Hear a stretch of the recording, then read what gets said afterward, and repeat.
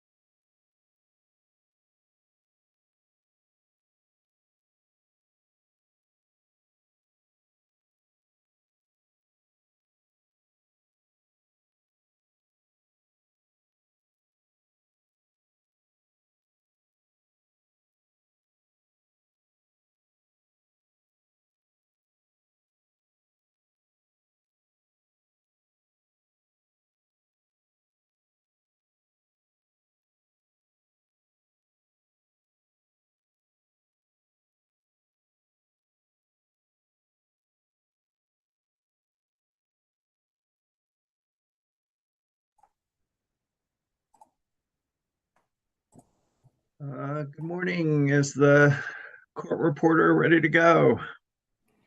Good morning, I'm ready. Thank you. This is Eric Blank. Today is Tuesday, December 12th, and we're back on the record in proceeding number 23AL-0243E, the Public Service Company of Colorado Phase 2 electric rate case. Any preliminary matters from the parties before we begin with continue with a cross-examination of Mr. Knighton? One minor one, Chair Blank. Yep. The company had reserved 15 minutes of cross-examination time for EOC witness Bennett. And we are in a position to waive that cross time. And I know Mr. Bennett had some scheduling issues on Thursday, so hopefully this helps with that. Commissioner Plant, any questions for Mr. Bennett? No, I don't. Thank you. Commissioner Gilman? No. I think with that, Mr. Bennett can be excused. Thank you, Mr. Zomer. Any other preliminary matters, Mr. Zomer? None for me. Thank you. Mr. Schlesinger? Thank you, Mr. Chair. Yesterday, we discussed that your assistants wanted us to mark the two demonstrative exhibits that we talked about yesterday. One was decision C21-0536, which I've marked as hearing exhibit 810 and put into COSACIAsbox.com folder. The other was, it's actually hearing exhibit 107, which is an Excel exhibit, which has already been marked and identified on exhibit, the spreadsheet. Sorry, I'm blanking on the number. But I've marked that as exhibit 811 and also put that in our box.com. I will note that I didn't actually ask any questions of the witness on that exhibit because I had lost my page number. So, but those are in my box now per the request. Thank you. Anything else, Ms. Kunkel, Ms. Federico? Are we ready to begin?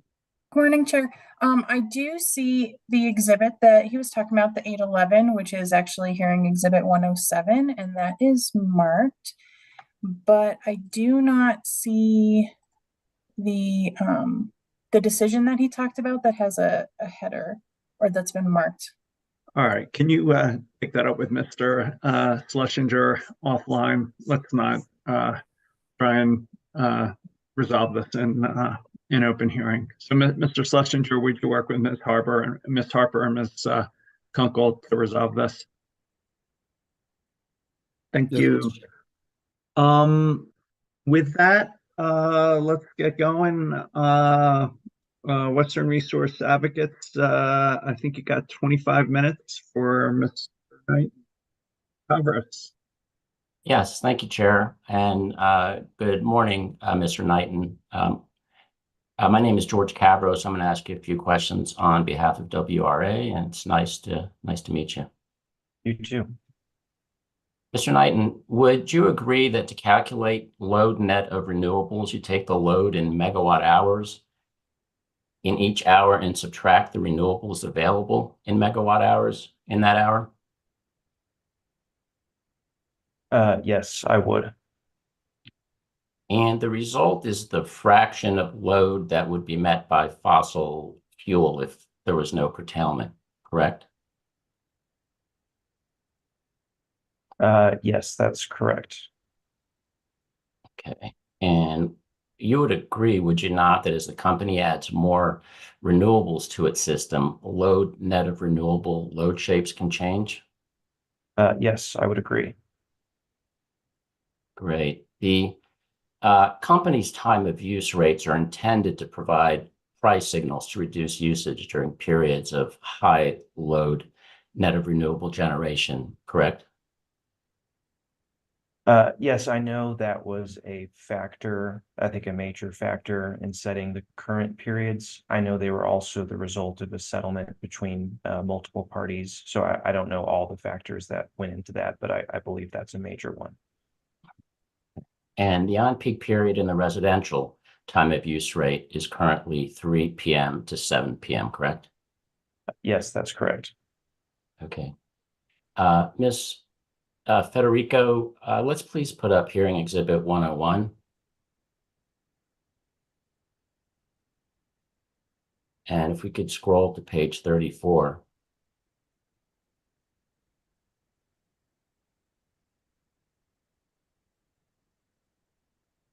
And do you see the graph entitled 2022 top 1,000 load net renewable hours all months? Yes, I do. Okay. And in this 2022 table, the highest load net of renewable hour is at 5 p.m., correct? Correct, 5 to 6 p.m. that hour. Okay. So that's the 2022 table. Ms. Federico, if we could please go to hearing exhibit 104, attachment JRK8.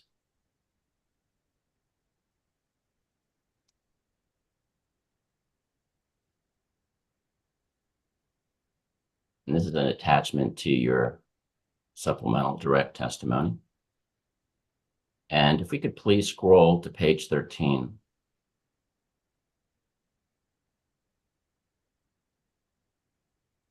Great. And do you see the graph entitled 2024 top 1,000 load net renewable hours all months? Yes, I do. Okay. And in this 2024 table, the highest peak hour is at 7 p.m., correct? Yes, that's right. And you would agree that there's a 2-hour difference between 5 p.m. and 7 p.m., correct? Yes, I would. Okay. And that there's a 2-year difference between 2022 and 2024, right? Yes, that's correct. Okay. And you would also agree that calendar year 2024 is approximately 3 weeks from today, correct?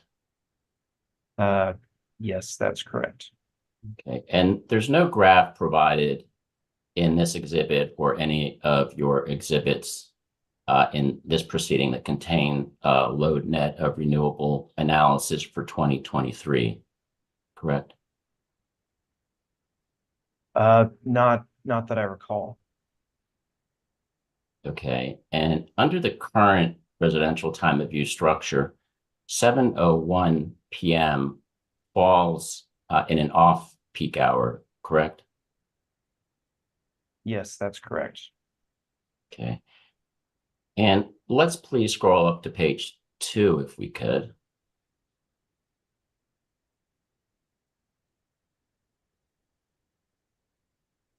And do you see the graph entitled 2024 top 100 load net renewable hours all months? Yes, I do. Okay. And there are 17 top hours in the 7 p.m. hour. Is that correct? That looks correct. Yes. Okay. And there are 13 top hours in the 8 p.m. hour. Do you see that? Yes, I do. And you would agree that 17 plus 13 equals 30? Yes, I would. Okay, well, we can take this exhibit down. Thank you. Now, the load net of renewable shift from 2022 to 2024 is primarily driven by significant solar additions to your system in the 2022 to 23 timeframe. Isn't that right? Yes, that's my understanding. Okay. And those same solar additions to your system are generating power today as we speak, correct? I believe they're online, have been commissioned. I don't know if they're generating today. Okay, but the for instance, you're familiar with the Thunderwolf project, the 248 megawatt project. That project came online this summer. Is that correct? I know it's come online. I don't recall the date that it did come online. Okay, and the 325 megawatt Neptune project, that's online, correct? Yes, that's correct. Okay, and also the 293 megawatt Sun Mountain project? That's online, is that right? I believe so. I do not recall the names of all the facilities that are online, but I believe that one is. Okay. You would agree, would you not, as a general principle, that it's important that the rate design process should be sufficiently nimble to react to changing power system changes like the one that's taking place between 2022 and 2024? Yes, and I believe we have a good process outlined, and I think generally agreed to by the parties in this proceeding to start accommodating these changes in 2025. Okay, so we're going to actually get to that. You would agree that the company recommends that any change to the time of use periods not be made effective until at least 1 year from the date of a final commission decision on the April 1, 2025 advice letter filing. Is that correct?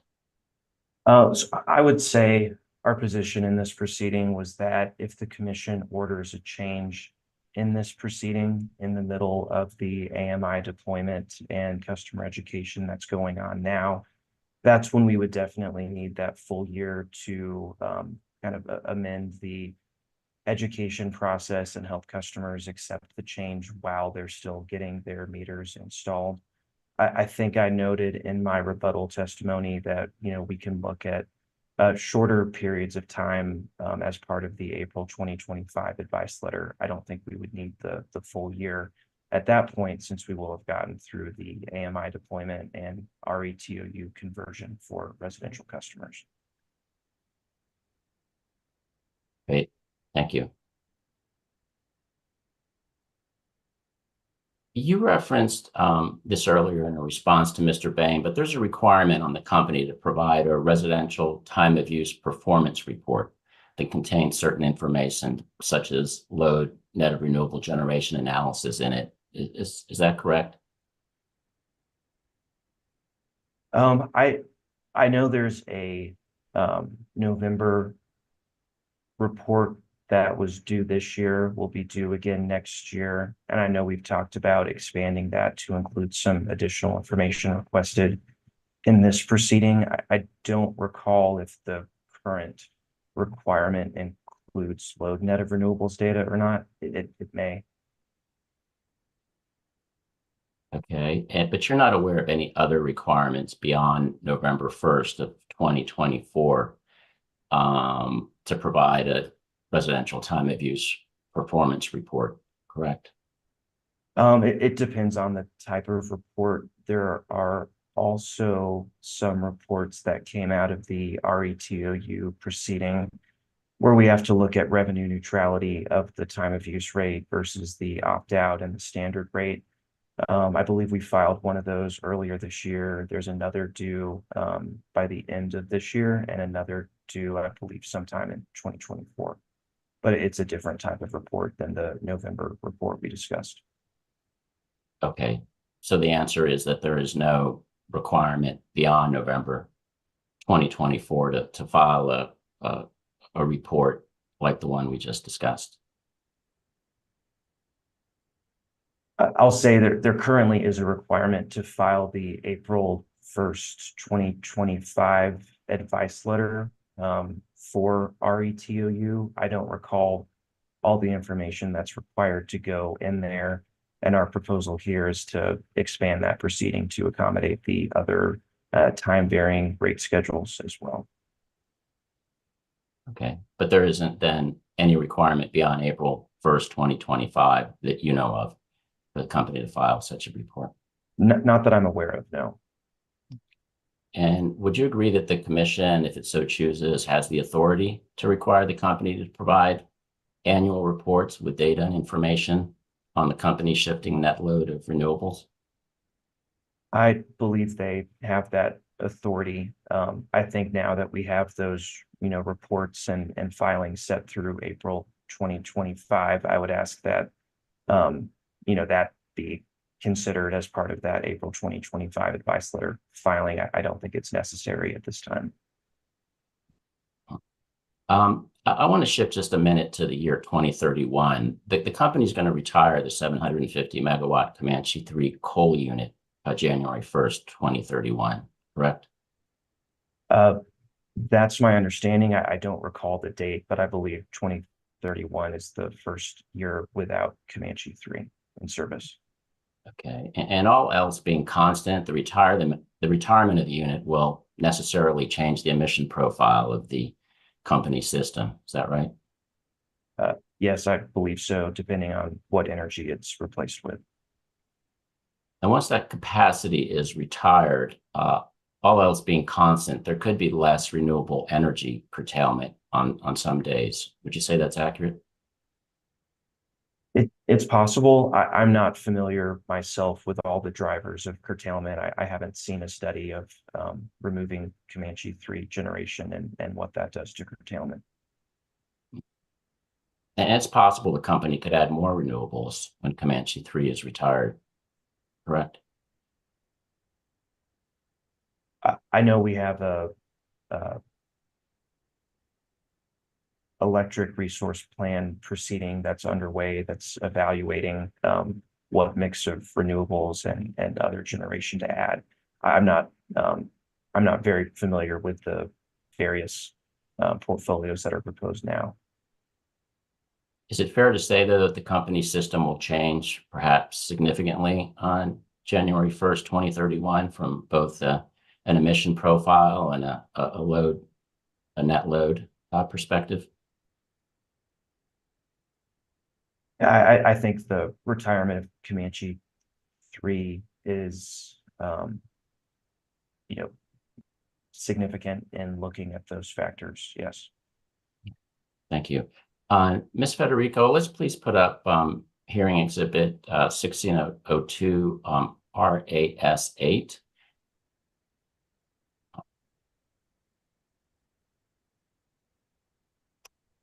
This is part of witness sentence. You said Cross examination. 1602 RAS-8, is that right? Yes, correct. Thank you.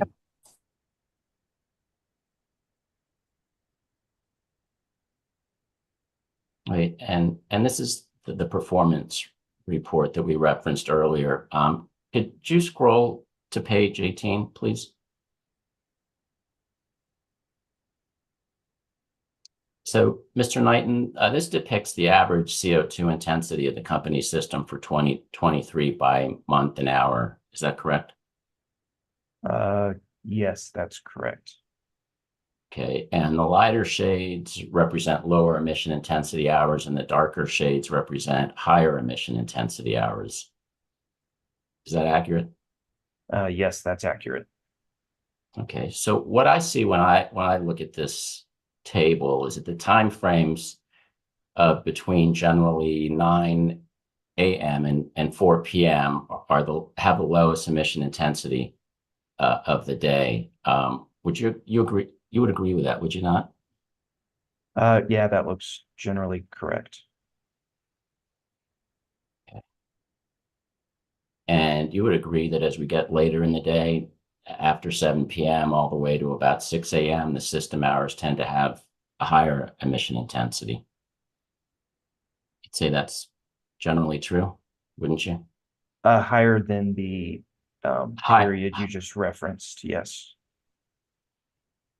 And you would agree that emission intensity on the company system is a fairly accurate proxy for load net renewables on the company system? That be an accurate statement?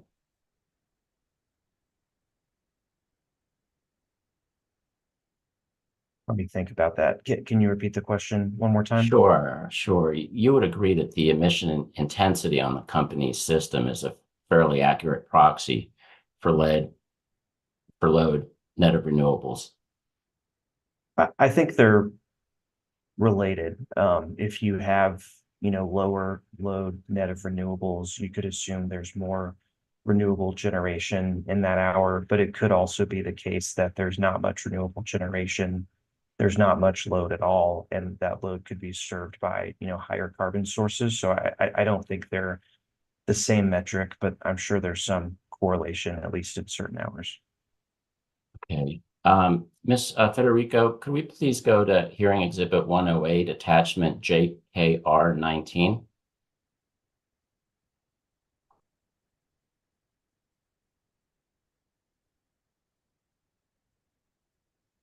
And this is an attachment to your rebuttal testimony, Mr. Knighton.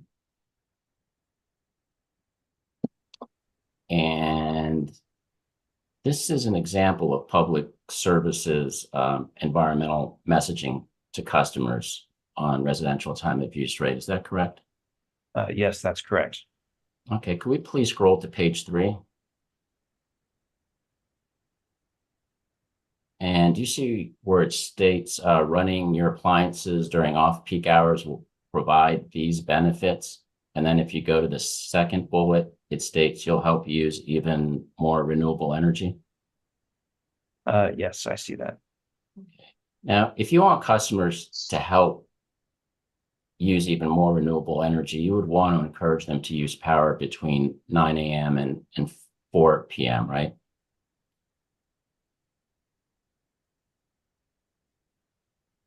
I believe that was the period we saw with the lower carbon intensity. And I think that would have higher solar volumes. I believe there's also a lot of wind energy available overnight. It's difficult to have a time of use on peak period that, perfectly targets when renewables are available.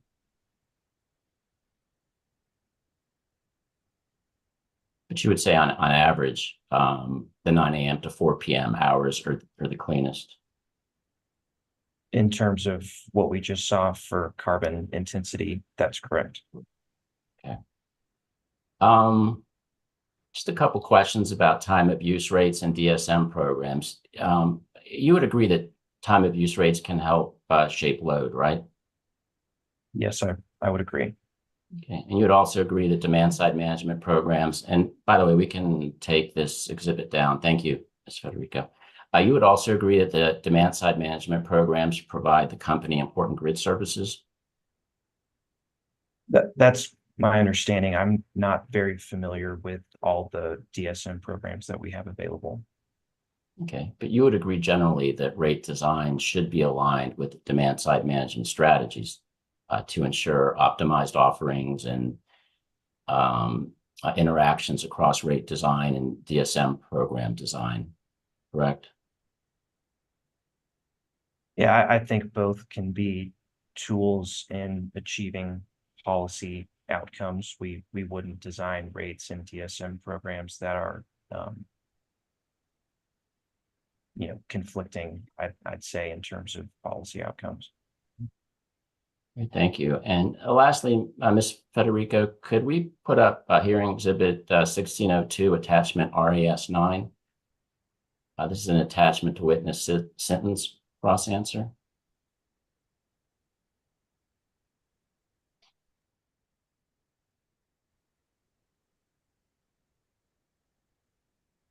Great, thank you. So this is would you agree that this attachment is a summary of WRA's recommendations in this case, Mr. Knighton?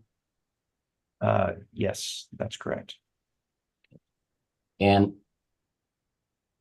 the third bulleted recommendation states that by December 15th, 2024, Public Service should hold a stakeholder meeting with parties that have signed non-disclosure agreements, allowing them to provide input before the April 2025 advice letter filing.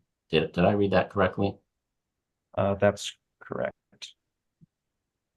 You would agree that a critical component of such a stakeholder meeting would be the opportunity for stakeholders to provide input on the company's proposed next iteration of its time of use rates, correct? Yes, and I believe in my rebuttal testimony, we agreed to hold such a stakeholder meeting. I think we We're looking for some flexibility on the timing. There can be a lot going on at the end of the year with filings and reports. So I think we didn't commit to that December 15th date, but we did agree to the stakeholder process generally. You would also agree, though, that the stakeholder input should be provided early enough in the process of the company developing its proposed next time of use rate iteration, so that the company has an opportunity to incorporate stakeholder input into its time of use rate design, if it so desires. Correct? Yes, I agree. Okay. I have no further questions, Mr. Knighton. Thank you. Thank you, Mr. Kavros. ECA, 60 minutes. Mr. Bunker. Thank you, Mr. Chairman. Good morning, Mr. Knighton. My name is Greg Bunker, and I am representing the Utility Consumer Advocate, the UCA, in this matter. Morning. Good morning. Nice to meet you. If we could start with your rebuttal testimony, hearing Exhibit 108. And if we could turn to page 8.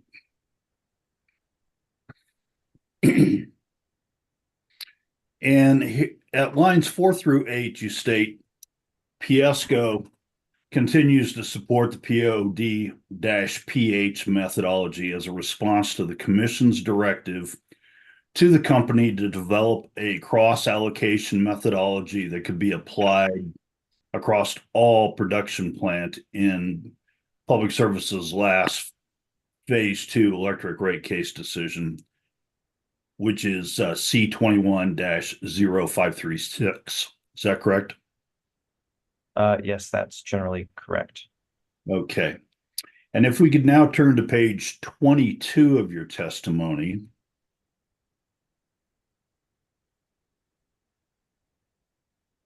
At lines 8 through 12, here you provide some additional detail with the statement that the company developed the POD-PH methodology in response to the 2020 Phase 2 decision, which directed the company to develop mechanisms to allocate generation assets on a consistent basis with the goal of applying more consistent allocation treatment across all generation and storage assets. Is that right?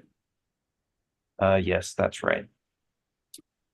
And do you agree, Mr. Knighton, that the Commission's directive to Public Service to file an alternative class cost of service study in its next Phase 2 rate case was based in part on the fact that the Rush Creek wind farm was added to the company's energy portfolio in 2019? Yeah, I believe that's a major driver for this request from the Commission. And is it correct the Cheyenne Ridge wind farm has been added since the 2020 Phase 2 rate case? Yes, that's correct. This Phase 2 case we're currently in is the first to allocate Cheyenne Ridge and base rates. Okay. And do you interpret the Commission's directive in the 2020 Phase 2 decision regarding a more consistent allocation treatment across all electric generation and storage assets to be a reference towards renewable resources such as wind and solar generation? Yes, I don't recall the specific language, but I believe there was a focus on the likely increase in renewable generation in the future.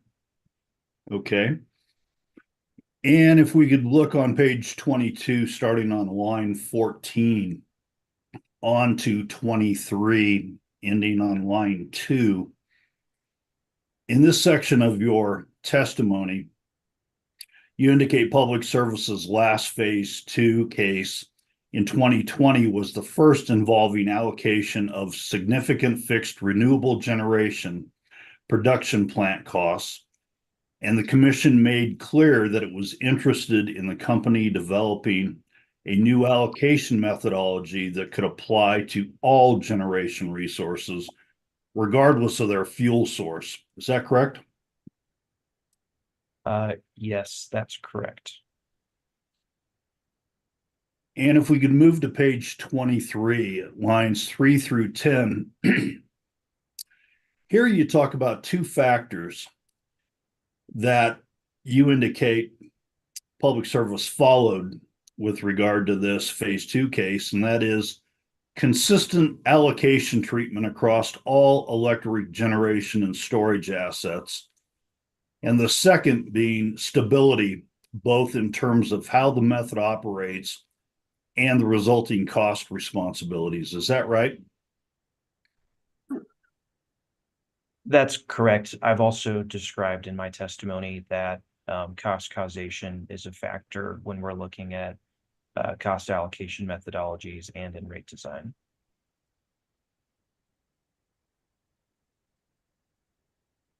Okay, thank you for that.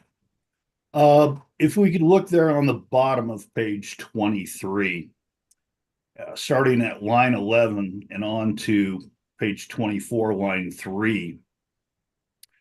Here you discuss 3 reasons for rejecting the 4CP AED method. Is that correct?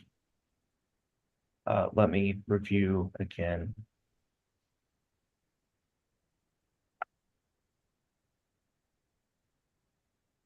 Yes, that's correct. And with regard to the first reason on lines 13 through 16 on page 23, here you reject the 4CP AED method because it is heavily influenced by the coincident peak demand during only 4 hours of the year, and you indicate that makes it inherently less stable than the POD-PH methodology. Is that right? That's correct. POD-PH, as we've applied it, considers the top 1,000 hours in the year. And so it's, more stable, isn't influenced as dramatically by, changes in just 1 or 2 hours of system usage. Okay. Thank you for that. That was actually going to be my next question to you. And so let me follow up in the pattern here. And that is the POD method supported by UCA considers load and generation in all 8,760 hours of the year, rather than just the top 1,000 hours in the POD-PH method, right? Can you repeat that one more time? The POD method supported by the UCA considers load and generation in all 8,760 hours of the year, rather than just the top 1,000 hours used in your POD-PH method, right? Yes, that's right. Okay.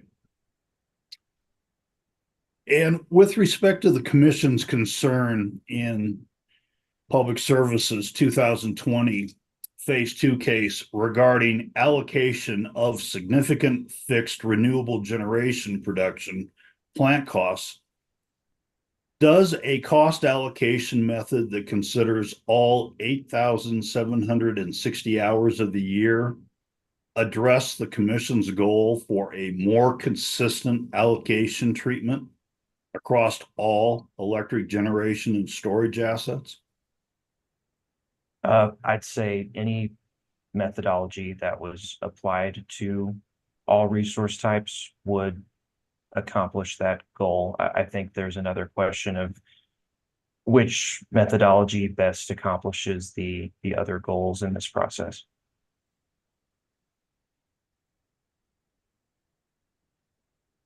There's been some discussion of reallocation of PTCs. And let me ask you this. If the POD method using load and generation data for all 8,760 hours of the year is used, does that eliminate the need for the reallocation of PTCs for wind production? So I think as a matter of policy, we would want the PTC allocation to follow the production allocation, whatever that is. However, in the case of POD 8760 versus the current allocation of PTCs on energy, those numbers are very similar. There would be very little change if we switch the PTCs from energy to POD. I would prefer, if we were to use POD 8760 for generation, that we leave PTCs on energy allocation just for administrative efficiency. It's going to be a bit of work to incorporate a new allocator other than energy into the ECA where the PTCs are currently handled. It's something we can do, but for, as small a change as moving from POD or from energy to POD, I would prefer, not to go through that exercise for the ECA allocation. Thank you for that clarification. Appreciate it. The second factor that you mentioned in terms of rejecting the 4CP AED allocator, and in particular, I'm referencing your rebuttal, page 23, starting at line 18 on to 24, line 1. And that is, here you reject the 4CP AED allocator, indicating it would result in an approximate $64.7 million increase in base rate revenue responsibility for the residential class. Is that right? Yes, that's correct. Okay. And your third reason for rejecting the 4CP AED allocator, that's on page 24, lines 1 to 3. And here you say it's not a good fit for renewable resources, which will continue to play a continuing role in the company's generation fleet. Is that right? That's correct. 4CP AEDs primarily a demand-based allocator, and some of the renewable resources, wind and solar, have less of an impact towards meeting peak demand than traditional thermal resources. So that's the primary reason that it's not a good fit for those types of resources. Okay, very good. Now, starting on page 24, line 4, here you switch to your discussion to the POD cost allocation methodology. And on lines 4 through 6, you indicate the POD with no peak hours refinement methodology improves over or improves upon the 4CP AED's over reliance on 4 hours. Is that correct? Yes, that's correct. Okay. But then on line 8 lines 8 through 12 on page 24, you note the POD method has other problems.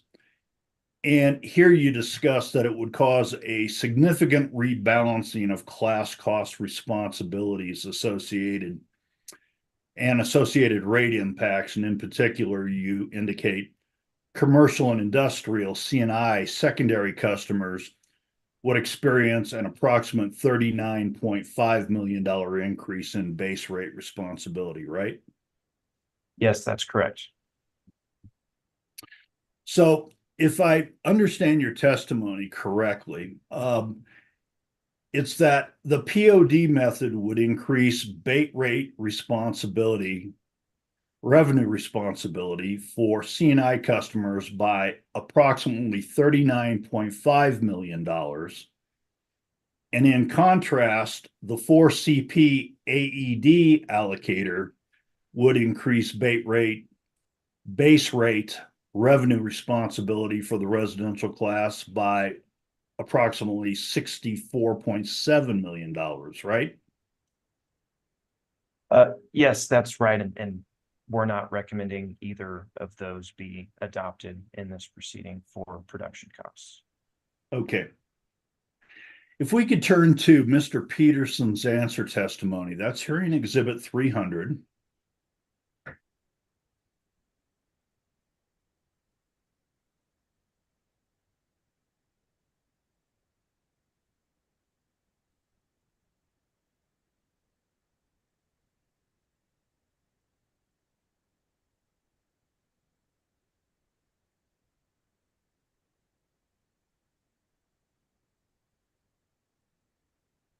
Thank you, Ms. Frederico. And if we could turn to page 15.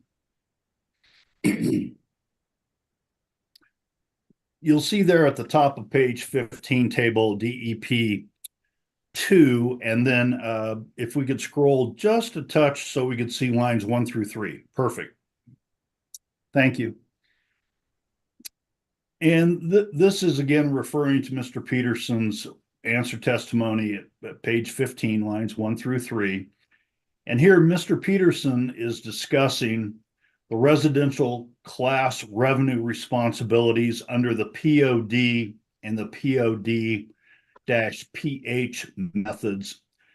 And he states starting on line 1, from table DEP2 above, the increase in class revenue responsibility from 39.5% to 44.5% represents a $110.6 million increase in base rate revenue requirements for the residential class. Is that correct?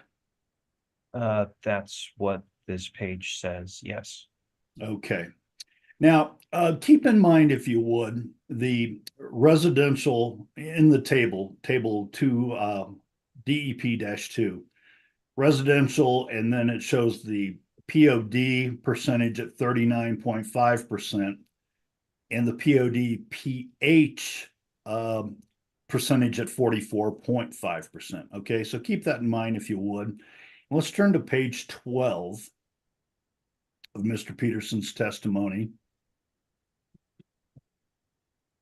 And here in table 1 on page 12, you'll see for 2023, the class cost responsibility using the 4CP AED method is 45.7%.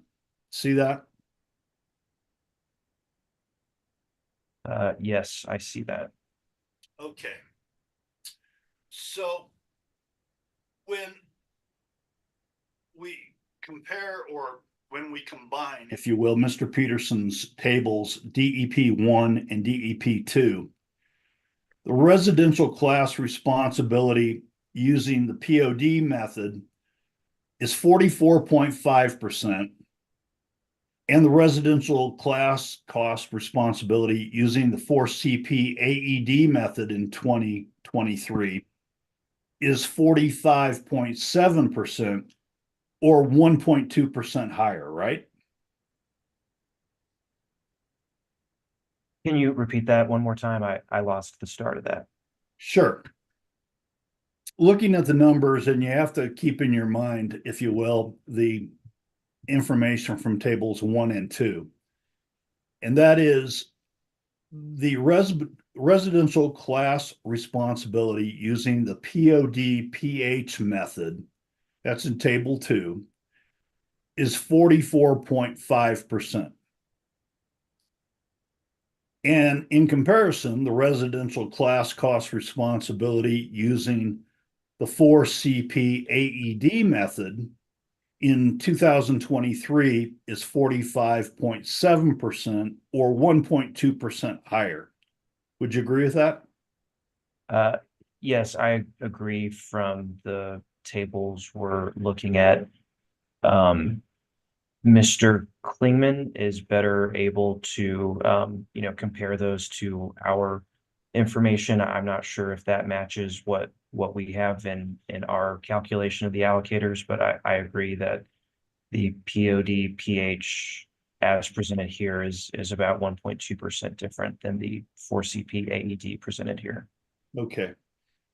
So just to put a kind of a pin in this one, as compared to the 39.5% residential class cost responsibility using the POD method, using the POD-PH method would increase residential class responsibility by 5%, and using the 4CP AED method would increase the residential class cost responsibility by 6.2%.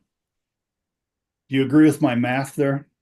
I agree those percentages are correct. I don't know that it's fair to call it an increase when the costs are not currently allocated to residential on the POD allocator. Okay. So turning back to page 15, and at line 2 in particular, here you see Mr. Peterson's testimony that the increase in class revenue responsibility from 39.5% to 44.5% represents a $106 million increase in the base rate revenue requirements to the residential class. And so my question is, if the 4CP AED method increases the residential revenue responsibility from the 44.5% under the POD method to 45.7%, as we saw in table 1, would you estimate the increase in revenue, base rate revenue requirements for the residential class as a result of using the 4CP AED method would be approximately $130 million as the increase?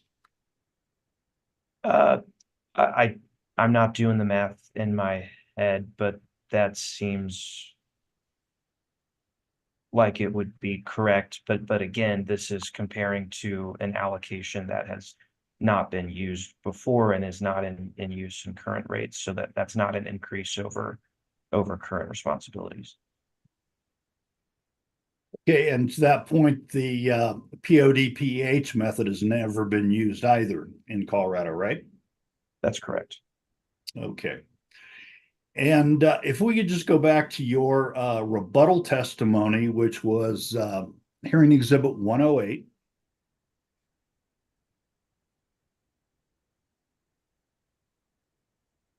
And at the bottom of the page, please, you have your table JRK-R-1.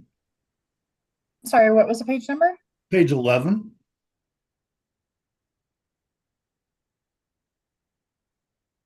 Yep, there we are. And just to put a final point on this, the impact of using the rebuttal testimony, cost allocation, and rate design is Public Services POD-PH method, right? POD-PH for production, including a reallocation of PTCs on that same basis, and then 4CP AED for transmission and distribution substations. And then the other allocators, I believe, are consistent with what we proposed in our direct case. Okay, so using Public Services rebuttal testimony for the cost allocation and rate design, the monthly change for residential customers, dollar-wise, would be $1.15 a month for the average customer, right? Yes, that's correct. And the monthly change on a percentage basis would be a 1.3% increase for residential customers, right? Yes, that's right. With that, Mr. Knighton, thank you. I have nothing further. Thank you, Mr. Bunker. It sounds like Commission Counsel has waived, has no questions. So Commissioner Plant, are you, you're up. Thank you, Mr. Chairman.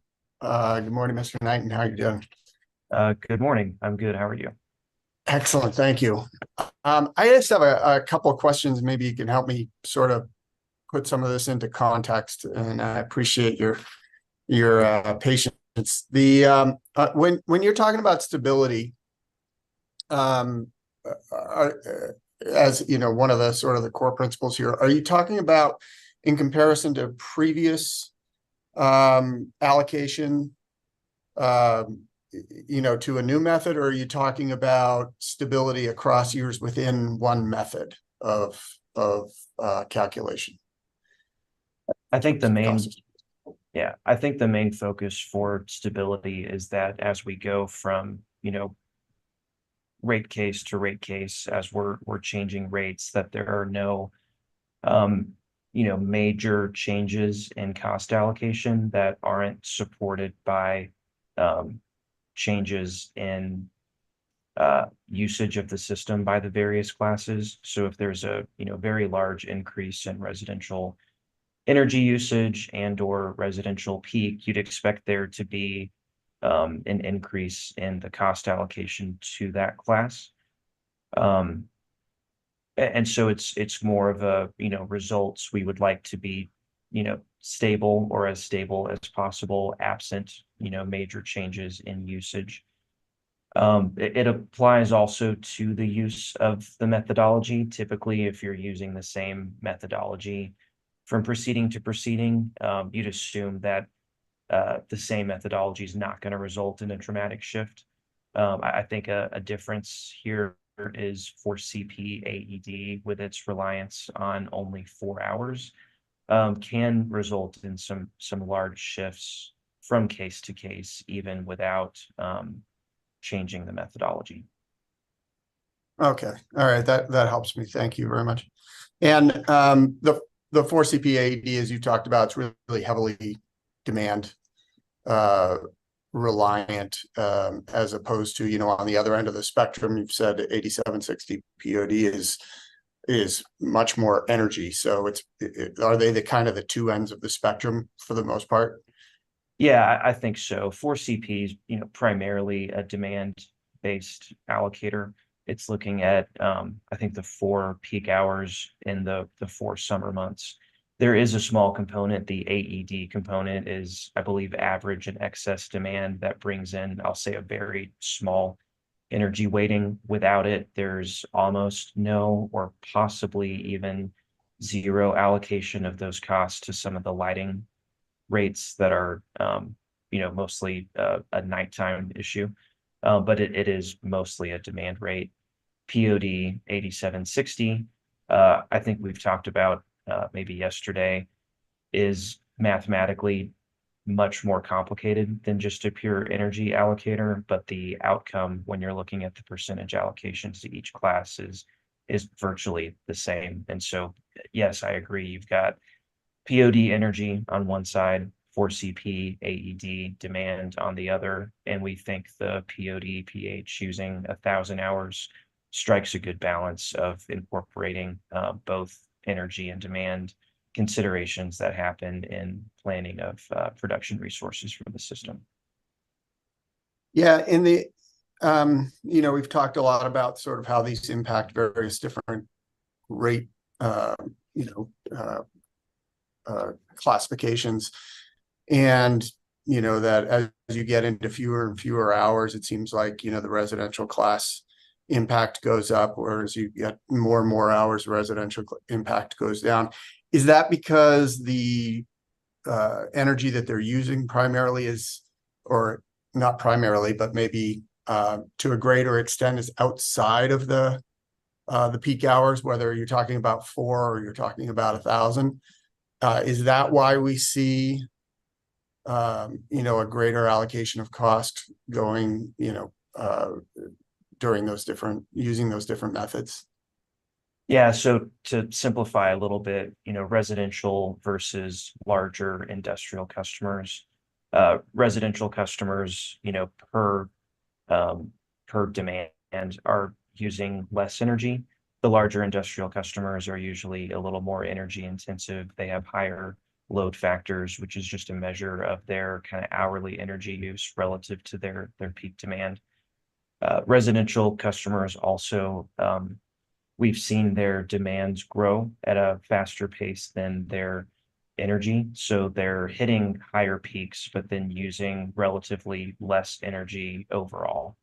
So residential being a little peakier, being a lower energy user, is going to benefit more by an energy allocation.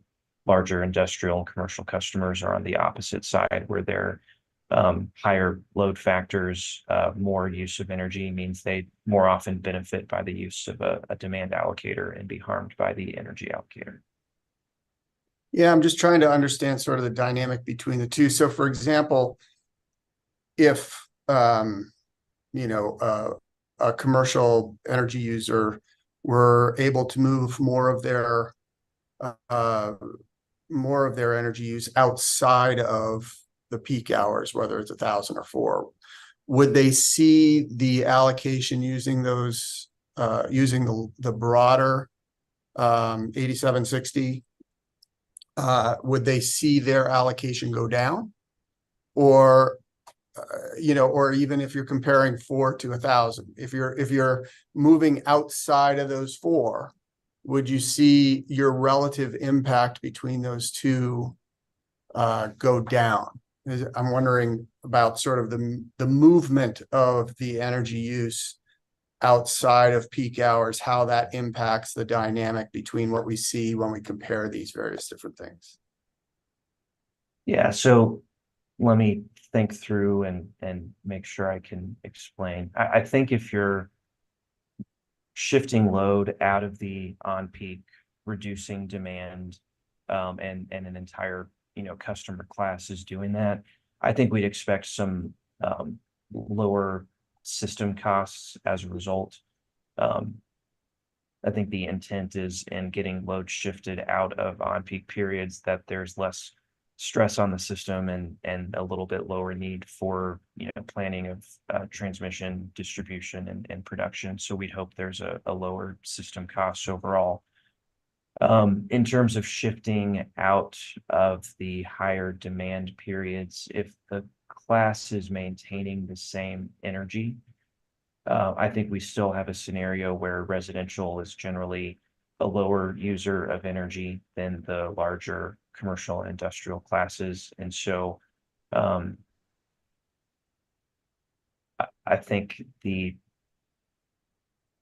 relative allocations of energy may not be that different, where residential is still getting a lower allocation of energy charges than the larger C&I classes, because they're more energy intensive than a residential customer.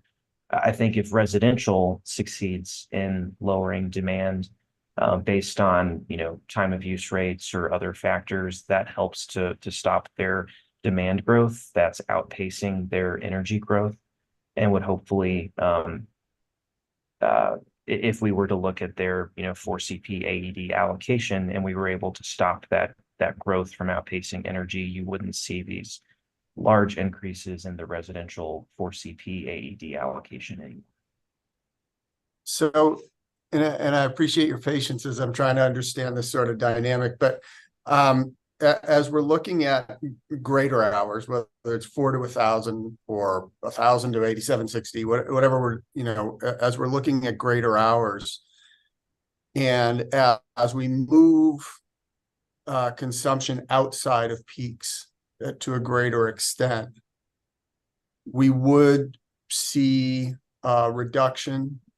So for example, if commercial were able to move more of their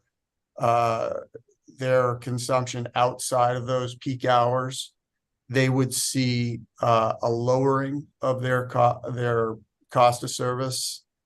You know, for example, using 4 versus 1,000, they would see a lowering relative to those two.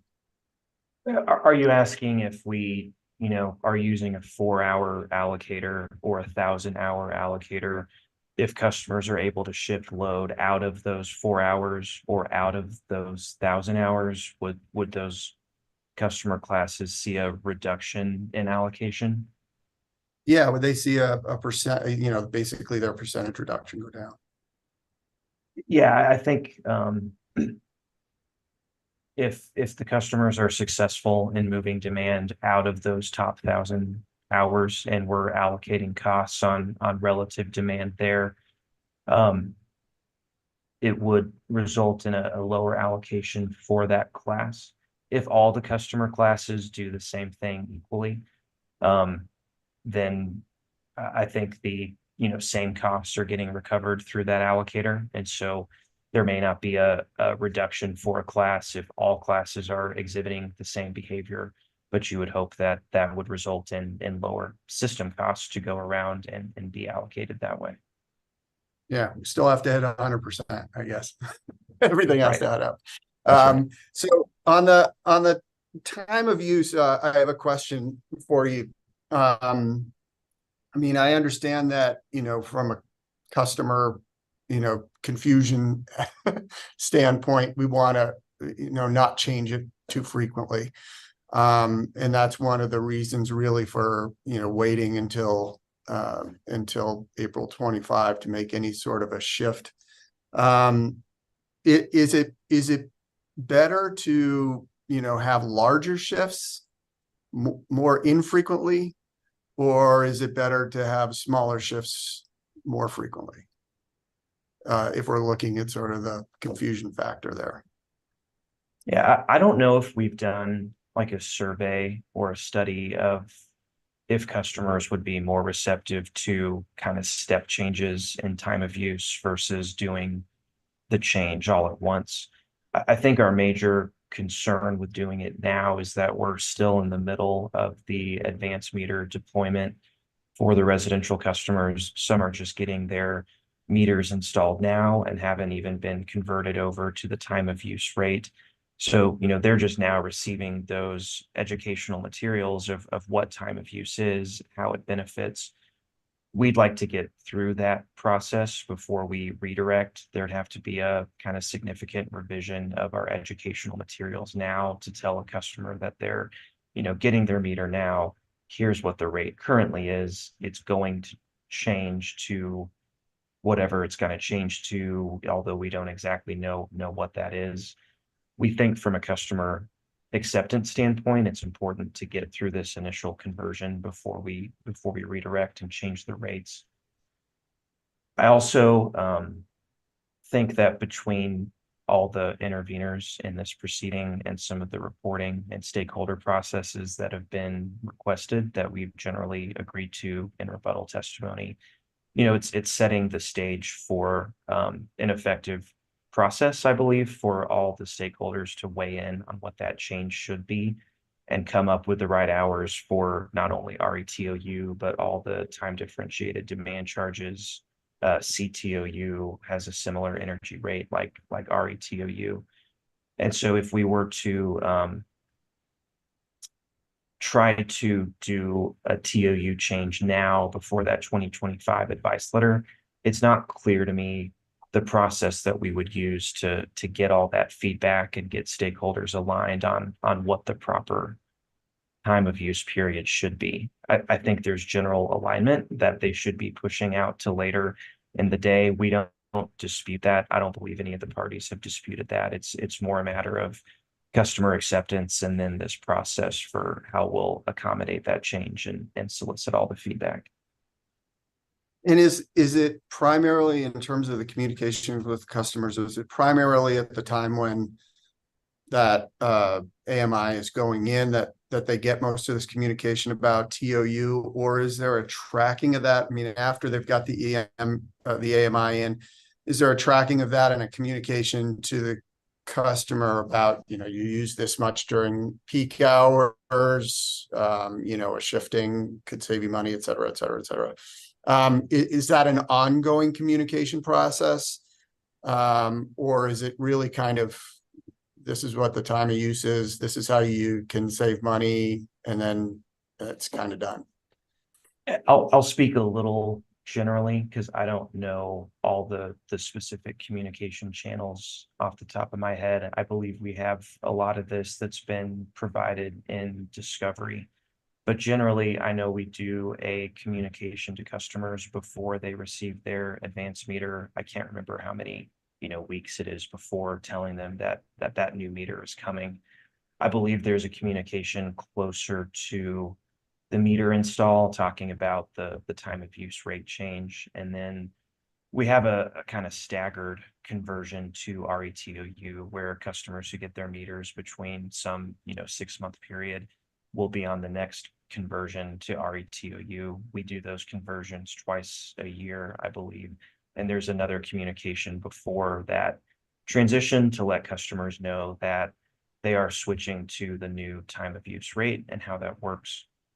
That's in terms of, I believe, direct mail or email communications. We also have a lot of information on our website where customers, once they have the advanced meter, can view their usage in all the periods. I believe they can see that before they're even converted to the time of use rate, so they can start thinking about how to do shifting and what their load profile looks like.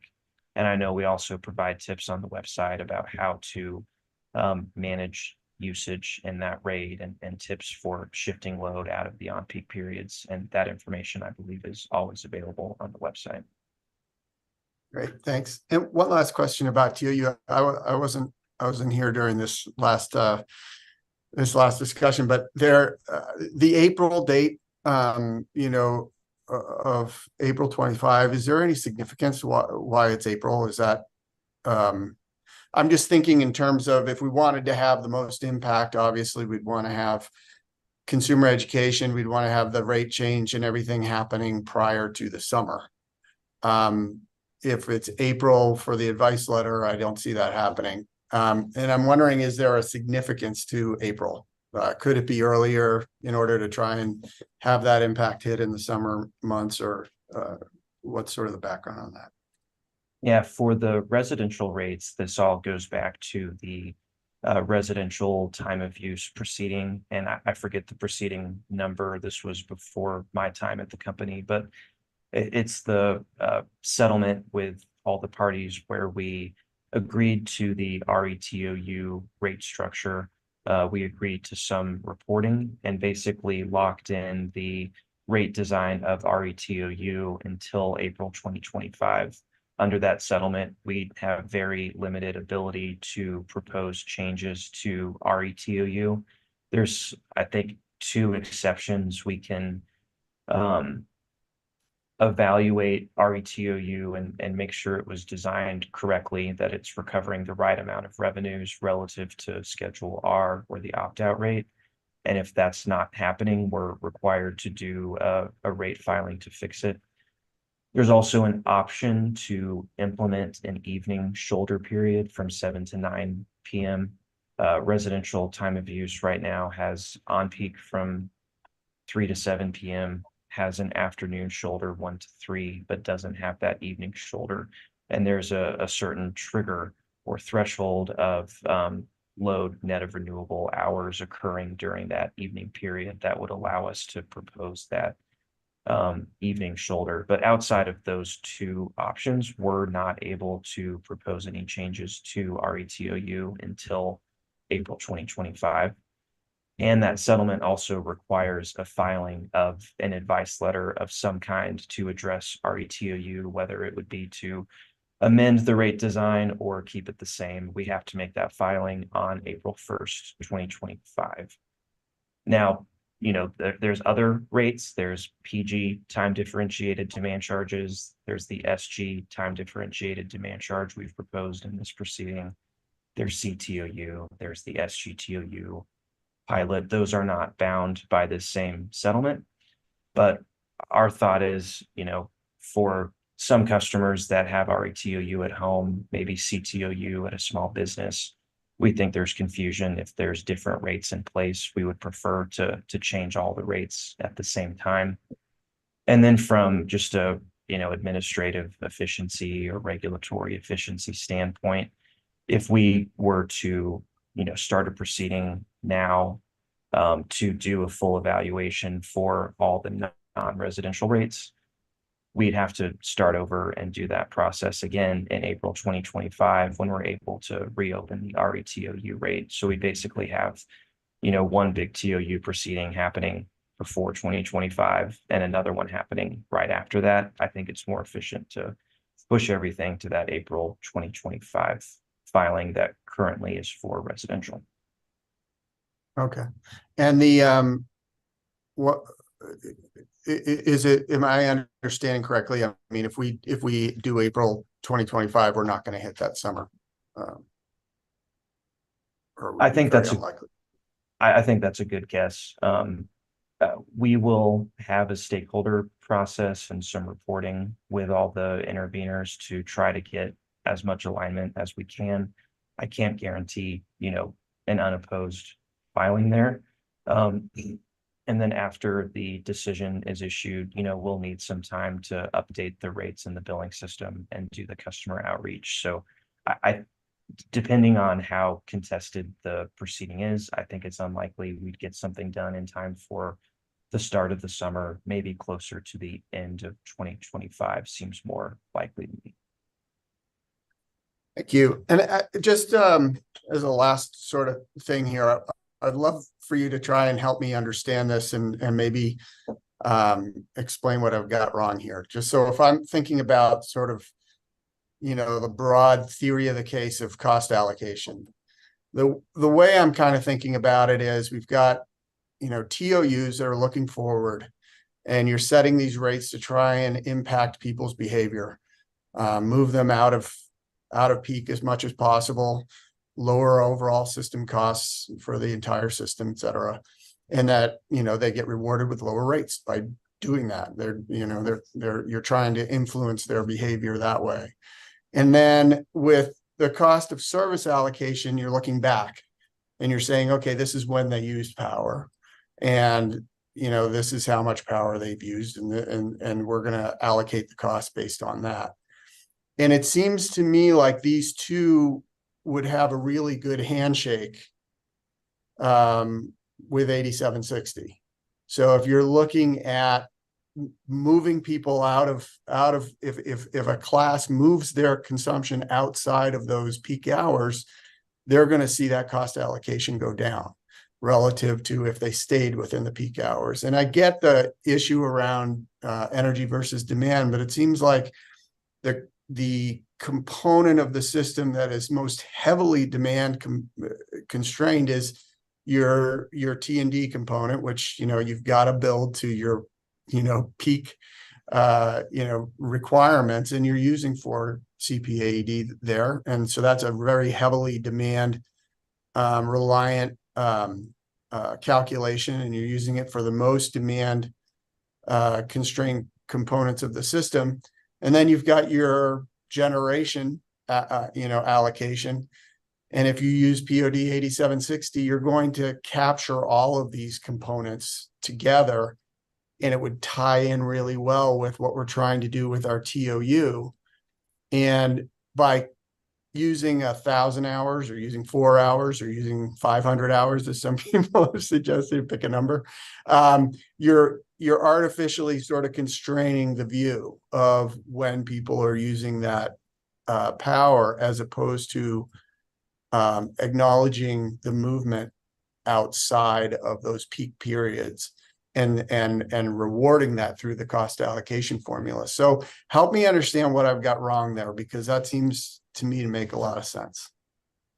Yeah, so I think, first, there is still a very heavy system peak or demand focus for generation resource planning. I think it wouldn't be appropriate to apply what's effectively or mathematically is basically an energy allocator to those costs. It's still the system peak and the other loads near system peak that really drive the majority of investment in production or generation.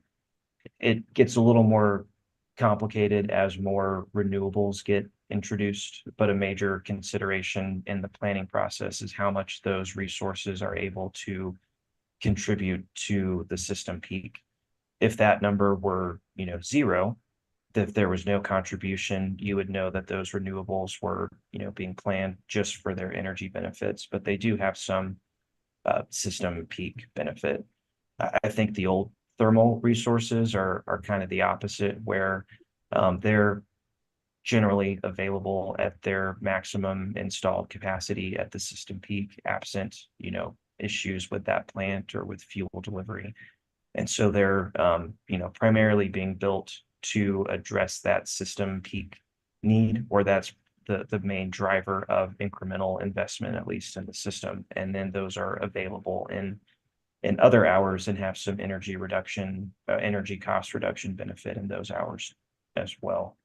So we don't think that the full energy allocator or POD using all hours is appropriate. We don't think it's a good match for the way we incur those costs through system planning. I think to get at the second part of your question, we chose the 1,000 hours version of POD/PH for, I think, two main reasons. One, we think it's a good balance of the demand and energy components that influence system planning of generation. It's also a very close match to the number of on-peak hours that we have on our RETOU rate, and I believe the CTOU rate. It's also very close to the number of hours we have for the time differentiated demand charges for PG, and that we've proposed for SG. And so I think it aligns the rate design and the cost allocation well, where if you're encouraging customers to shift their load outside of on-peak, outside of those 1,000 hours, it should have an impact on that POD/PH 1,000 hour allocator in the future by shifting load out of those hours, hopefully reducing demand in those hours. Now, I will say it's not a perfect correlation. Setting your peak periods, for multiple years or even for 1 year, there's no way to do a perfect forecast of what those higher net load or higher stress on the system hours are going to be. We think it would be too confusing for customers to, change up the on-peak period from day to day as, weather forecast changes, as wind or solar forecast changes. So you're making some simplifying assumptions when setting those hours, and ultimately you're not going to have your top 1,000 hours be perfectly aligned with the on-peak period that you set, but we'll, work in this 2025 filing to get those, as aligned as possible. Great, thank you. I don't have any further questions, Mr. Chairman. Thank you, Commissioner Plant. Commissioner Gilman. Hi, good morning, Mr. Knighton. Morning. Few questions for you. So recognizing that I think AMI rollout is essentially just really beginning for the SG class. Is that accurate? That's generally accurate. I think the SG class has some customers on the smaller end that use single phase meters. I think that deployment's been going on a little bit longer, but the majority of the customers that are larger use polyphase meters, and that's the deployment that has just begun. So I agree, just a little bit of detail there. Okay, no, that's helpful. And so wondering, since the commission ordered the SGTOU rate option, but it's not really being used yet because mostly SG customers don't have AMI meters to enable that capability yet. What are the plans from the company's perspective on communicating during that AMI rollout to SG customers about the SGTOU option? Yeah, so right now we are essentially notifying all SG customers of the SGTOU option as they are receiving their advanced meter. I can't remember if it's, a number of weeks before or exactly at the same time, but our outreach for SGTOU is tied to the meter rollout. We don't want to let a customer know today that they have this option if they're not going to get their meter installed for another year or so. If we get to the point where the capacity of SGTOU starts filling up as the meter deployment goes on, we may change that outreach process a little bit. We have goals of trying to get a good representative sample of the SG class participating. And if we start to get, a lot of very large customers that sign up, we might, pivot our outreach to more focus on the small customers going forward. But for now, every SG customer, when they're getting their advanced meter, we're informing them about SGTOU. Okay. And you had mentioned those in like kind of the smaller size threshold likely have already gotten them. That would be like a single phase meter. And none have they received the communication about SGTOU? Yes, they have. I can't remember the number of customers that is, but all that received their meters, or all that have received their meters, have been notified. There may be some recent installations that haven't gotten the outreach yet, but generally they've been notified, and there hasn't been interest from those smaller customers. Has been? Sorry, has not been interest from those smaller customers. Okay, thanks. And so there's no real option if a SG customer were interested in the SGTOU rate, but isn't scheduled for their AMI meter yet. There's no real process for them to kind of short circuit, go to the front of the line or anything, because they probably don't even know about it because they haven't gotten the communications yet, right? I think that's right. There may be some ability to shuffle AMI conversions around. It's generally a geographic process where we can't just, move customers around without upsetting the schedule and making it less efficient. There may be a little bit of wiggle room in there depending on where the customer is, but I think generally that's not a major option to speed up the SGTOU pilot participation. Okay. And then just a brief question on that FLG rate. As I understand FLG, that's for customers with low load factors, right? SGL, I believe. Do I have it transposed? There you Maybe go. it's a secondary general. I think the L is for low load factor.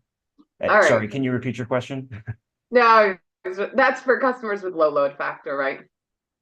Yeah, so it's designed with a break-even load factor of 11%, where the average customer size, I believe, on SGL, if they had an 11% load factor, they'd have the same monthly charges on SG or SGL. And so if they have a lower load factor than 11%, they'd benefit by being on that rate. Okay. So recognizing this is a load essentially for pretty peaky customers with low general energy consumption. I was just wondering why the company didn't propose for now I'm a little shy, SGL rate class to move to time differentiated demand versus just the generic demand. I don't recall. So SGL, time differentiated demand, I think they have a much lower demand charge, and it may just be the distribution demand charge that is not time differentiated. It's the generation and transmission that is. And because those costs are being recovered through the energy rate in SGL, I believe that's why we didn't propose to do the same thing for SGL that we did for SG. Okay, that's helpful. Okay. So I just want to ask you some questions additionally about the SG rate, especially about the new time differentiated demand component on the regular SG rate. So I know the companies expressed concern over changing rates for the time of use, or especially the time frame for the time of use relatively soon after implementation to avoid confusion, distrust, etc. of customers who are just learning that rate and responding to it. I know other parties bring up similar concerns, essentially cautioning against moving those time periods now. So I'm curious from your perspective, what's the right lead time for customer education in order to implement a new time of use time period? Like, what does that transition look like time-wise? I would need to talk some more with our customer outreach team. When we talked about if the commission were to order a change in this proceeding while the deployment's going on, they thought a year was appropriate for working on the new education materials and rolling them out, getting customers ready for the change. If we're starting, I'll say fresh, in 2025 after the rollout's concluded, it's certainly less than a year, and we just haven't, I guess, nailed down what that exact timing is. I think there needs to be time to develop the materials, which we can be working on now or as that filing is made. And then the time required to actually, send all the letters out to the customers for them to understand and call in with questions. So again, I'm sorry, I don't have a specific number of months, but I do know that the year that we talked about in my testimony was more about doing it, now than starting fresh in 2025. So it would be less than that year. Okay. And Mr. Bain yesterday got into some of the load analysis you showed with the top net renewable hours. I think it's fair to say the period moves later from 2024 and kind of gets the latest in 2030. As we look at that, it looks to get later than kind of the time period that we have for time of use right now. Is that fair? Yeah, we certainly don't, dispute the notion that we are going to need to change those time periods and move them later into the evening with the solar coming on the system. I think it's more a matter of, practical implementation issues and the RETOU settlement that we would, not want to do that until 2025. I'll also say we filed this case, I think it was in May of 2022 or of 2023. And at that point, the data that we were looking at historically, calendar year 2022, has still been a good match for the time of use rates that are in place now. It's more the recent solar increases that have caused the shift. Yeah, thanks. I appreciate that. I think what I'm trying to figure out and is troubling me here with the SG time differentiated demand, which I generally like the notion of moving to time differentiated demand from non. But we don't expect the first tranche of SG customers to have AMI and then roll onto this rate until they'll roll on the rate, say, in about April 2025, which is the same month you would be proposing your advice letter to change the rates. And so I guess it feels like there's a choice here to be made between consistency, speaking time period specific, consistency with other rate classes, which have very different rates, different customers, different whatever, or consistency within that rate class over a longer period of time, for the SG. Because the very thing we're being cautioned against with changing the time of use period for residential in terms of doing it too quickly after adoption and introduction is almost exactly what would happen with the SG time differentiated rate. So help me kind of square that and figure out where we go from here. Yeah, so I think, what's most important to the company in this proceeding is getting the approval to change the SG rate design to incorporate that time differentiated demand charge. I think that was a concern for the commission in the 2020 phase 2 to look at the SG rate design, and we think this is a good solution to resolve that. And we have the intervener comments on that in this proceeding. So I would just say we think that something should be approved in this proceeding rather than delaying the entire decision of moving to time differentiated demand charges for SG.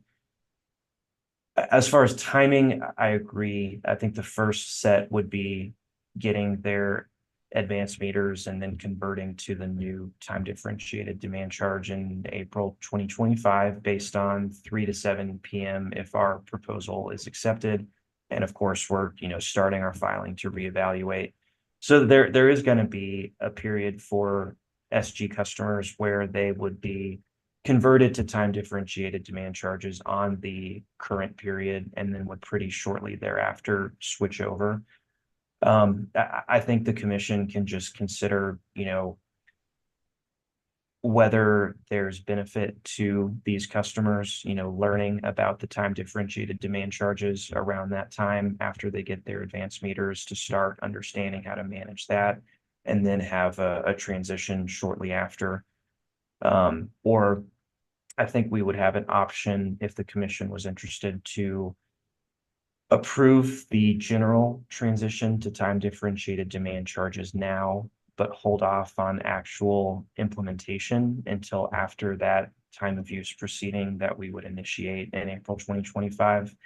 If there's, more concern about customer confusion for SG, I think that's an option. We would still prefer to, start transitioning those customers over, get them comfortable with the time differentiated demand charge. And it is a similar issue to residential time of use that we've been talking about in this proceeding. I think, SG customers, it's a broad class, but, generally as customer size increases, there's a little more sophistication in understanding rate changes. Some of these businesses have, dedicated energy managers who evaluate things like bills.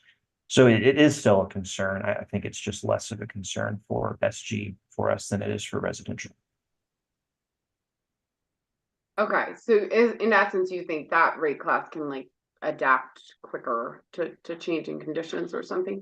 I think so. And then, we'll know going into the education that there is going to be a change and a filing happening in April.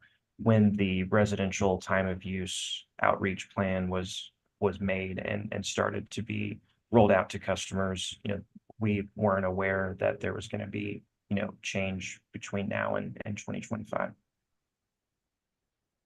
Is another option to look at all of the data that's been presented and just simply select a time frame specific for the SG time differentiated demand component that's more appropriate given all the data that we have today? Yeah, I think that's an option.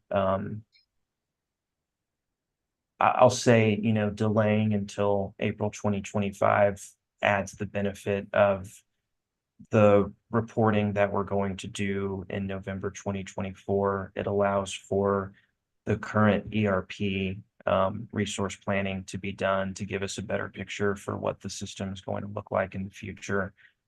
It allows the clean heat plan proceeding to move forward and to give us a little more understanding of changes in electrified heating or other electrification on the system. So and we're going to have a stakeholder process leading up to that filing that will help us to evaluate that data with all the parties and get hopefully a consensus on what's happening. So in terms of process and data, I think that's a better option for getting the right rate. But I do think it's an option to, choose a rate period for SG based on the data available today. It just wouldn't be as comprehensive an evaluation as we have planned for 2025. And it would still be, I believe, subject to change in that proceeding too. Yeah. I'm just seeing we have this real choice in which consistency matters the most, consistency among the different rates or consistency within one to keep it steadier. It could still change, but I think directionally we all understand the direction that it would move. And to me, as you mentioned, a lot of SG customers might have energy managers managing this. To think that someone on a very different rate structure thinks they would just copy and paste what they do in their home may not be an incredibly accurate assumption, right? That's fair. I think that concerns a little more for, a smaller business owner who's dealing with CTOU and with RETOU at home. And I think SG here is a different scenario where they don't have that time differentiated component today in the way that RETOU, CTOU do. So I would understand if the commission made a different decision for the SG implementation because it's not a change in periods from today because they don't have that charge today. Thanks. I wanted to move on. Hopefully I got this acronym right, to the SPVTOU rate. That's right. Yes. So what's the aim of the SPVTOU rate? So SPVTOU is designed to give commercial and industrial secondary customers an option for a higher energy rate to give them a better net metering credit if they install solar. Okay, thanks. And I know you had a conversation with someone yesterday, I believe, about maybe it was COSA's council about the availability of this rate. As I understand it today, SPVTOU is only available to customers participating in solar rewards program. Is that accurate? Yes, that's correct. And did the company agree yesterday or not? I wanted to clarify to making this available for net metered customers that are not solar rewards customers. Yes, we did. So my understanding from COSACIA's testimony was that by requiring kind of dual participation in SPV TOU and solar rewards, we're requiring those SPV TOU customers to sell us their RECs in exchange for the incentive payments available in solar rewards. And with either new or possible changes in building standards or just other considerations, customers may want to use their RECs for other purposes. And so that may be a barrier to participation in SPV TOU. After reading that testimony, we agreed. We had no concern with breaking that link and allowing non-solar rewards customers to get on SPV TOU.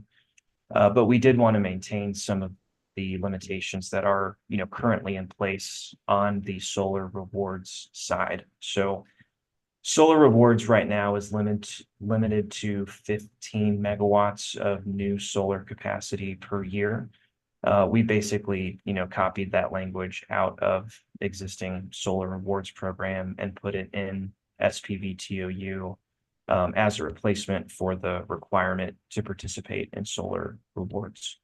So, yes, we are willing to and have filed tariff language to break that link and allow non-solar rewards customers to participate, but we think it's important to maintain those participation limitations that are currently enforced on the solar rewards side. Okay, thanks for clarifying. I blinked and I missed it. I was like, wait, so thank you.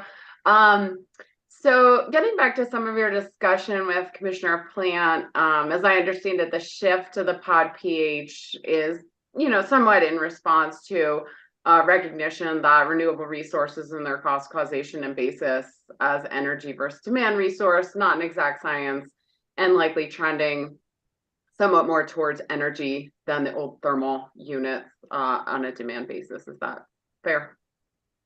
Yeah, that's correct. I think for both thermal and renewable, there's consideration of both demand and energy in the planning process. And we think the POD pH with the 1,000-hour consideration is a good balance of the two considerations. Which essentially boosts the importance of energy versus demand than the 4 CP method.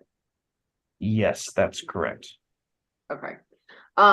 So the effect of that is when allocating to an entire rate class, the company has essentially somewhat de-emphasized demand, somewhat added some emphasis to energy in that class cost allocation.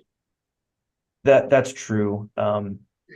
And I guess one nuance is, currently it's the thermal resources that are allocated on 4CP AED and the owned wind resource allocated on energy.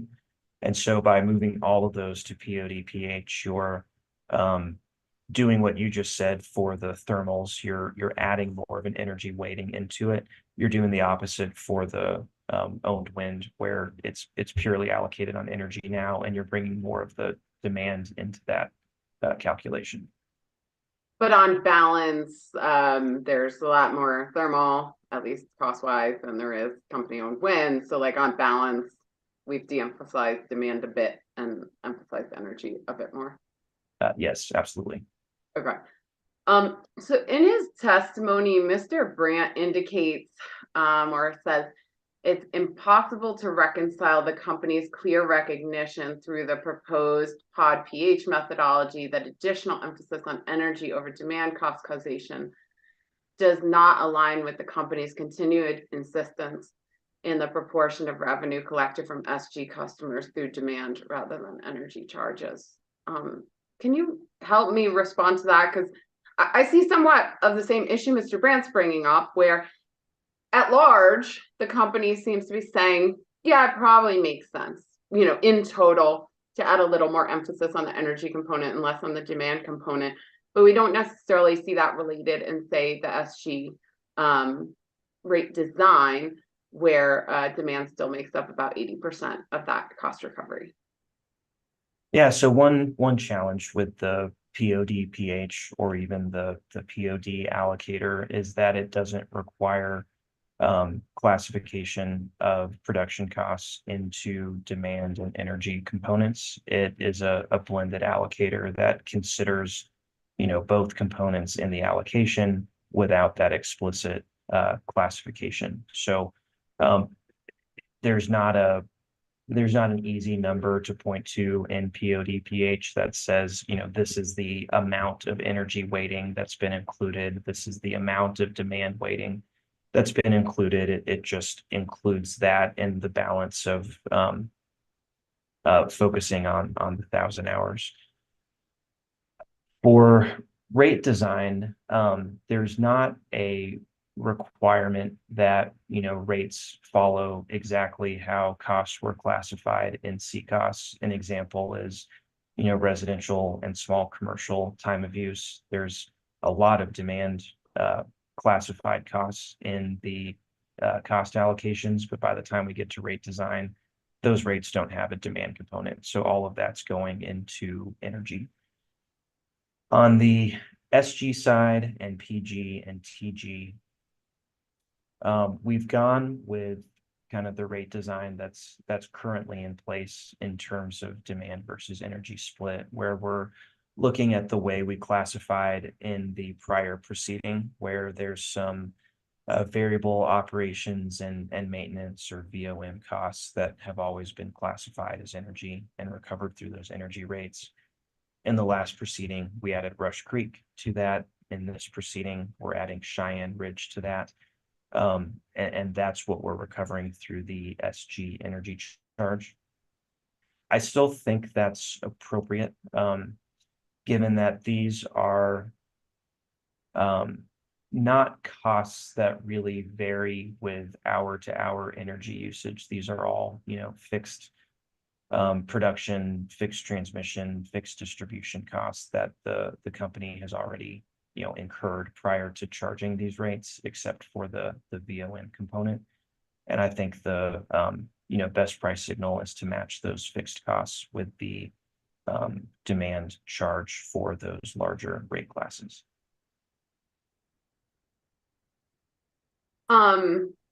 As a middle ground of sorts, Mr. Brandt recommended the commission direct the company to recover substation costs in the same manner it recovers G&T costs.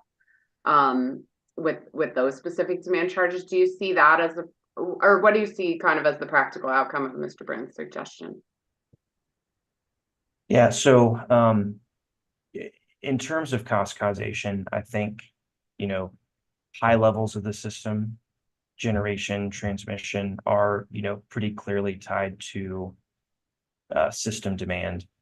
Lower levels, as you drill down, you know, all the way into the distribution system, have a little more focus on individual customer demands, no matter when they occur, because you're eliminating a lot of the load diversity on the system as you get down to the lower voltage on the distribution system. Distribution substations are kind of right in the middle, where it's not as well aligned with either. Historically, we've kept that in the distribution demand charge with the primary and secondary costs, and have not proposed to change that here. I think it's an option to shift, you know, those costs or some of those costs into the time differentiated demand charge. Although we haven't done a study of whether that's a better cost causation scenario than we currently have, tying it to the distribution demand charge. Okay, thanks. So, just wanted to go over, if you could pull up hearing exhibit 108, which is your rebuttal testimony. Page 52 is that table that you looked at with COSA's counsel yesterday on kind of the proportion of the SG rate that's recovered relatively by demand versus energy components and customer charge component, not to leave it out, but it's pretty small. So this has a listing of the variations you might see as well on a customer bill if the demand component were de-emphasized to certain different levels. And what I wanted to understand from you, since another kind of theme we're going over is these SG customers who are actually eligible for the C class rate that are still in SG. When you do an analysis like this that we see on table JRK R8, did you include all SG customers, even those that are well below the demand threshold and eligible to be on rate C? Yes, this would have included everyone on SG during the 12-month period we analyzed. It made no adjustment for customers switching to C unless that had already occurred. Okay. And I'm not saying that you should have definitively known to do it, but to me, intuitively, those quite small customers that are eligible for C, especially the smaller they got, likely see probably the biggest variation in cost once you shift from demand to energy, right? Yeah, I think if every customer on SG who was currently eligible to switch to C were to switch, those would typically be the lower load factor customers who benefit by an increased focus on energy in their rates. And so if you were to take that out, you'd be removing some of the, I'll say, beneficial rate impacts that show up in this analysis. I'm trying to think of exactly what would happen. It would still be a revenue neutral change. I think you'd just be, taking a lot of the beneficiaries of that out already by moving them over to Schedule C. And so there would probably be less variation in a chart like this. That was my intuition, I mean, I think somewhat it's a little inherently difficult to look at information like this, looking at the entire SG class, knowing that there is a very significant number, I think it was 14,000 or thereabouts, customers that are eligible for rate C. And they're the smallest and probably have, I think, somewhat different load profile than the rest, the larger SG customers. So I had the same intuition than you that these larger rate swings that we see on this chart could well represent those, since those customers aren't excluded in any way from this analysis. Yeah, what's a little challenging for me to understand without going through the numbers is that the net rate swing of this analysis is always going to be 0. We're designing it for the entire SG class to recover the revenue requirement allocated in this proceeding. And so there's still going to be winners or losers in the analysis. And those should all net to 0. I would just think by taking out, a lot of the beneficiaries, you may have more of the higher load factor customers left, which would have, a lower difference between energy and demand focused rates. So you still have customers above, customers below, customers harmed, customers helped. It's just, I think the magnitude goes down. Right. And you kind of mentioned earlier this morning in testimony that all things equal, the smaller customers tend to be peakier and benefit from more energy focused rate. The larger customers, especially in the larger end of SG, tend to have a flatter load and then benefit from a demand rate more, right? That's right. I think a lot of the concerns about the demand energy balance apply more to, or in SG, apply more to those customers who already have an option to switch over to C or CTOU. But that's another reason we don't think a major energy versus demand shift is necessary for SG. You can take this exhibit down for a bit. I might want to look at one or two things in a bit, but we don't need it right now. So curious for you, for brand new buildings that are just entering your system for the first time, how does the company determine what initial rate to put them on? Like conceivably a commercial building of small, moderate size, how do you know if it's a C or an SG customer at the onset? Yeah, I know we inform the customer of their rate options. I mean, there's the obvious comparison we're looking at for energy versus demand. There's also some differences, I think, in construction allowance for interconnecting the new building to the grid. So the customer has all that information to make the choice, and they're able to choose any rate they're eligible for. I don't know, precisely how, if a customer has, 5 different rates they're eligible for. I don't know exactly how that conversation goes where we're, providing them information. I don't know if we're saying, high load factor, go here, low load factor, go here.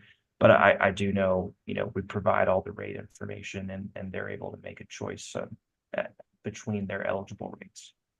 How do you know if they're eligible for C? Like, how do you know if they'll be below 50?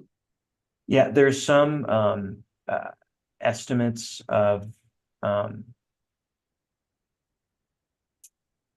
guess there's estimated load that comes from, I think it's an information sheet from the customer that either includes their estimated load or that we use to estimate what their load is going to be. I also know, I think there's a 3-month, I'll call it a grace period, where if the customer starts on a certain rate, I think they're able to switch to another rate they're eligible for and backdate that. I believe we talked about that some in discovery, and that helps with that decision. They don't have to lock in forever to one rate. Okay. Okay. And as part of that kind of initial process where they're getting on a rate, are they made aware of kind of the differences on how you move from one rate to another? It sounds like there's this 3-month period, but let's say I get on SG and don't, how would I intuitively understand when I would be eligible for rate C, if I watch my demand?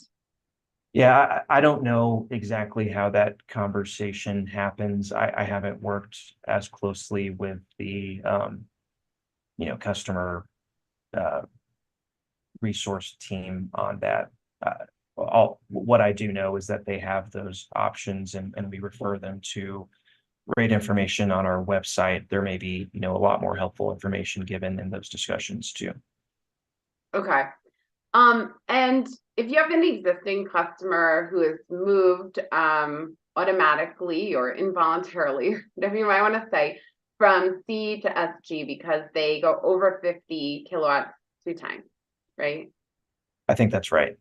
So when that move happens, what sort of communication is sent to the customer about rate options at that point? I know there are, I think, 2 required communications. I think this came up some in the 2020 phase 2 proceeding. I don't know the specific details of those communications, but I think generally they inform the customer that they've, been moved and on the steps that they can take to become re-eligible for C. But I don't remember what's in the first communication versus the second or when those are sent. Is there communication when you hit 50 the first time, like when you're in probation?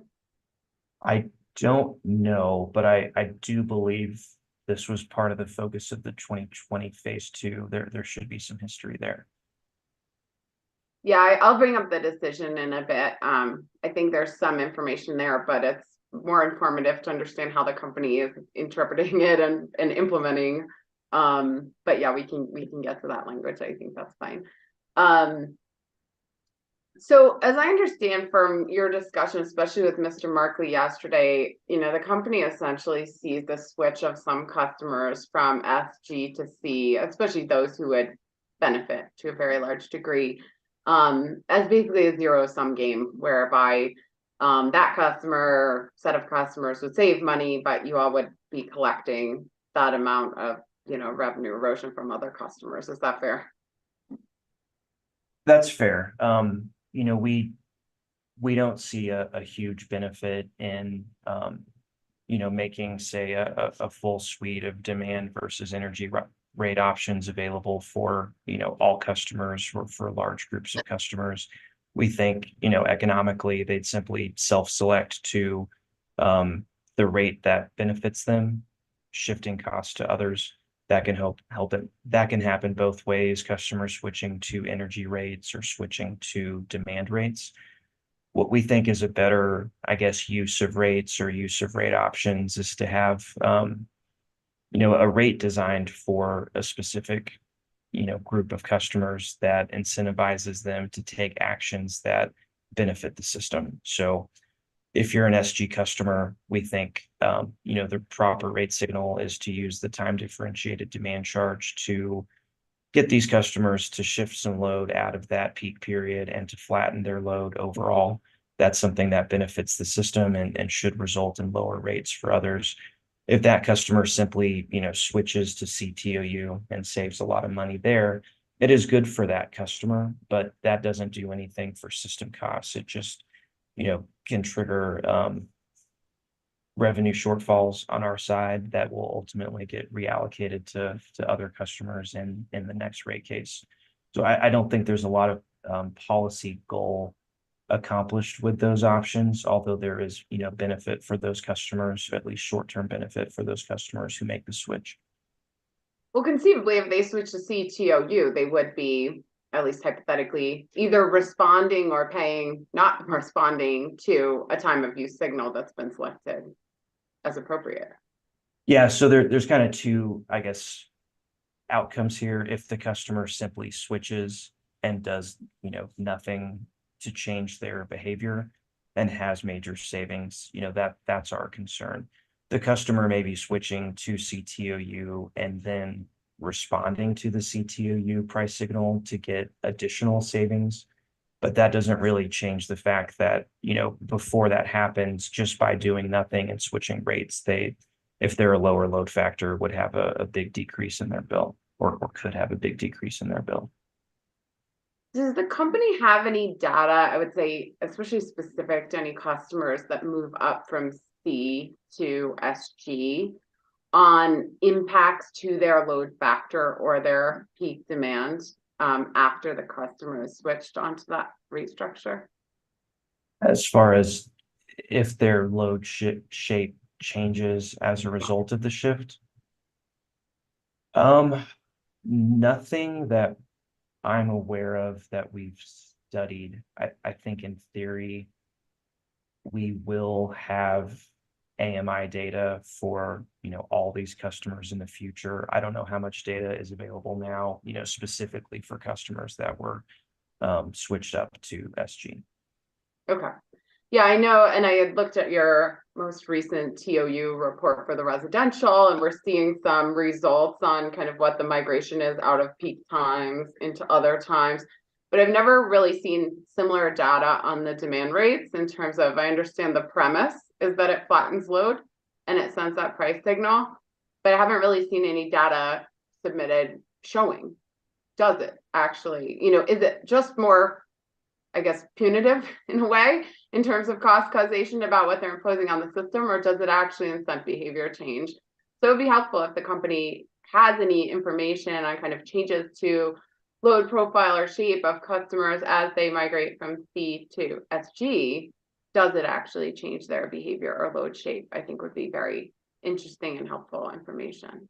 Yeah, we can look at that. I know, the first thing that comes to mind is just that those larger CNI customers, have been on demand rates for years. So it might be difficult to have, for the majority of those customers, a baseline for comparison. I recognize the, C to SG conversions would be a little bit different of a scenario, but we do have, higher load factors for those larger CNI classes.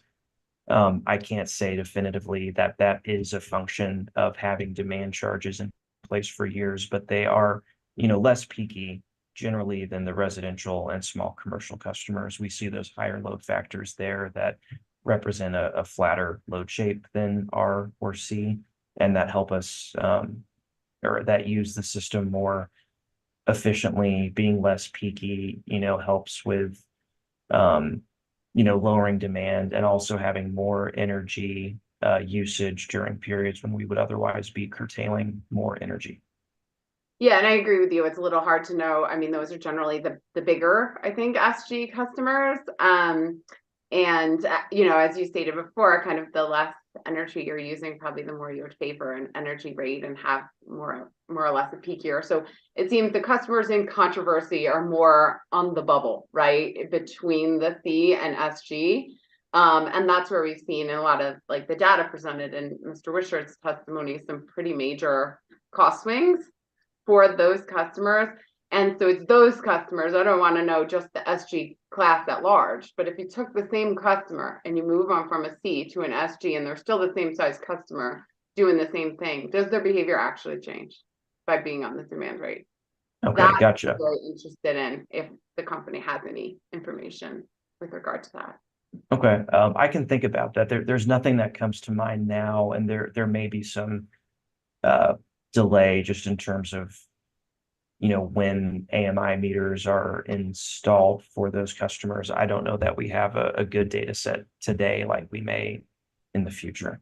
Yeah, no, just suggesting it more or less for the future. I know there's a lot of debate around demand charges and their role and their severity and all of that. And I think that's important context to understand. Does it trigger the behavioral change that the premise is based on? Would be helpful. Okay. Can we pull up Wishart 103? That's Wishart's direct testimony. And on page 33 of that, that's table at SWWD5. That's where we kind of look at the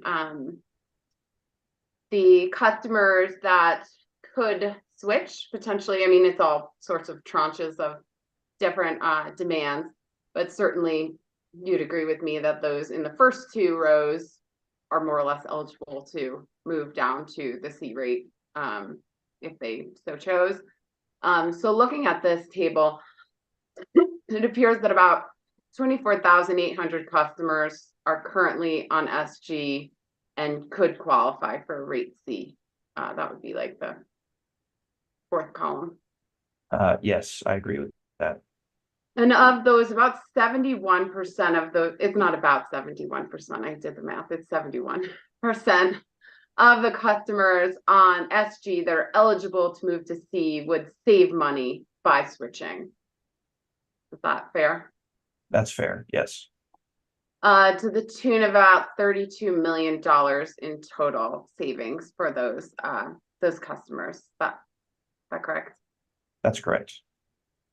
So on the same table, if I look at customers with the peak annual demand, 25 kilowatts or lower, I divide that 13.2 million of lower revenue by the 9,630 customers. I get an average of $1,370 per customer. That, I mean, I think you could characterize this in different ways. Either they're overpaying or they're contributing in revenue that they don't need to. If they moved to Schedule C, they would save that amount of money. Is that fair on average? Yeah, I agree they'd save that amount of money. In terms of rate design, I think, SG, PG, TG does the best job of matching cost causation with customer charges. When you get down to residential and small commercial and you're taking a lot of those fixed charges and recovering them through energy, you're not quite matching the kind of fixed cost or demand nature of those costs with the recovery. which is fine. I mean, on average, with so many customers, you know, we do generally get those revenues, and the classes are generally paying for the costs that they incur. I think these customers that would save money, and it's a scenario where they, you know, have a higher peak and lower energy use. That higher peak is driving costs on the system, that may not be, you know, fully recovered through energy revenues if they switch over to small commercial. So at least the way our CCOS is designed today, the class allocations, I think those customers would generally move more cost allocation to the small commercial class than they would bring revenues with them. I think at the end of the day, it would trigger a rate increase for small commercial, maybe not as much as the, you know, 13 million or 19 million here, but I think directionally that's what would happen for small commercial. Well, I mean, I guess I'd say high demand is relative, right? We're looking at the 0 to 25 kilowatts. This is like residential, very small commercial scale. Yeah, Right. so sorry, a high demand relative to their, you know, hourly energy usage and all other hours. Okay. And I understand your main argument to be essentially if you were not collecting this 32 million from these customers for whom it would be advantageous to get off the SG rate, that you would just be collecting it from other customers. And to my understanding, after the outcome of the last phase 2, the company actually has a tracker and is following this issue, right? Yes, that's correct. And what you would say is the SG rate design is really based on the rate class as a whole, including some very large customers comparative to these 25 kilowatt customers, right? Yeah, that's correct. There's no max for there's no max demand size to participate on SG. It's all about if you take service at secondary voltage versus primary versus transmission. So when we say like these rates are cost reflective of what the SG class is incurring on the system, that is the SG class in total, perhaps not necessarily representative of the very smallest users in this entire group. Correct. If you were to move, you know, let's just say all the 50 kW or all the 75 kW customers over to small commercial, kind of rebalance what the division is between the two, you know, then we redo the class cost allocations for those kind of newly designed classes, and we could see how that would see what the results would be. But I think it's certainly true that individual customers within the class are not always a perfect match for the average of the class that we use to design the rate. And we do see a pattern here where the smaller customers generally have a lower load factor than the higher customers or higher demand customers, or even the average of SG. Right. And we look at the same table, that figure, that per customer savings from the switch from SG to C increases to $2,383 per customer in the $25 to $50 to 50 kilowatt range.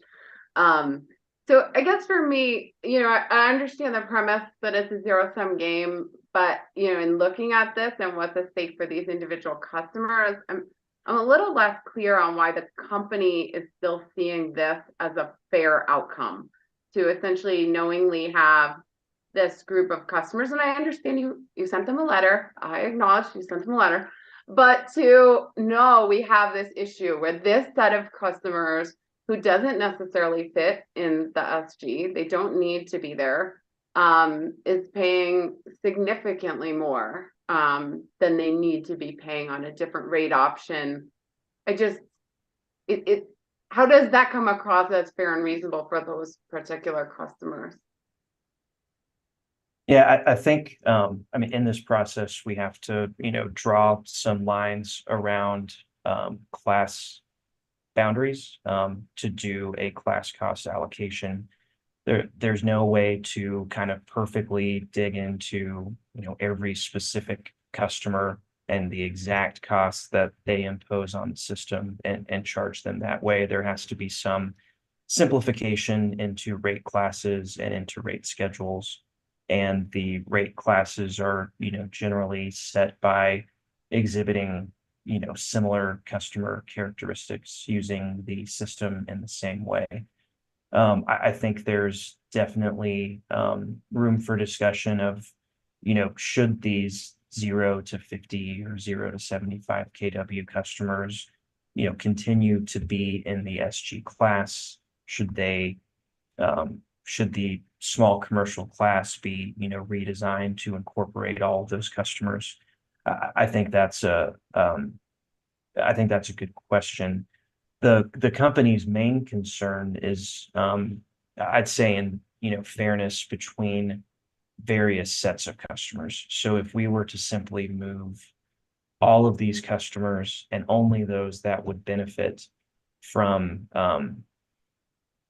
the move to small commercial and leave the others behind in SG, we're taking customers that use the system in a very similar way. They're all similarly sized customers in terms of peak demand. They're all taking service at secondary voltage. They're all the same types of customers. They're commercial and industrial. They're not residential. And giving them very different treatment based on whether they're, a high load factor customer who uses the system more efficiently, or a low load factor customer who, peakier load uses the system less efficiently, generally drives more cost in that peak than, revenues that they contribute for their energy usage. That's our concern, is having a scenario where there's all these customer options where customers can, self-select their best rate, push costs out onto other customers, and not really do much to benefit the system. Right. But when you're doing cost of service allocation, you're including these customers that are below 50 kilowatts that are on the rate currently in kind of that analysis? Correct. The cost allocation was all done on the 2022 test year, weather normalized load data. So if the customer was in the SG class in 2022, their customer usage is reflected in SG in the CCOS year. Okay. So even though the premise is SG is for 50 kilowatt plus, the numbers are a little muddied because we have a very significant number of customers in here who don't have to be in that class. Correct. They certainly have the option to move down to C or CTOU now. And if that occurs, that's why we need the revenue tracker when we're designing, rates around the current customer build, and are also contemplating a change that kind of invalidates that, at least partially. That's where we need the revenue tracker to kind of avoid that failure in cost allocation to match rate design and costs. Okay. Okay. And then Mr. Wishart in his testimony, I understand he didn't write it, so you've adopted it, but you didn't write it. He talks about rate arbitrage in terms of essentially people moving to the rate that's most beneficial to them. And he refers to inappropriate rate arbitrage. And I was a little confused. I wish I had a reference for you, but I don't. But it's okay. I recall. I think it rings a bell. I was a little confused, and I'll be honest, somewhat disturbed by that reference. I'm not maybe understanding in what circumstances a customer moving to a rate that they're eligible for and that their usage fits under is appropriate and when it's inappropriate. Yeah, and I think use of that word may be a bit academic here. What we believe should be, the proper outcome of the phase 2 proceeding is rates that charge customers, fairly for their use of the system, that treat customers that use the system similarly, in a fair way, that it's not simply undercharging some to overcharge others. and that rate options are, available to incentivize certain customer behaviors, policy outcomes, reduce system costs, et cetera. I don't think a scenario where a broad set of customers has access simply to a demand heavy rate versus an energy heavy rate and can just kind of shift costs back and forth to other customers is a fair outcome. And an example I'll give is if you have, say, two smaller commercial or industrial facilities taking service at secondary, a secondary voltage, say they both have a peak demand of 25 kW and one uses 25 or close to 25 kW in all hours of the month. The other uses 25 kW, once and significantly less for the remainder of the month. Example might be like a stadium that has a game and a lot of lights and otherwise not in use for much of the month versus a kind of consistent industrial facility that's using that energy evenly from hour to hour or reasonably evenly.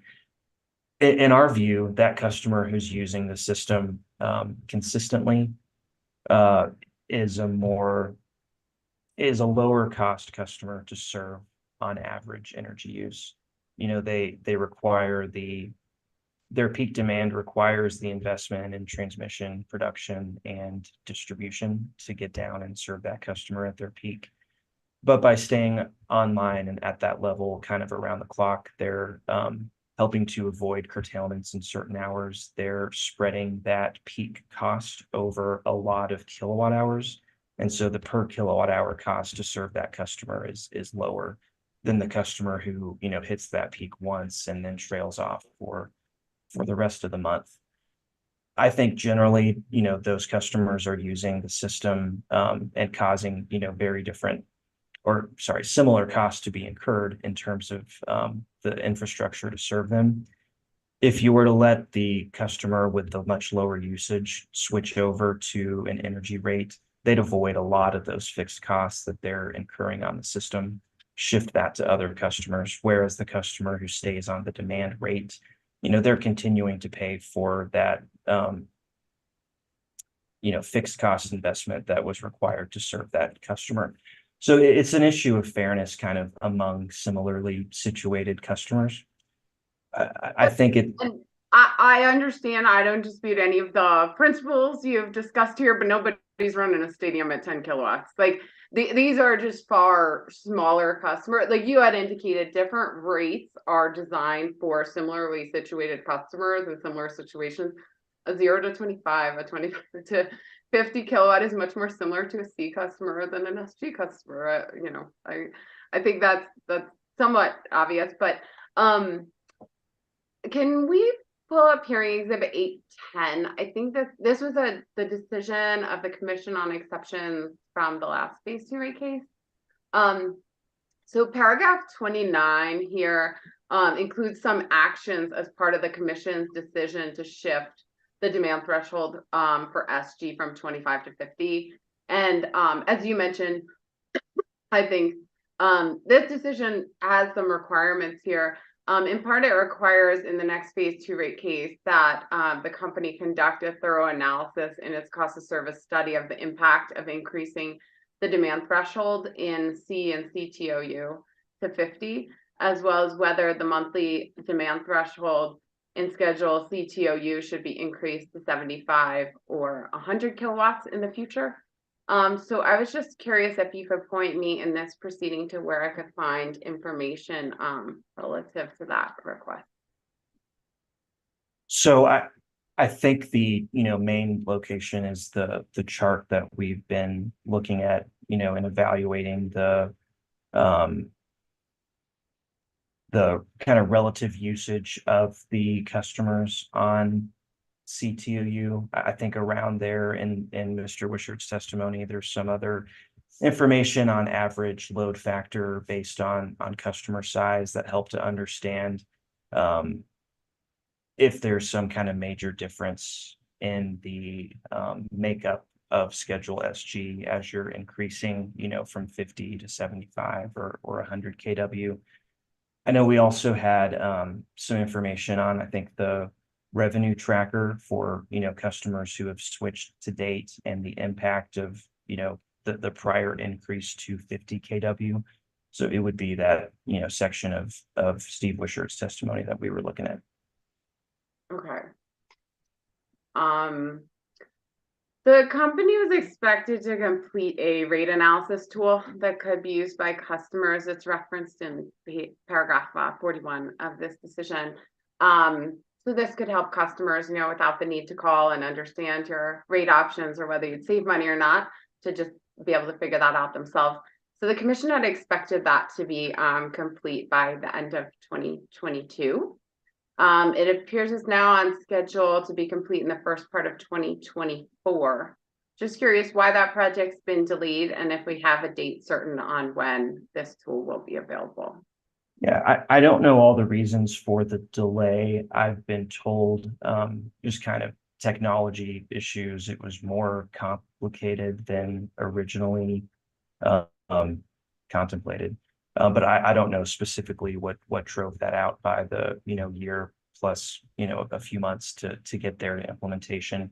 I haven't heard a kind of commitment date of exactly when that'll be available, but they sounded fairly confident that it would be in the first or second quarter of 2024. Okay. So the company currently has a process to somewhat automatically, I don't know how automatic it is internally, but to move a customer who goes over that 50 kilowatt threshold twice into the SG class. So what's involved in terms of kind of process and cost on the company's side to have that process whereby you're constantly tracking customers for that infraction? I don't know personally how automated that is. I've not looked into that myself. Okay.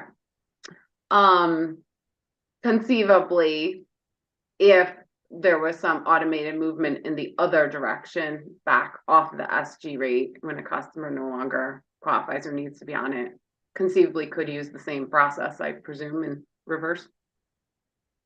I don't know. I think the trigger for moving up now is kind of a simple matter of comparing their measured demand versus the 50 kW threshold.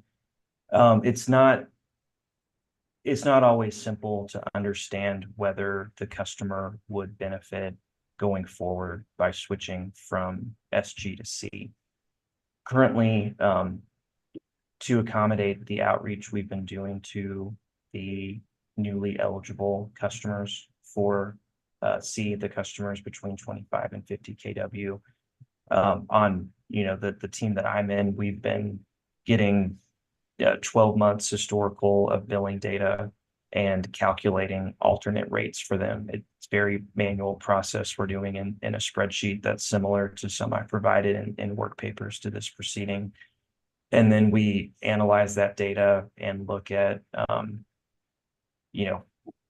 what the percent savings were from month to month or in the year in total.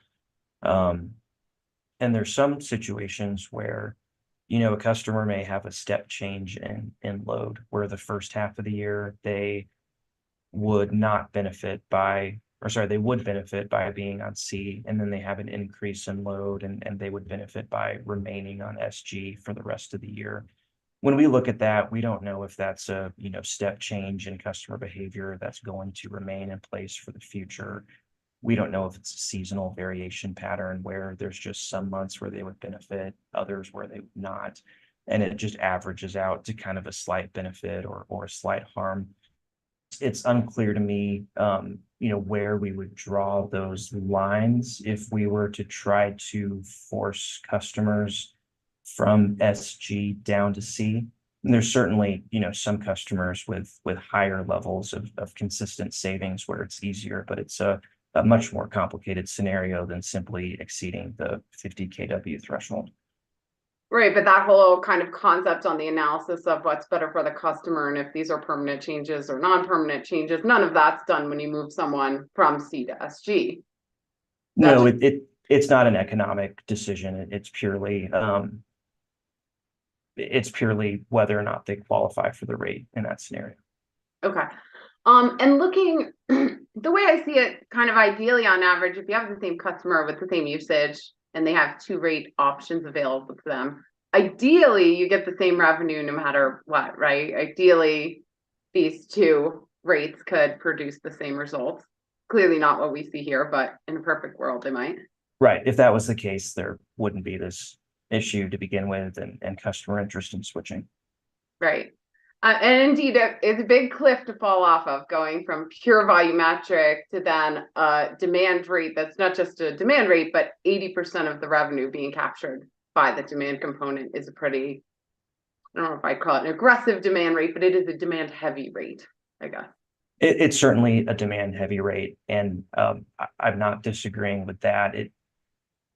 I think it's appropriate given the costs that are at issue in base rates, that these are all, fixed charges we're looking at. We do have a lot of, truly variable energy costs that are recovered through the ECA on a volumetric basis for all customers. And that's a big chunk of the bill as well. But as far as base rates, I certainly agree with you. Okay.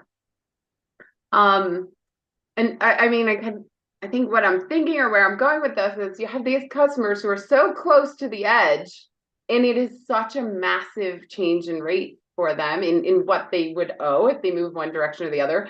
And I kind of agree with your premise. We don't want people just picking always what's most advantageous to them, can cost other people more. But I also see this kind of middle ground of demand use customers. And, I see COSA and others arguing for a lessening of the demand emphasis. And perhaps, is there some middle amount of demand that is maybe shouldn't be treated the same as the 500 or 1,000 kilowatt customer, to have some moderation between the all volumetric and then you fall off a cliff and go to 80% demand.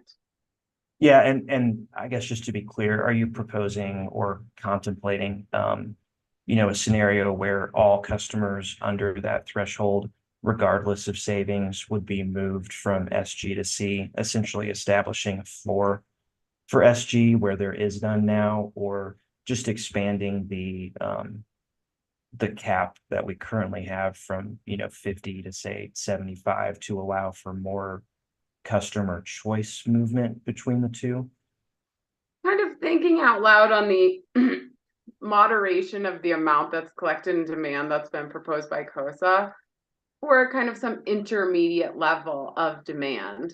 Whether it's 25 or 50 or 75, to go from pure volumetric to 80% demand, it's just quite the change. And it's no surprise that it produces these really wonky, revenue outcomes. And so is there a way to treat these intermediate customers kind of differently? I don't know. I don't think I have the exact right answer, but just posing that it is quite the change. And it's not surprising that the numbers reflect that. So essentially like a new rate schedule for, I'll call it SG small, for the smaller customers that wouldn't be as demand heavy, but would not be pure volumetric energy. Potentially. Okay. A step change from pure volumetric customers to 80% demand customers.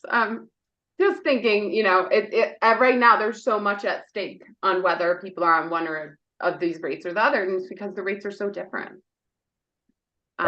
We just produce such different results for the same exact customer. And I would hope in an ideal rate design we could smooth that. We could make that middle squishier and more inviting. Just one other line of questioning for you on the changes to meter and production meter costs. So I was just wondering, what are the cost drivers? I mean, we're seeing some fairly significant changes in meter and production meter charges. So S&F charges for SG going from $41 to $70, I think, and production meter from $12 to $25, which percentage wise are pretty big. So what are the main cost drivers there and those changes? Yeah, so I'll answer what I know, and you may have to follow up a little bit with Mr. Klingman, who's closer to the CCOS drivers for that. But it's increases in customer related costs, and the AMI meter conversion is certainly a large part of that. Okay. And I know COSA expressed concern about the replacement of all of the production meters with AMI. I don't think we have to go there. I think you'll remember, but on page 70 of your rebuttal testimony, your counsel asked you if it's necessary to upgrade all production meters to AMI meters as part of the AMI deployment. And you say yes, due to your contracts with those customers, the incentive payments relative to those installations that happened, I think, from 2015 to 2020, and you need to change the production meters in order to bill those customers appropriately. And I was just wondering why the current meters are not able to calculate production appropriately any longer. Yeah, so I don't know all the technical details on the billing side, but my understanding is that the current meters are capable of giving the production meter reading. That's what they do today. But the new billing system we have that accommodates AMI meters also requires that type of meter in the system. And so when we convert the customer's service meter to an advanced meter and bill them on our new billing system, it requires the kind of matching production meter to also be upgraded as well. Okay, so it's less that the old meters are not accurate or somehow not working, it's that your new billing scheme or system cannot combine AMI meter information with this production meter information, which is largely paying people a cent or something per kilowatt hour for their production. That's my understanding. I don't recall the level of the incentive, but it is kind of a technical billing system issue. It's also, I mean, the same issues with legacy meters versus advanced meters. I think the advanced meters are generally more, I mean, they're newer, they're less obsolete. I think they're more accurate generally. So you get those benefits as well. Has the company considered it all since, I mean, as I understand, especially in these kind of later years of solar rewards, maybe you're paying people 1 cent a kilowatt hour or something for their production, on a typical residential at that point. Is it worth switching the meter, or should this production just be estimated in the way it's been done since 2020 and we stopped requiring production meters on less than 10 kilowatt installation? It's just, it could be a major cost for very small amount of precision on a pretty small number. Yeah, and my understanding from talking to our people who work on the res plan proceedings is that, that's a issue that's more appropriate to like fully vet in that res plan proceeding. I think we're, for now, kind of locked into those existing contracts that we have entered into with those customers consistent to prior res plans. So I think it's, I think those contracts need to be evaluated, and I have not accomplished that myself. Do you understand when those meters are being replaced? I believe some of them are being replaced now. It's happening as the customer's service meter is switched on the same visit they do the production meter. And I believe we had a recent discovery response that had some numbers as to, what have been converted in 2022 versus 2023 to date. Okay. And do you know when the next res proceeding will be? I don't know off the top of my head, no. Okay. I think it's not for a bit, so safe to say a good amount of these will be deployed before we get a chance to evaluate or make some ruling or, fully look into this in the next res plan. Is that fair? I think that's true. I mean, this is not an issue that we brought to the commission in this proceeding. I understand why COSA is asking about it, but it's, wasn't part of our phase 2 rate case proposals is to, seek some finding to get this approved. Right. Yeah, just trying to understand, if this is really just relative to honoring those contracts with those certain customers for this level of precision on their production, which is awarded a very small monetary value, but then they'll also be charged a considerable amount more for the production meter. I just wonder if the company has done any analysis or done any outreach to see, is that what those customers really want? Or would they rather you just estimate their usage, not charge them a bunch extra for a new meter and move on with it? Yeah, no analysis that I'm aware of. Okay. Thank you, Mr. Knighton. Those are my only questions. Thank you.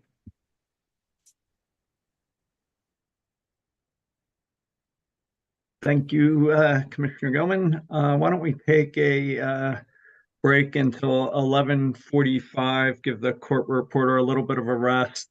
I probably have maybe 30 minutes of questions for Mr. Knighton, and then maybe that'll give you the lunch break, Mr. Zomar, to figure out direct, and then we'll come back after lunch with redirect. Does that make sense to you? Yes, it does, Chair Blank. All right, let's take a break till 11:45.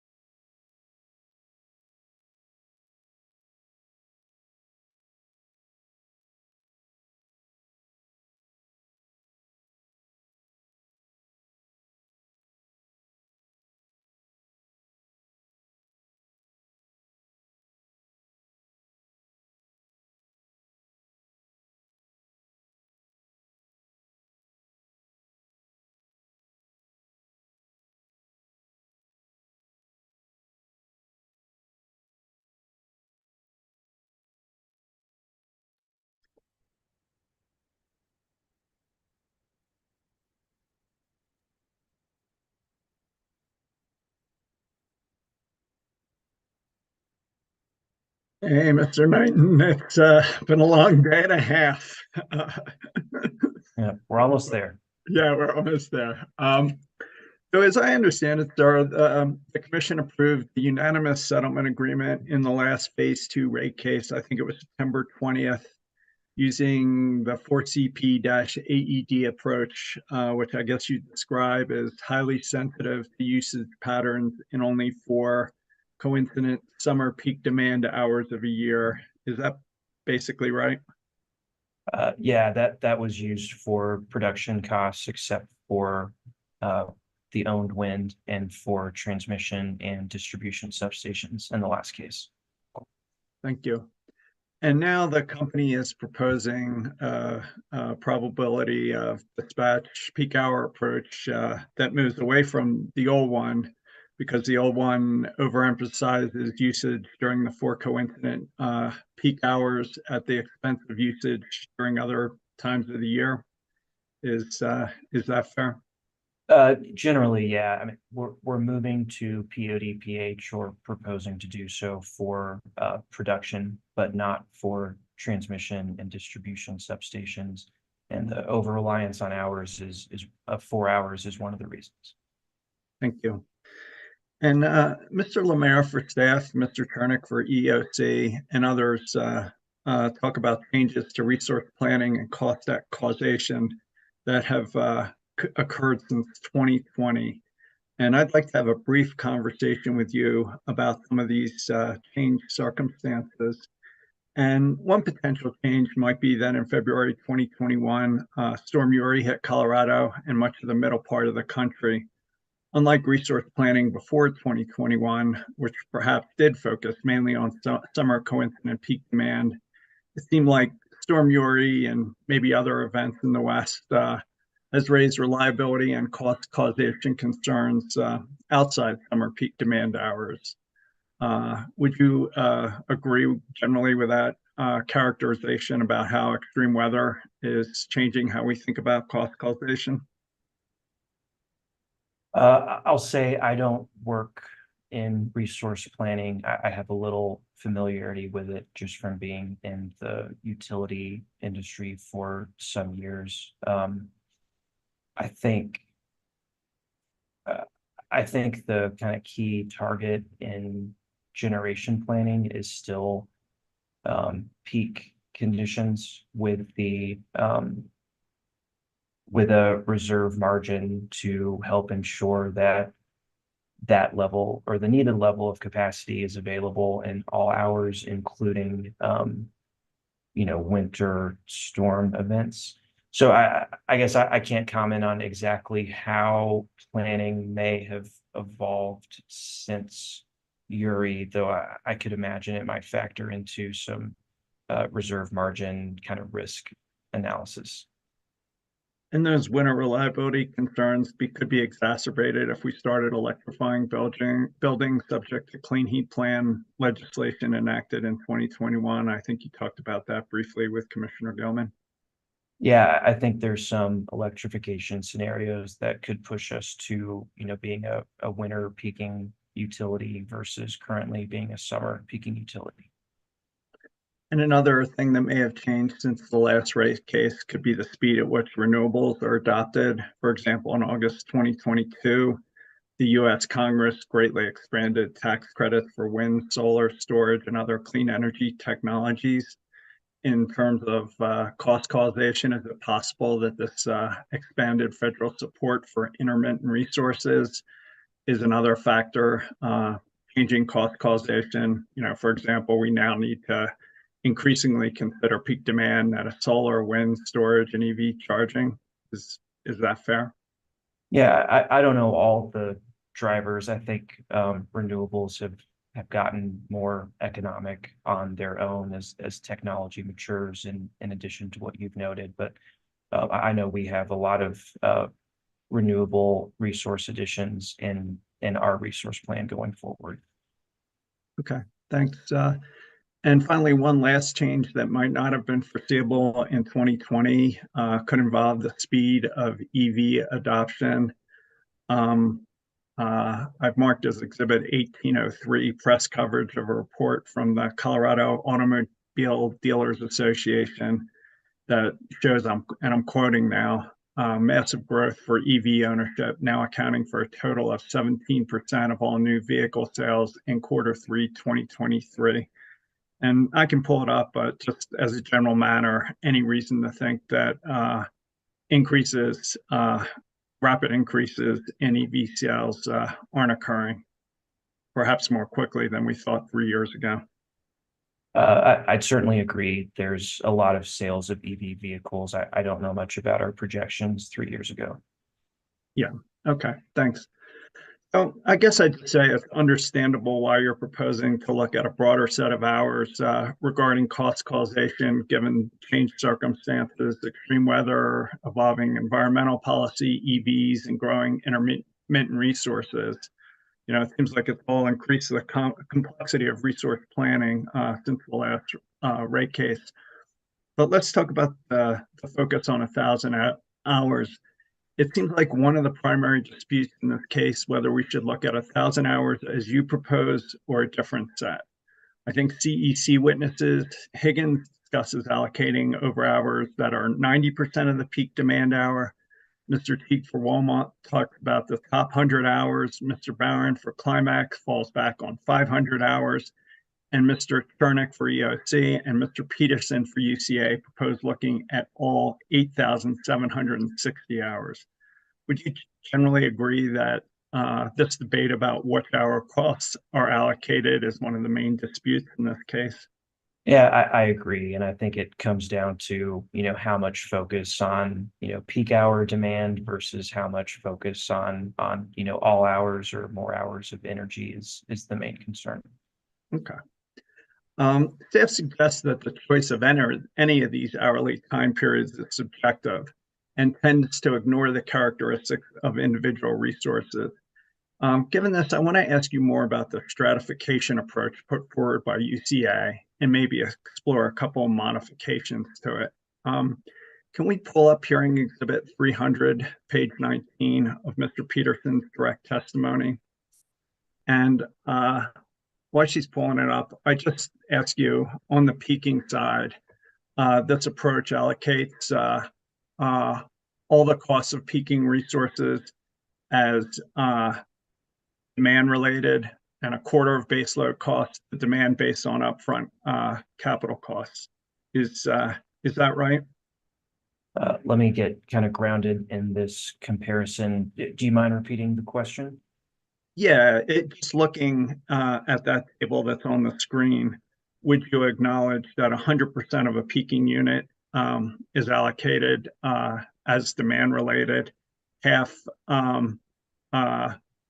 the cost of an intermediate unit are allocated to demand, and a quarter of the base load?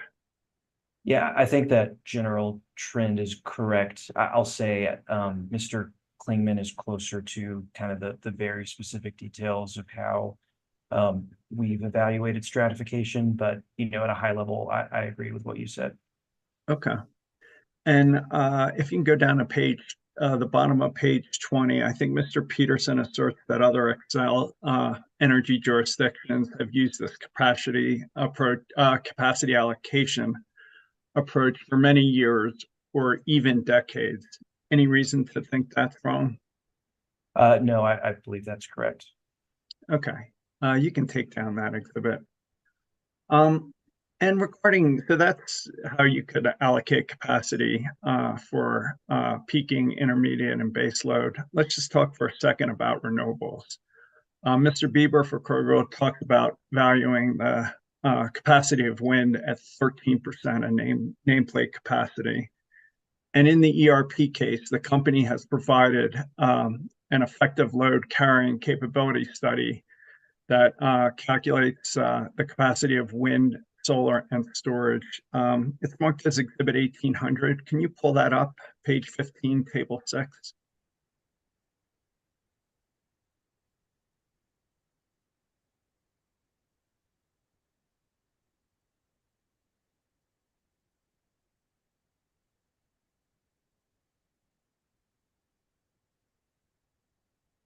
I'm sorry, did you say page 18? 15, sorry, I'm sorry, what was that? I missed it. 15. Okay. So if you look on the 2023 portfolio, do you see the 13% that Mr. Bieber refers to? 13% for wind. Yes, I do. Okay, and you can see there's various numbers for solar, community solar garden, pump storage. You see that? Yes, I do. So would you agree with me that the ERP provides a mechanism for allocating capital costs um, for non-thermal, non-dispatchable, or for non-thermal units? Yeah, I agree that the ELCC, I think, is certainly a factor if we were to utilize stratification. I don't personally know if you take these numbers, straight off the table, or if there's some other adjustments that would need to be incorporated. I think in this proceeding, we've had some stratification analysis provided in discovery. But I don't think any party actually proposed that versus, POD or one of the other options. And so it hasn't gotten as much analysis in our testimony, just in that discovery, I believe. No, I understand. You can take this down, Ms. Kunkel.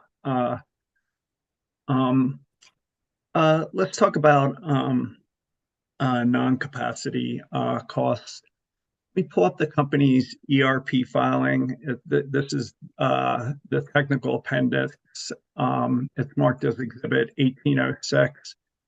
And let me represent to you that this is a table that shows projected net capacity factors by plant, page 22, 122. Well, you only got 5 pages there, so can you scroll down?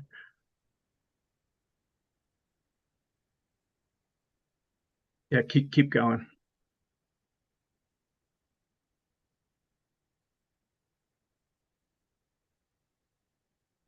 All right, stop at the gas combustion turbine units. So let me represent to you that Blue Spruce 1 and 2 are among the largest and most efficient peaking units, thermal peaking units. And as you can see, those 2 units operate. Can you make that bigger? Yeah. So you can see those units operate, anywhere between 1/10 of the time to almost 1.5% of the time.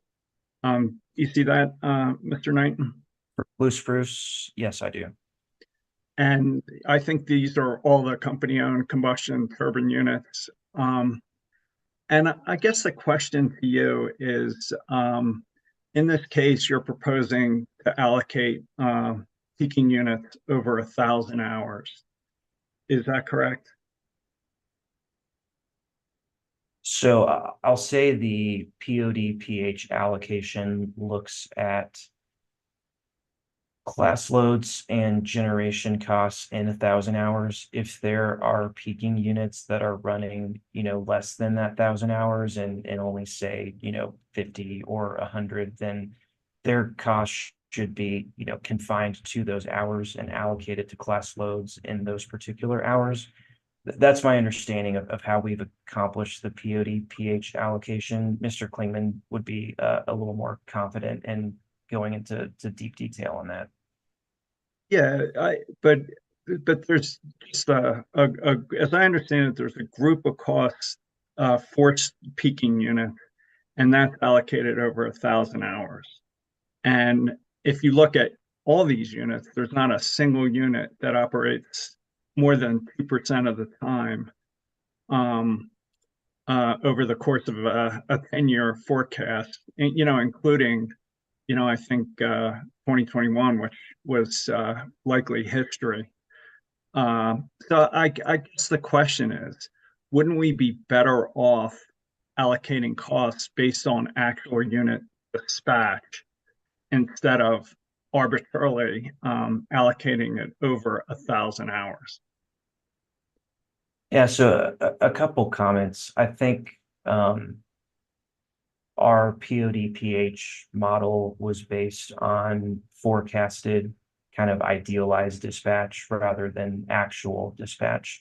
We wanted to avoid, scenarios if there was a major unit outage in the history that wouldn't be expected.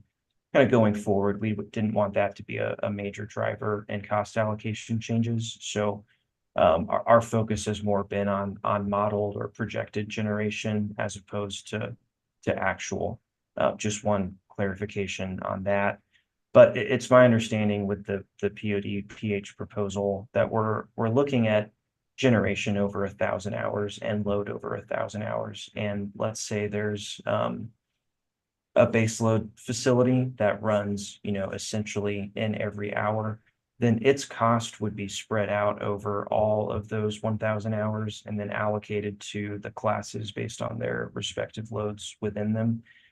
The base load capacity, the peaking generation, I believe those costs are limited to the hours in which the peaking generation is forecasted to be running. So I don't think the peaking costs are. I don't think the allocation of the peaking costs within the POD/PH are considering all of those 1,000 hours if there's no peaking generation in certain hours. And then last comment is I think we're calculating one allocator that's a blend of all these resources, and that's the POD/PH allocator that's based on all 1,000 hours, but it's influenced by the generation run hours in the model. So it shouldn't be considering the cost of a very low running peaking resource across all hours. So I think in Mr. Klingeman's testimony, he shows that there's $125 million in peaking costs. Are in the POD peaking hour approach, is that $125 million getting allocated over 1,000 hours? I mean, it's in terms of the in terms of the class cost allocation, my understanding is that 125 million is over 1,000 hours, right? Is that wrong? I'll probably need to defer to Mr. Klingman on the specifics, but at a high level, my understanding is that the POD/PH is considering and influenced by the hours in which generation actually runs. So if you have peaking units running a few hours versus, base load running 8760, those costs would be allocated to the customer classes, differently, where the peaking is focused on the hours when that generation is running, I believe in aggregate as a peaking category. And the base load would be allocated over the actual dispatch of the base load. So if you go up a little bit, can you go to the prior page? So the coal units, they run, I don't know, anywhere between 40 and 80% of the time. Are they allocated? Are those costs allocated based on how frequently they run? So that's 380 million. Is that allocated over 1,000 hours, or is that allocated over 5,000 hours? Yeah, so again, I'll need to defer to Mr. Kleeman on some of the specifics, but it's my understanding that the methodology would allocate base load and peaking differently based on differences in how frequently those units are run. I think at the end of the process, we end up with an average kind of aggregate allocator that's applied to all the production costs. So, at the end of the day, we're applying the same kind of net allocator to base load and to peaking, but that number is influenced by the weighting of the different resource costs and the hours in which those units run. What's the purpose of, if it's getting allocated based on actual dispatch, what's the purpose of the 1,000 hours? Why is this fight going on? Can you repeat the question? I want to make sure I heard Yeah, that correctly. I mean, I think what you're saying now is that these costs are allocated based on actual dispatch. So what's the purpose of the 1,000 hours? Can't you just ignore the 1,000 hours? No, I'm sorry, I may have miscommunicated. So we use the POD-PH model. And in our application of that, we're looking only at the top 1,000 load hours. In those hours, we're looking at the class load distribution in each of those top 1,000 hours and the generation costs in each of those 1,000 hours. So there may be an hour that has, base load cost, wind cost. It may not have any peaking cost. Then there's, more hours where, base load costs are reflected because we're including those costs in the top 1,000 hours based on forecasted dispatch of the test year. So we're still not getting into actual dispatch. We're still looking just at the projected dispatch with a model. But in terms of class allocation, wouldn't we be better off if we just looked at spread peaking costs, looked at it over 100 hours instead of 1,000? Because that's the actual dispatch.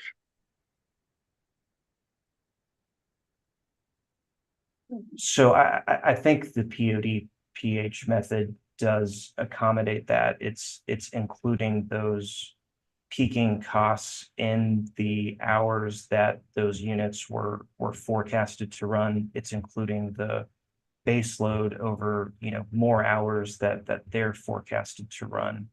But we may need to save some of the details for Mr. Klingman. He developed and ran the models and can probably communicate it at a more detailed level than I'm trying to do.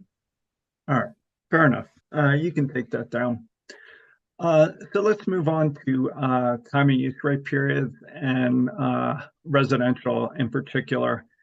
Is it fair to say that there is currently a shoulder period from 1 to 3 and a peak period from 3 to 7, and then at 7 p.m. the time of use rate shifts to off peak? Is that correct? Yes, that's all correct. I'd like to pull up phase 2 of the 120-day report from proceeding number 21A-041E, the company's ERP proceeding marked as Exhibit 1802, dated September 18th, 2023. And can we turn to page 92 at the bottom? And can you just read those last 2 paragraphs to yourself? Yeah.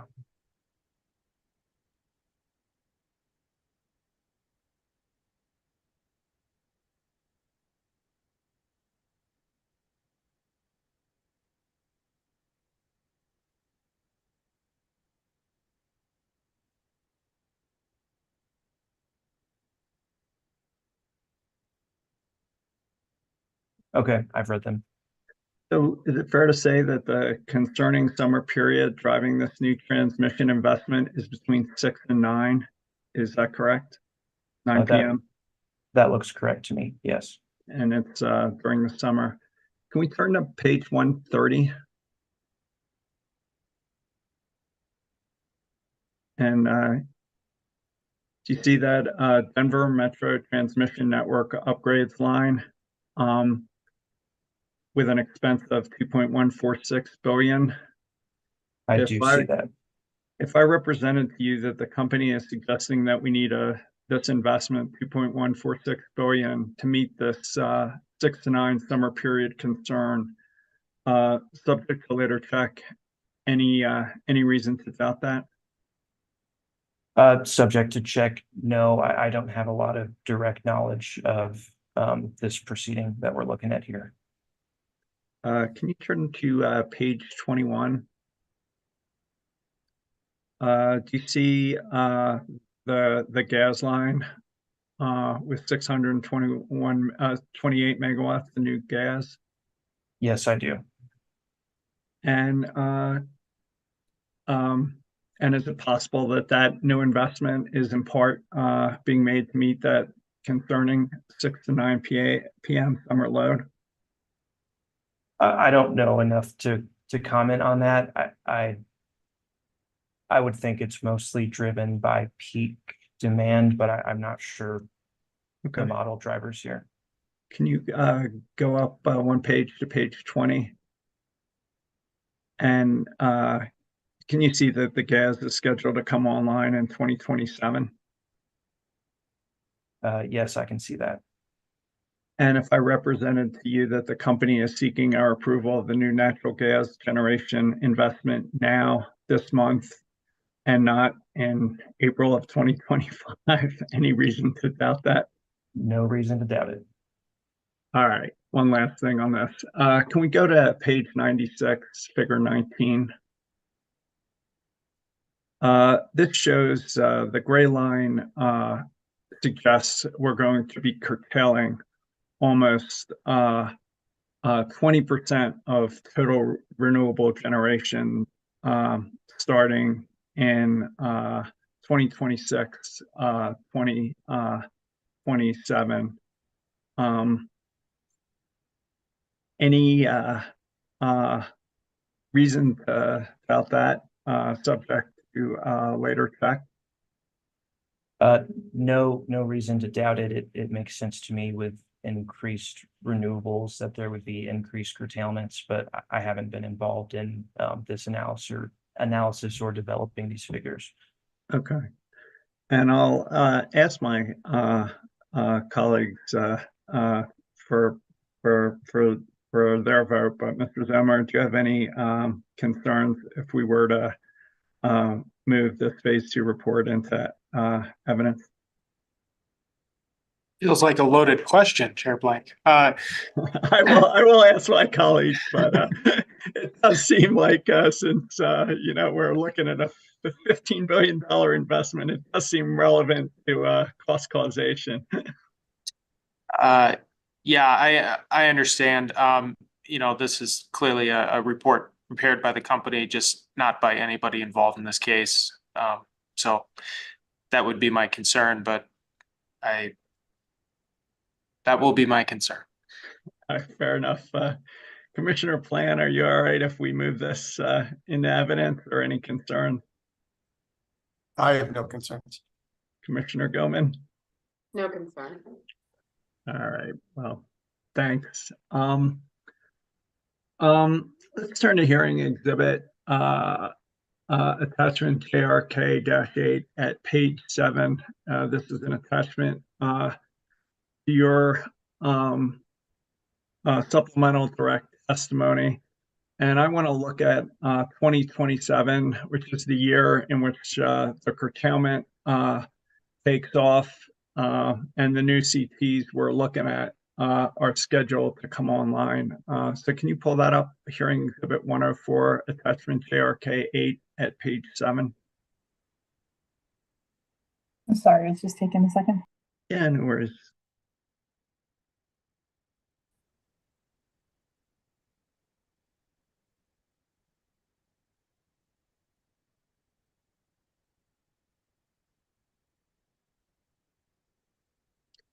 And I know you've discussed this general concept with others, but this graph basically shows that the current under the current residential time of use rate, the green bars and the blue bars are basically off peak now. Is that correct? Yeah, so those 3 hours in red are current on peak. 3 to 4 would also be in there, but there's no red bar there, so everything after that or before would be off peak. And from 1 to 4, where we have both peak and shoulder hours, from 1 to 4, can you tell me how many peak hours occur in 2027?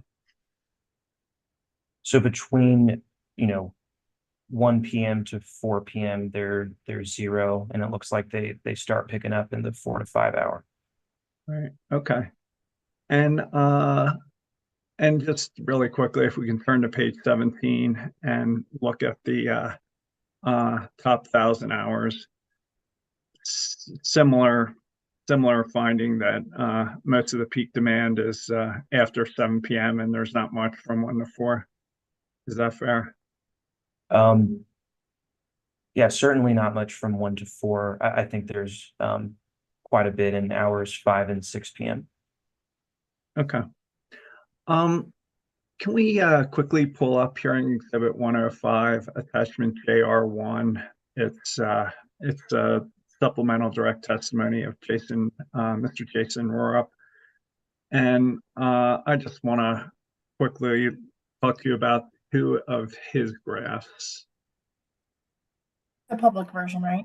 Yes, please. Page 3.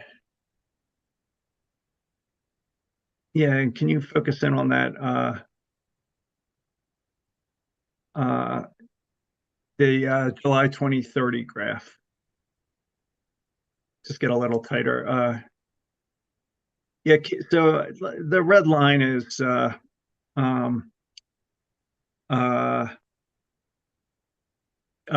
demand net of solar, and if we just assume the wind isn't blowing those hours, is it fair to say the red line peaks sometime after 8 o'clock? Looks like maybe 8:30.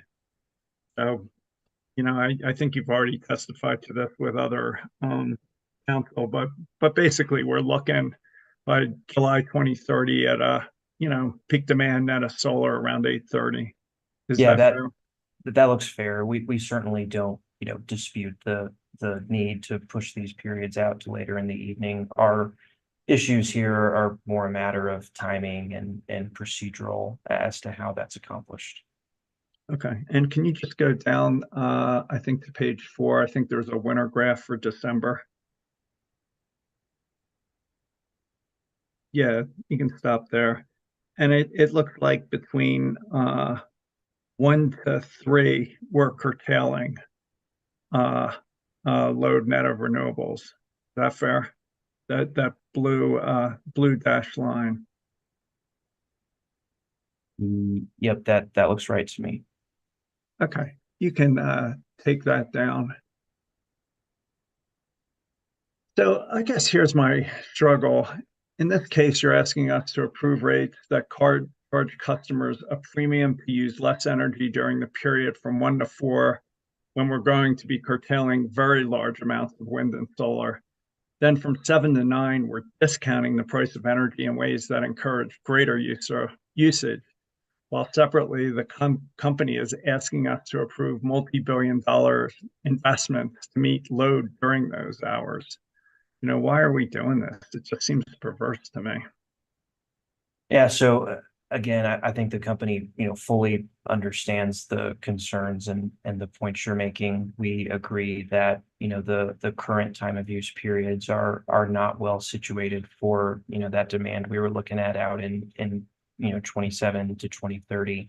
I think they've been a good reflection of the system, at least through 2022 and early parts of 2023. And then today we're in, some kind of a transition period.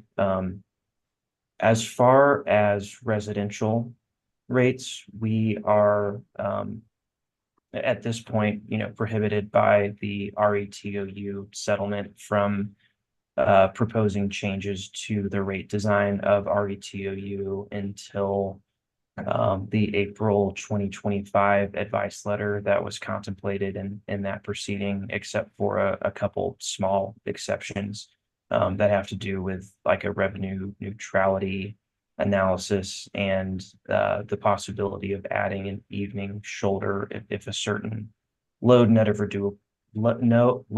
renewable threshold is met.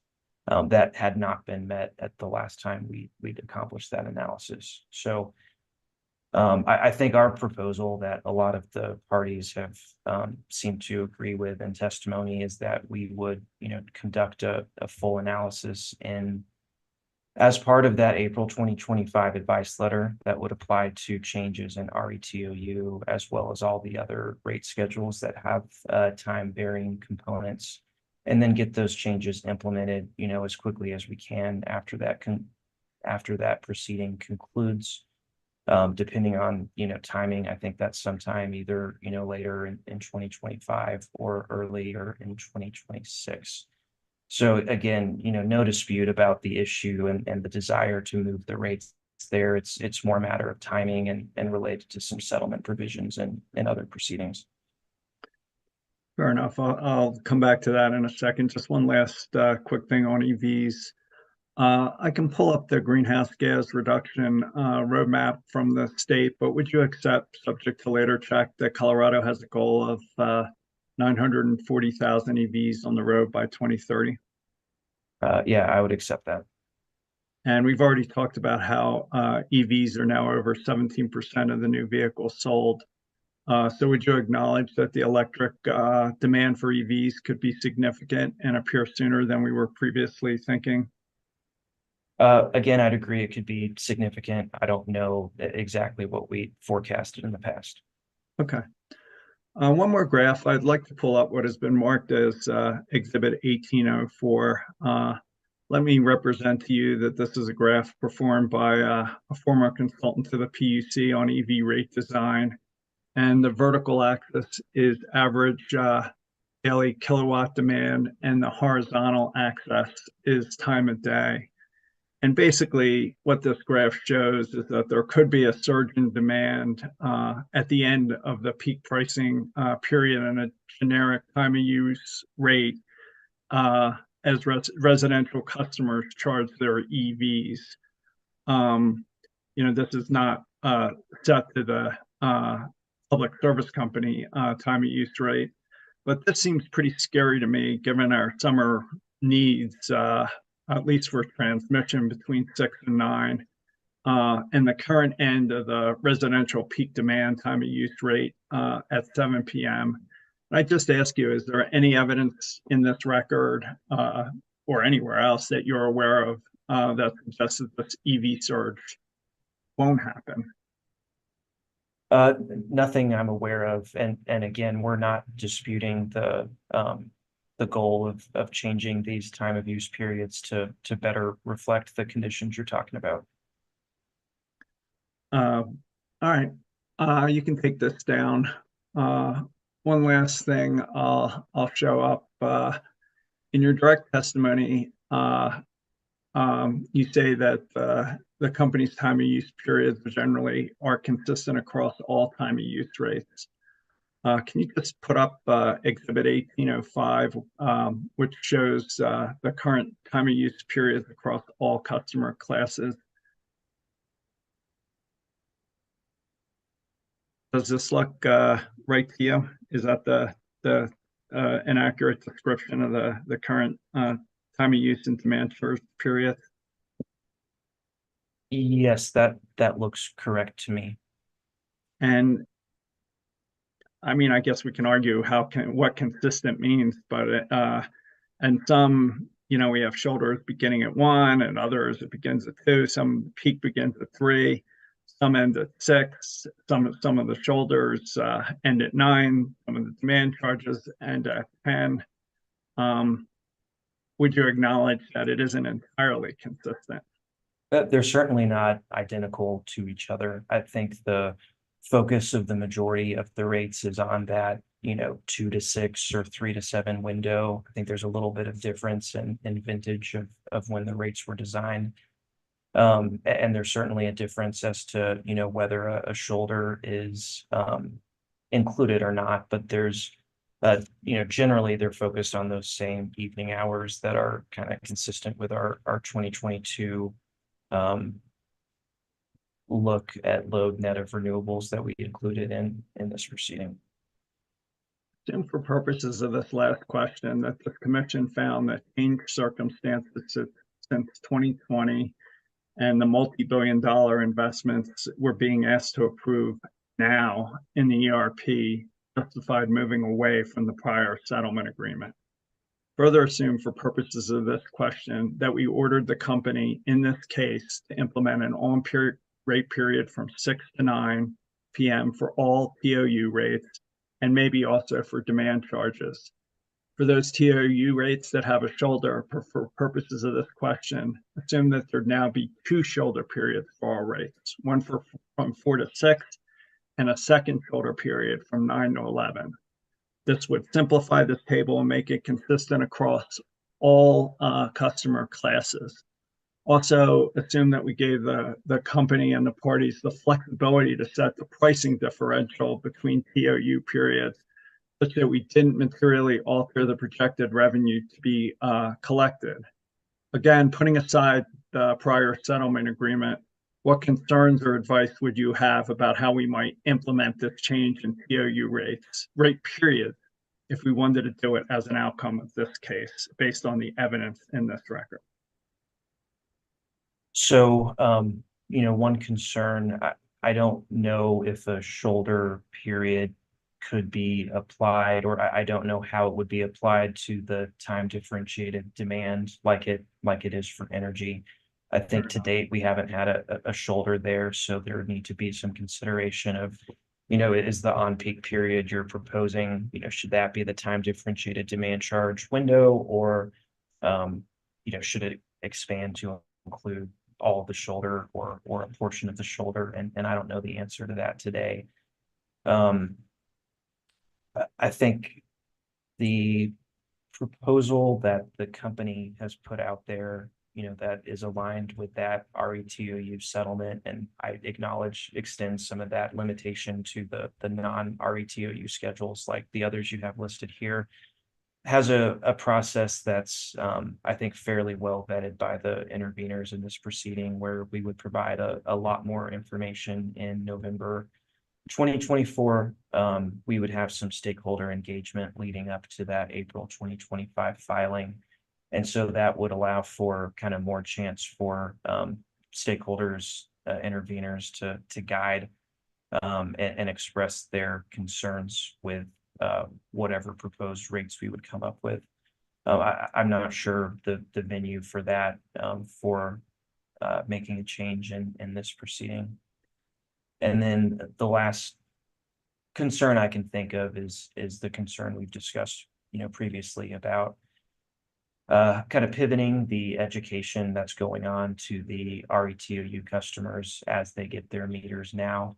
That we need to, sit down and figure out, the best way to pivot that outreach and, avoid any kind of harmful effects of customer confusion that would prevent them from, fully, accepting the rate and being willing to work with us on shifting their load around these time periods. On the last point, wouldn't it be less confusing to shift rate periods while there's tens of thousands of EVs instead of waiting until we have hundreds of thousands of EVs?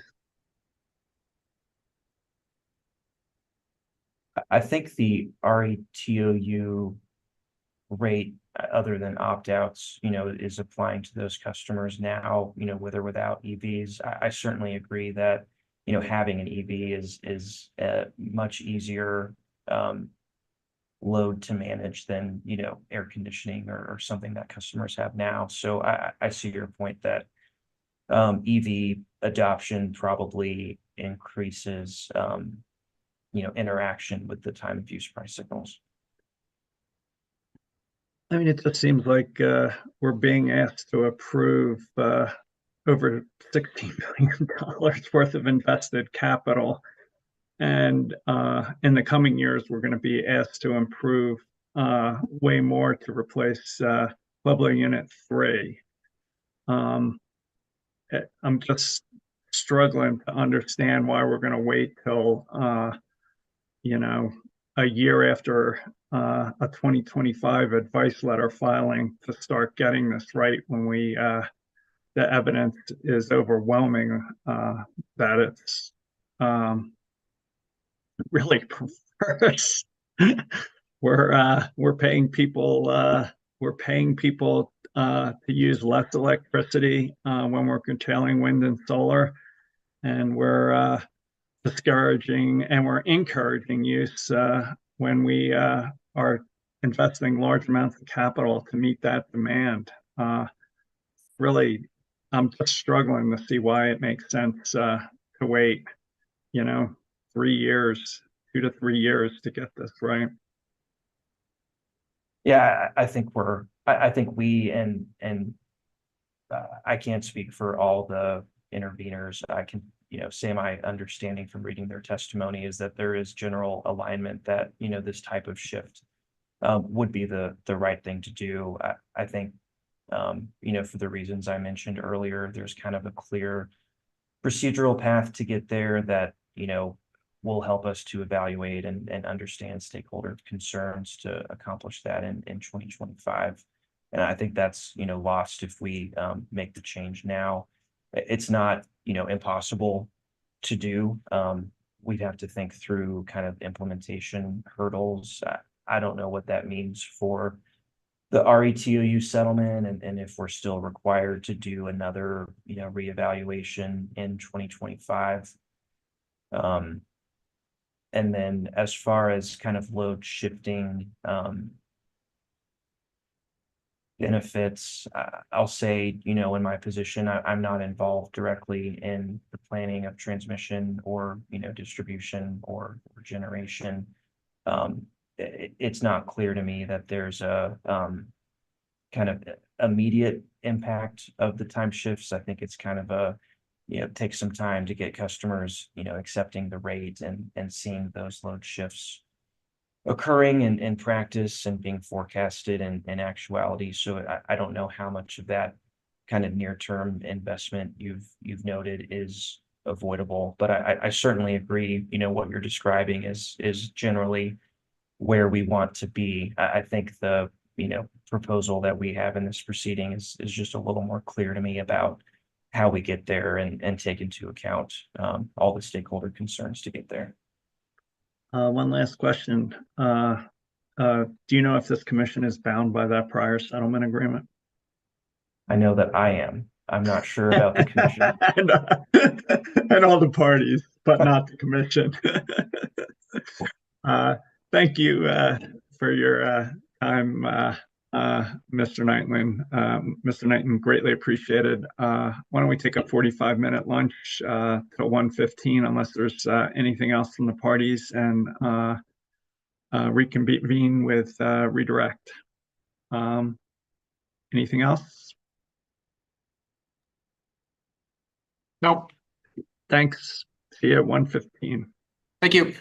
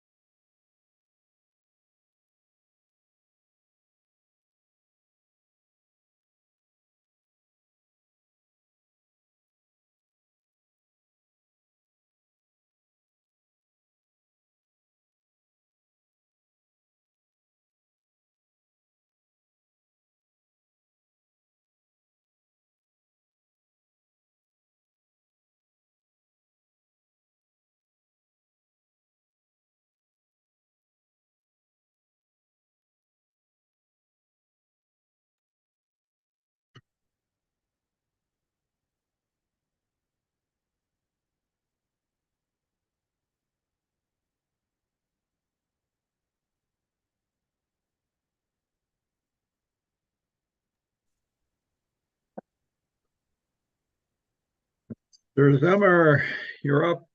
Redirect.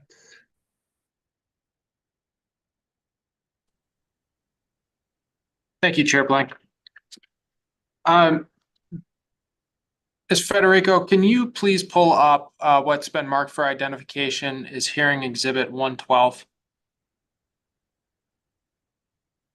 Why don't you hold on for 1 second, Mr. Zimmer, and let me see if there's any preliminary matters. Ms. Stockmeyer?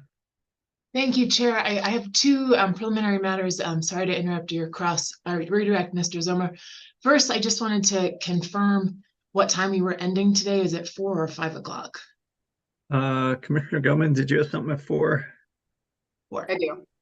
Okay. Yes, we might go to 4 or 5 or 4:10, but no later.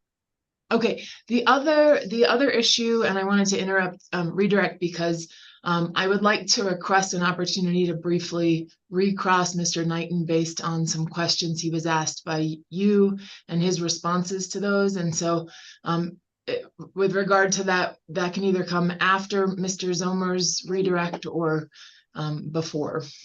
I'm sorry, I just don't think we can accommodate it. We're already way behind. I just think we got to stick to the process. If you can maybe ask Mr. Klingeman, but I just don't think we can iterate and keep to any kind of reasonable schedule. I think we're behind. So we had waived 10 minutes of cross on Mr. Rurup. So it surely won't be more than 10 minutes. It's I just don't see how we can run the hearing if people are I don't know, Mr. Zomer. I think Ms. Stockmeyer already went long yesterday and reserved among the most cross that's been gone on today.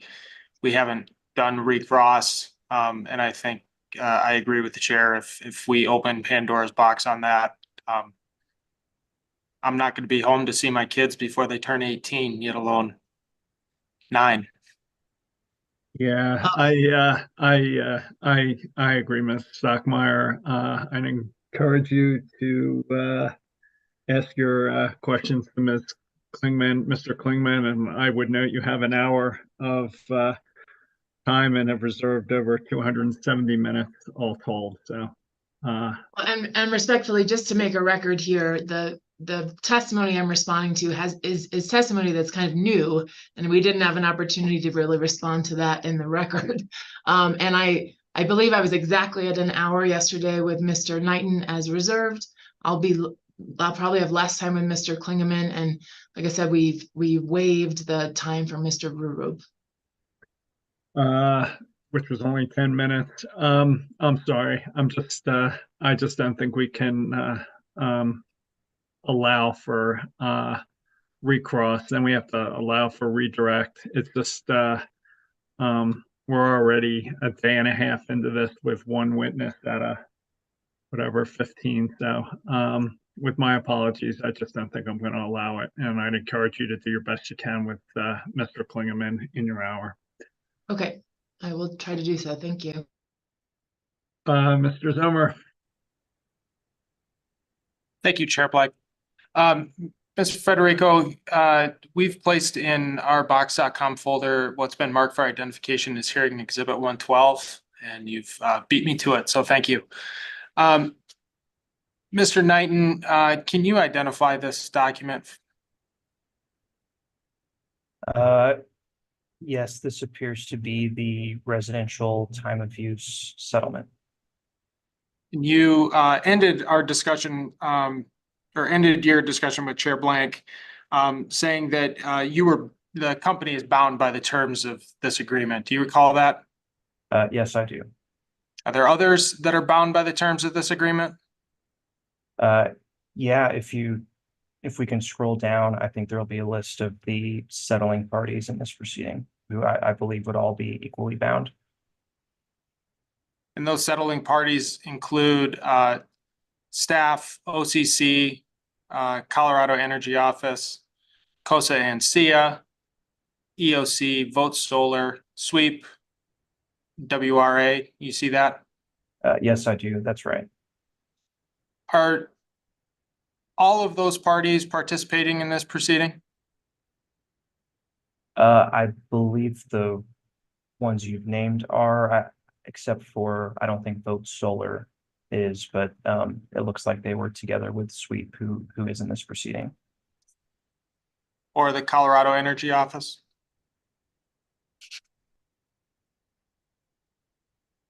Or the Colorado Energy Office. And if we could advance to the next page. Right there, thank you.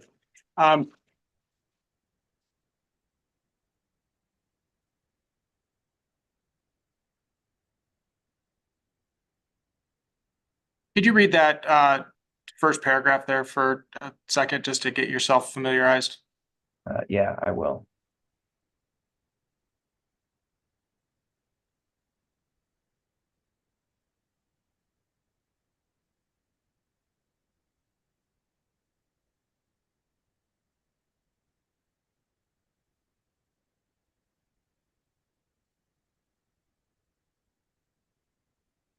Okay, I've read it.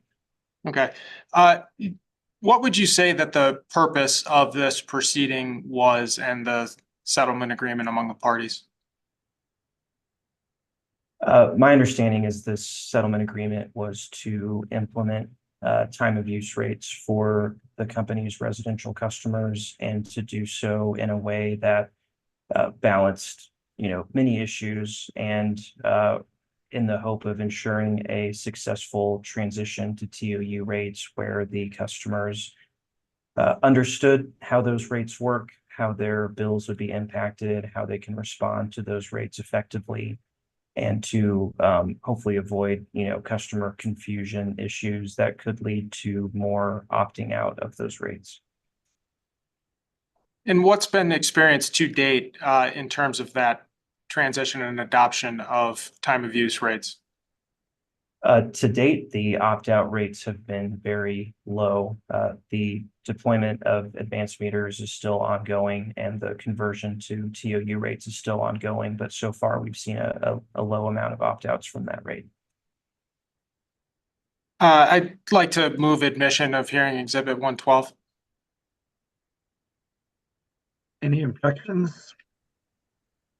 Hearing none, so done. Mr. Knight, you were just discussing the success to date of the adoption of time of use rates. And then you also had a discussion with Chair Blank earlier about potential concerns associated with adopting or modifying the peak period and adding shoulder periods to different rates. Do you recall that discussion?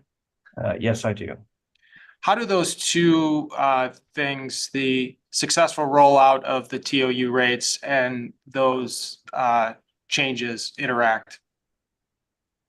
Yeah, so we have some concerns that kind of amending the TOU periods and the customer education program that was established, with several parties in the settlement that we're looking at, that if we kind of upend some of those plans, it could lead to more customer confusion and dissatisfaction with that rate, and possibly contribute to more opt-outs from the rate.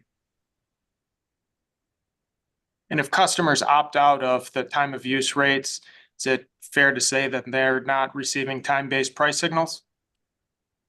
That's right. The opt-out rate is a flat energy rate that varies by season, but not by any time period within the season. And so there's no price signal within the opt-out rate to shift load.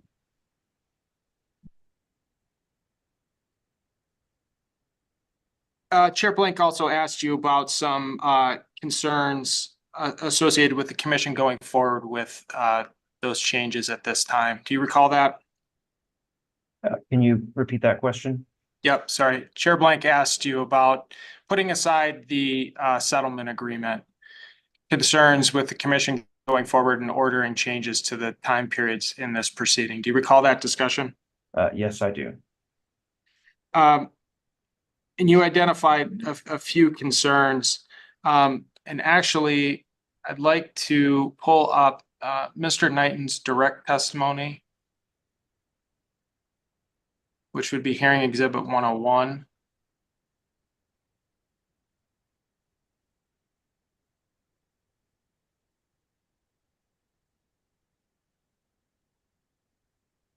And I will find my page here in just a second.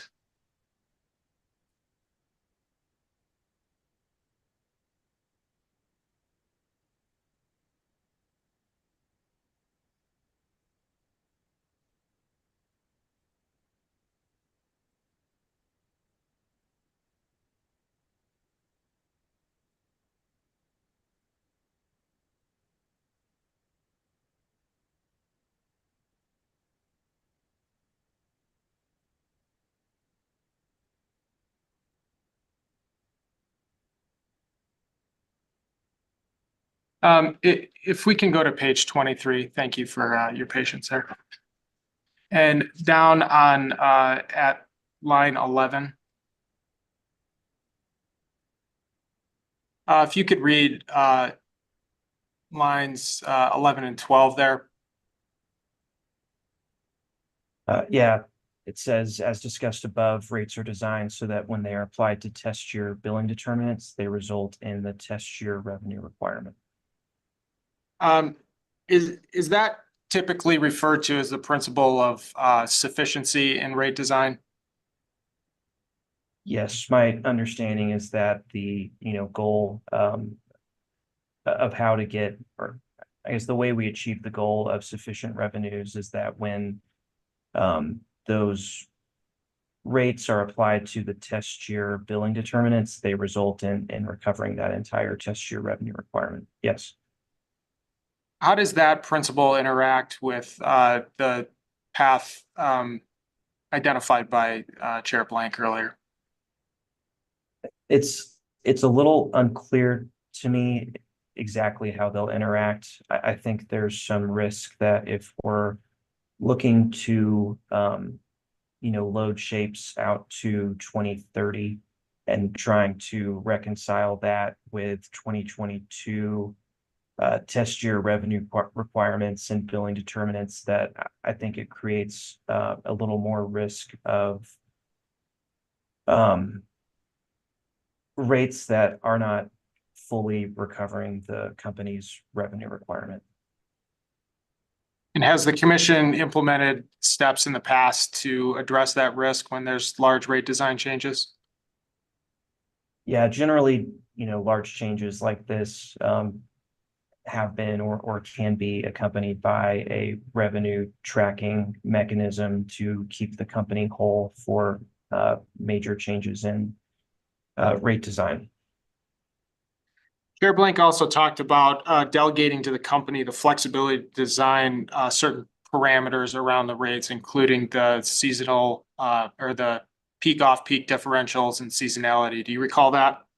I do, yes. Is there a way that that could be accomplished in a collaborative manner within the time period of this case? I don't believe we would have the time to consult with other parties in this proceeding and conduct the kind of new analyses to derive these rates in time to get them filed and approved within the limitations of this proceeding. There's been offered into the record in this proceeding hearing exhibit 1802, which is the 120-day report in the ERP. You had a discussion with Chair Blank about that document. Do you recall that? Yes, I do. Is your understanding that that document is the result of a detailed and complex process? Yes, I haven't been directly involved in the ERP or in resource planning at this company, but it's my understanding that there's a lot of analyses and a lot of complicated facts that go into that ERP review. And that detail considers, does that consider more than just kind of peak usage during select hours? Yeah, I believe peak usage is a main component, but there are a lot of other factors that are considered within the ERP. including seasonality? Yeah, I believe seasonality would be considered. I know I've heard some discussion about, evaluations within the ERP, looking at whether and when we could transition to a winter peaking utility in the future. And other concerns of reliability, are those also part of that analysis? Yeah, I believe there's I forget the exact name. I think it's a loss of load study that's looking at the risk of load shed under various assumptions and various resource plans. And so are those considerations a little different than merely moving usage in response to price signals? Yeah, I think there's enough factors within the ERP. It's not clear to me what the impact would be, or at least the immediate impact of a time of use signal on the planning needs of the company. Okay, I'd like to turn to some of your discussion with Commissioner Gilman. And if I could get hearing exhibit 103 pulled up.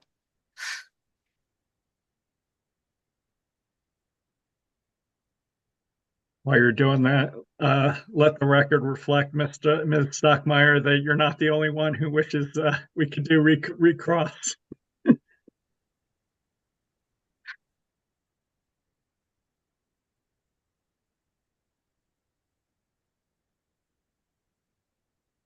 And if we could go to page 25.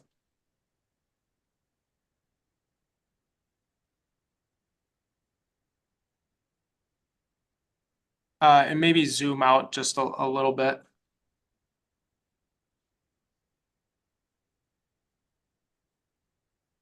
Okay. You had a discussion with Commissioner Gilman about data in the record about customers responding to demand signals. Do you recall that? Yes, I do. Now, that was specific to customers moving on to schedule SG. Do you recall that? Yes, I do. Can you review this Q&A here for a second? And then I'm going to ask you some questions about it.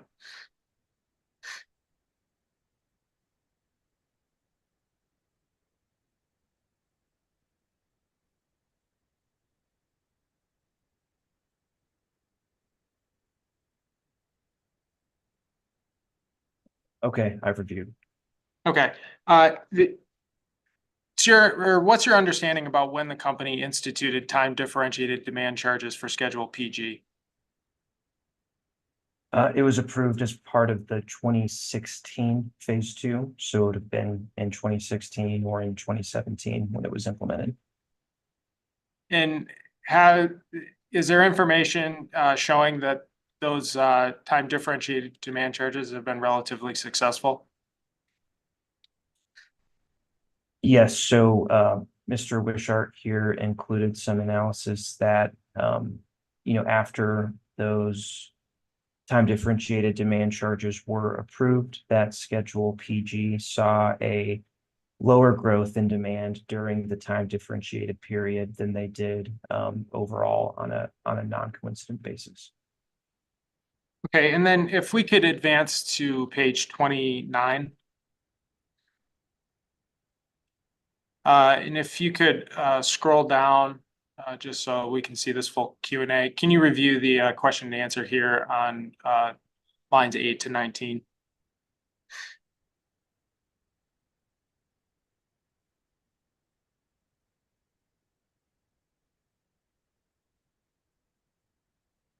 Okay, I've reviewed. Has there been a large movement of customers from Schedule CTOU to Schedule SG? It hasn't been as large as the potential that we saw looking at the table of customers who were eligible.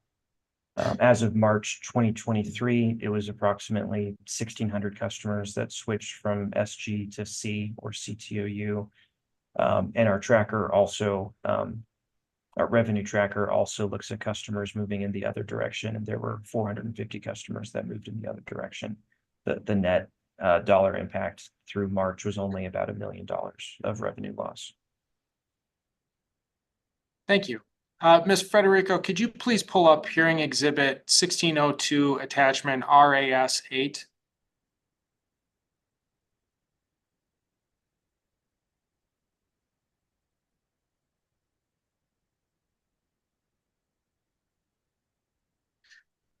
And can we go to page 18?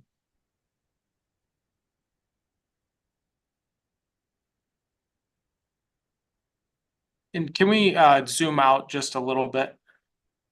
Just so that whole, yeah, thank you, perfect.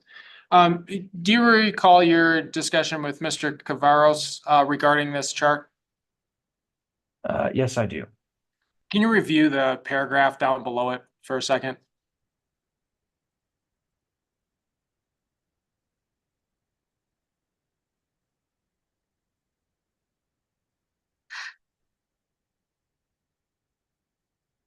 Okay, I've reviewed.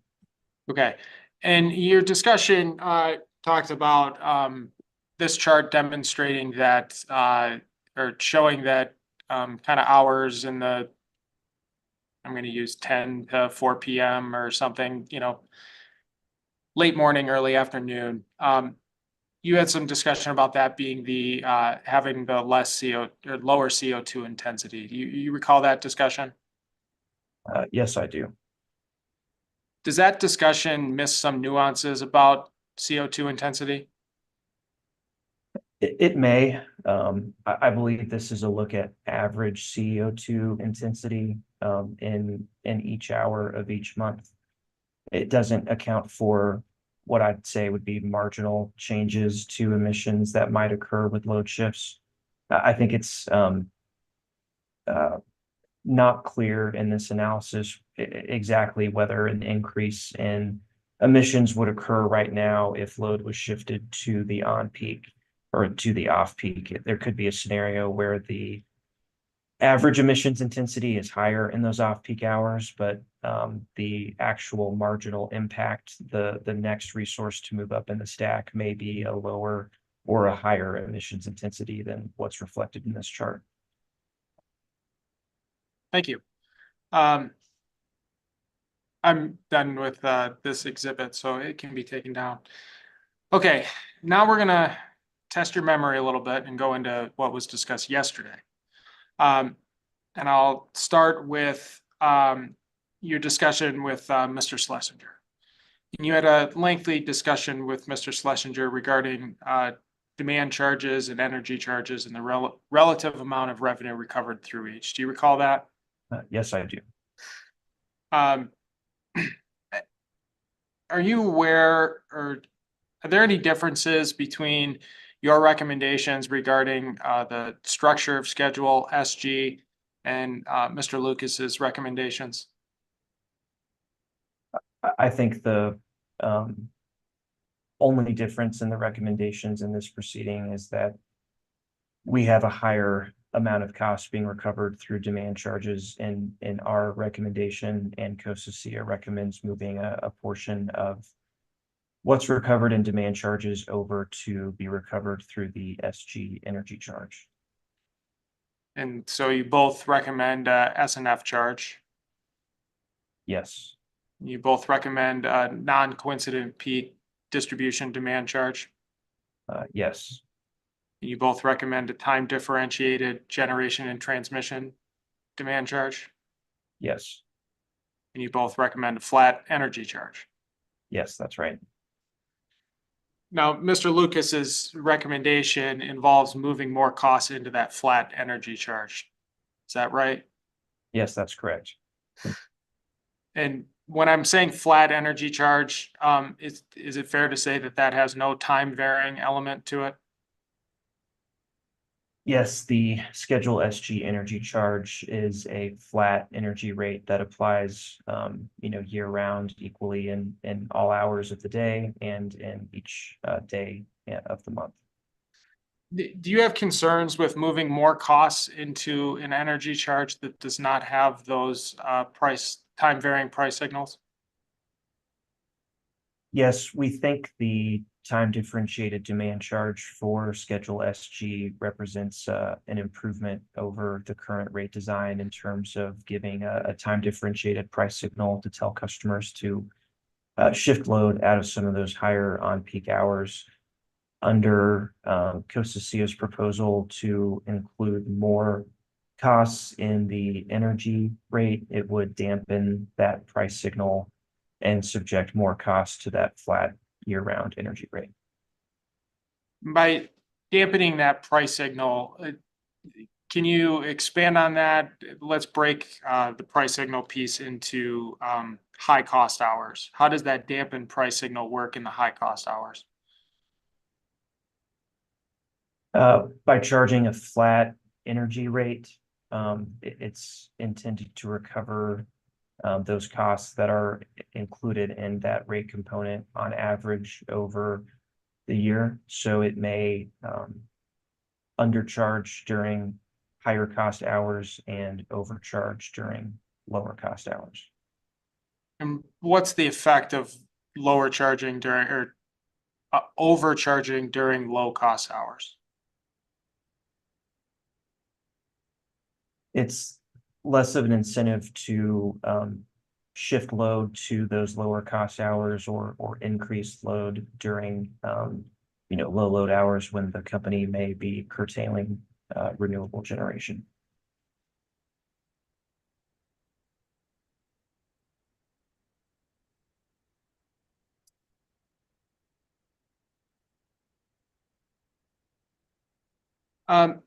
Ms. Federico, could you please open hearing exhibit 108?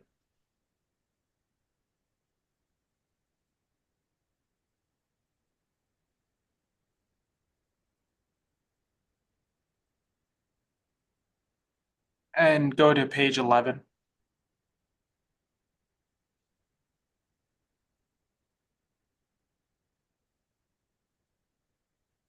Do you recall having a discussion with Ms. Stockmeyer regarding table JRK R1? Yes, I do. And then can you explain a little bit, just to bring everybody back up to speed, what this table is showing? Yeah, so this table reflects the bill impacts of our rebuttal testimony case, including the reallocation of PTCs within the ECA, which is separate from base rates. That's the proposed bill. The comparison point is the current bill, which reflects the phase one rate case settlement, including the GRSA, GRSAE, and then changes to, I believe, the DSMCA, PCCA, and TCA that all came out of the phase one rate case. And Ms. Federico, if you could open hearing exhibit 108, attachment JRK 18.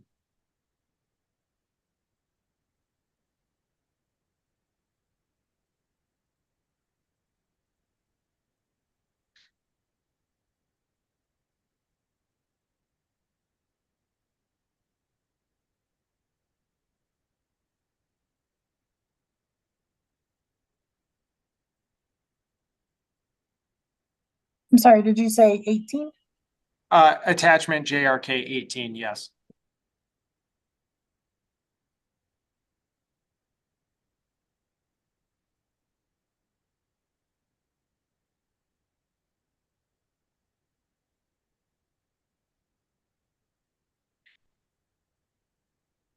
Mr. Knighton, is this attachment support table JRK R1? This attachment does, I believe, what we're looking at on the first page is an alternate look where the PTC impacts were not included. Is the calculations with the PTC effects included in this attachment? Yes, it is. There are calculations supporting both views. Can we please advance to page 13?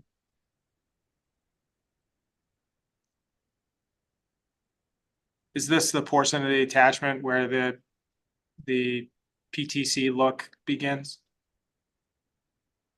Yeah, so this portion is labeled as including the ECA PTC reallocation. Yes. And if we can return to hearing exhibit 108 at page 11. You also had some discussion with Ms. Stockmeyer yesterday about prior versions of this table that were produced in different rounds of testimony. Do you recall that? Yes, I do. Generally, at a high level, what were the differences as those tables progressed throughout the case? In the direct testimony, we had not yet concluded the phase one, and so I believe we would have had a couple comparisons there. One would have been, current rates without the phase one all the way through to the phase two. Another would have been, the phase one case at that time versus the phase two. I think the major difference is, after the phase one settlement was approved in our supplemental testimony and in our rebuttal, we amended our proposal in this proceeding to reflect the 2022 test year and the final phase one revenue requirement that was lower than what was initially proposed. Sometimes there are also some changes in some of the other non-base rate components that are included in the analysis. When we look at the total bill here of, $88 or $89 for residential, that's not only base rates, it includes all the other riders. It includes the EAP charge. It includes the RISA and SEPA. And so there can be changes in some of the other rates included within that analysis, like the ECA, like the ECA that may make a comparison of, this table in my testimony to, say, the bill impacts included in Mr. Wishart's direct testimony, not directly comparable. Are there versions of these tables, though, in the record that isolate just the effects of the issues in this proceeding? Yes, I believe each round of testimony has had a version of this table that only isolates the changes proposed within this phase two proceeding. Finally, you had some discussion yesterday with Ms. Stockmeyer regarding Mr. Wishart's analysis of different affordability metrics. Do you recall that? Yes, I do. When was that analysis? Which round of testimony was that analysis performed in? It was included in Mr. Wishart's direct testimony. And had the phase one proceeding concluded at that point? No, it had not.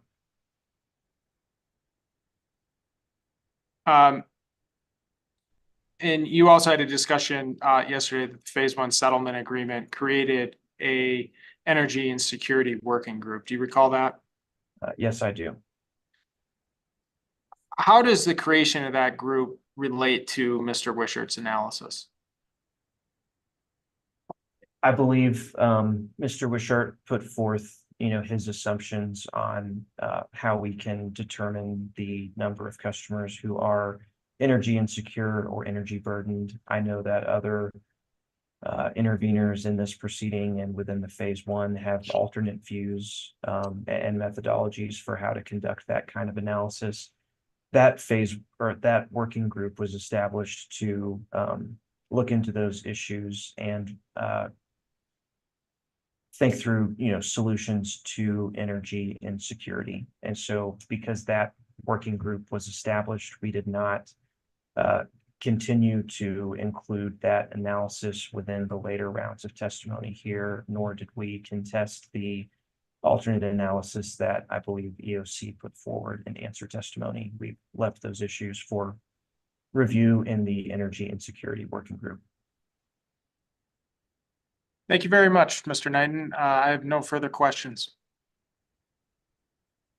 Thank you, Mr. Knighton. You survived the ordeal.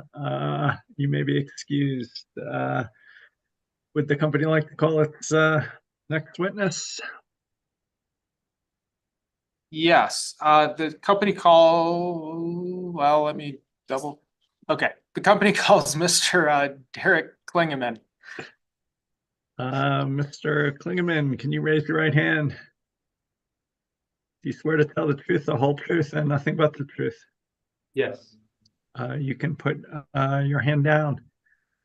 Is anyone communicating with you in any way about this proceeding? No, they are not. And you're by yourself right now? Correct. That changes, you'll let us know. Yes. Back to you, Mr. Zimmer. Thank you, Chair Blank. Good afternoon, Mr. Klingeman. Could you please state and spell your name for the record? Yes. Derek Klingeman, D-E-R-E-K, last name K-L-I-N-G-E-M-A-N.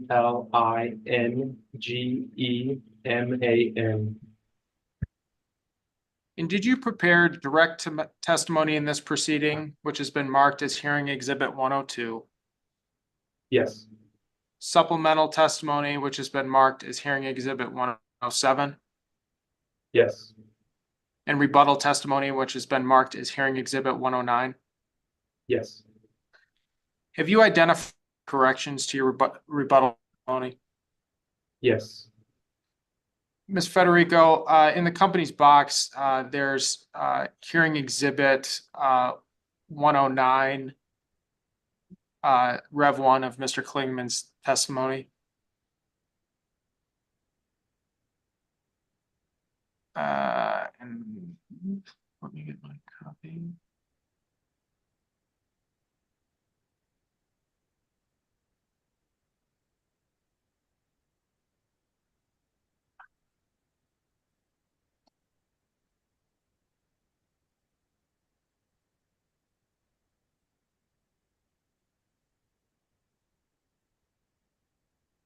If we could advance to page 34 and scroll down to table DSKR6. Mr. Klingeman, are these the corrections you identified? Yes, they are.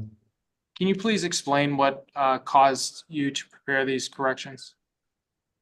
Yes. So this table is a comparison of the company's proposed functionalization of advanced meter costs, the resulting residential cost responsibility, and customer related costs on a per customer or dollar per customer month.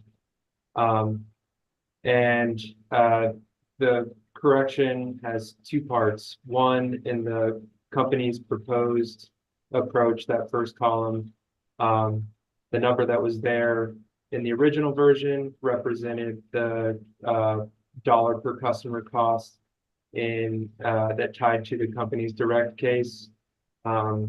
Supplemental direct case.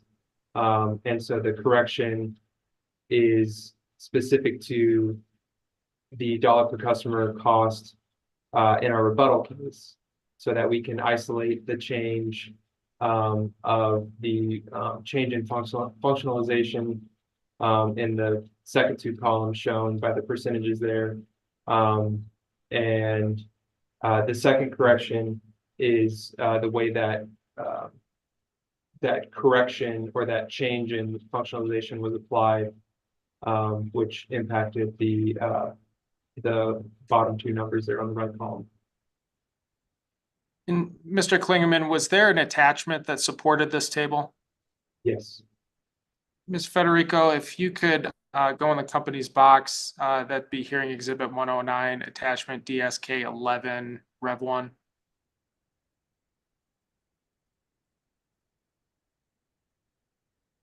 Mr. Klingeman, is this that attachment that you referenced? It is. And if we could scroll to page 6. Are these the corrections you made? Yes, those with the gray shading, yes. Can you explain those corrections? Yes, so this originated in a spreadsheet. The update involved that top row of gray shading there.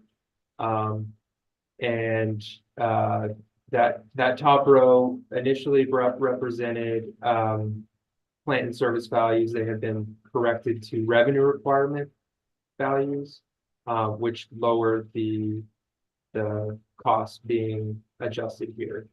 And that flowed through the spreadsheet, impacting the grade cells. And if we could go back to page 5 real quick. And is this the prior version? It is.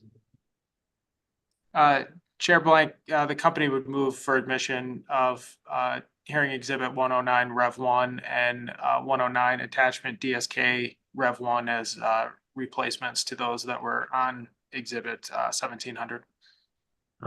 Any objections, Ms. Stockmeyer? Ms. Federico, can you just pull this exhibit into is it possible to view this at all? I just realized I'm looking at the original, Mr. Zummer, the original DSK 11 has 21 pages, correct?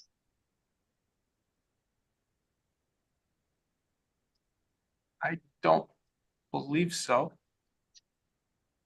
I'm looking at an exhibit that has 21 pages. I thought this was a very minor correction, but it appears to change the formatting of the exhibit as well.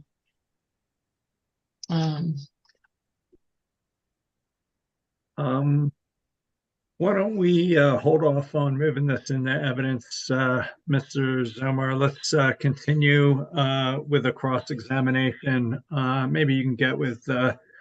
Stockmeyer offline, and let's see if we can get on the same page instead of trying to do it in open hearing. Would that work? Yes, Chair. Yeah, and let's make sure we move whatever the correct exhibit in is before we end with Mr. Klingerman. Should we start with a cross, or do you have more, Mr. Zimmer? No, that was it. DEC, Ms. King, I got 45 minutes.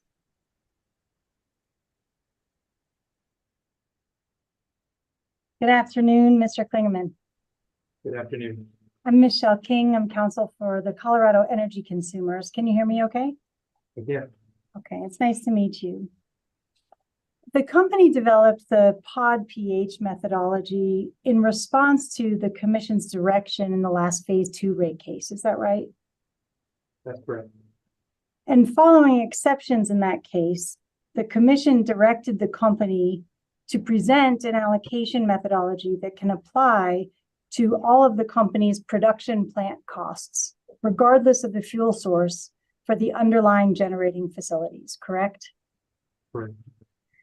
And at a high level, the pod pH methodology allocates the cost of different types of generation resources based on when those resources are expected to be producing power, correct? When those resources are expected to be producing power and how those resources serve load. Yes. And rather than use the full pod over all 8760 hours of the year, the company limited that analysis, refined that analysis to 1,000 peak load hours, right? Yes. This was in recognition that it's generally the highest load hours that drive investment in generation, right? Yes. And if we can please turn to exhibit 102. And I'm not certain, is it Ms. Federico or Ms. Kunkel? It's Kunkel today. Thank you. Okay, thank you. If we can please pull exhibit 102 and turn please to page 29. Thank you. And Mr. Klingerman, there you elaborate on the reasons that the company modified the pod method with a focus on peak hours. Do you see that? Yes. So some of those reasons include the limitation of the pod approach, the limitations of the pod approach as identified in the RAP cost allocation manual, in recognizing that the pod fails to account for why investments were made in the first place. Is that right? Yes. And here at lines 7 through 10, you note by limiting the pod pH allocator to the top 1,000 hours, the cost allocation is focused on the most critical hours of the year and better reflects the fact that generation historically was added to address peak capacity needs. Do you see that? Yes. But wouldn't you agree that generation is still being added to address peak capacity needs, such as summer peak demand? That is not the only reason generation is added, but yes, that is one reason. Okay, and so if we can please open, we'll come back to this exhibit, Ms. Kunkel, but if we can, in the meantime, please open hearing exhibit 1802.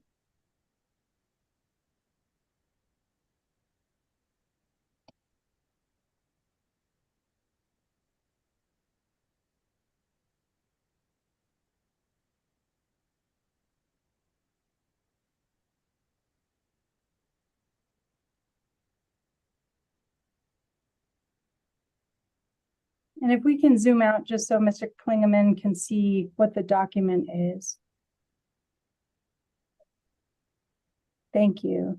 Mr. Klingeman, do you recognize this as the company's 120-day report in the 2021 Electric Resource Plan and Clean Energy Plan? Yes, I see it is titled that.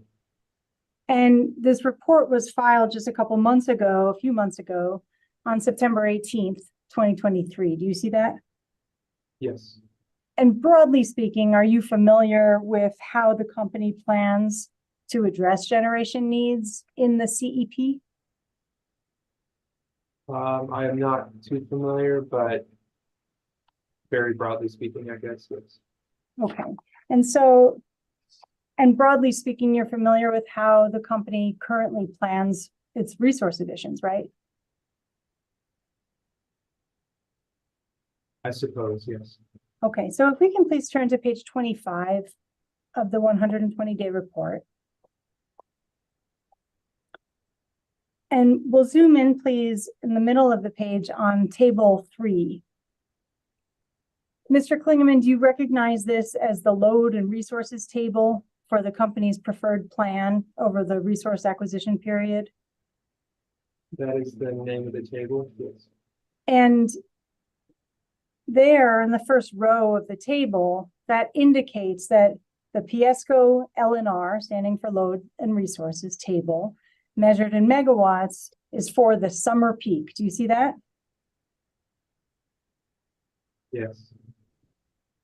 And the company's capacity position, shown at the bottom of the page, or shown at the bottom of this table, is a net of its capacity need, which is the firm obligation load, and the total planning reserve margin target, and its total accredited capacity for meeting summer peak.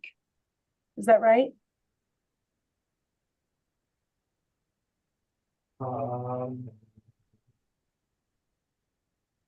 That's what I understand. And because capacity decisions are being made to accommodate summer peak load, we can agree, can't we, that our allocation methodology for production should also bear some nexus to that, right?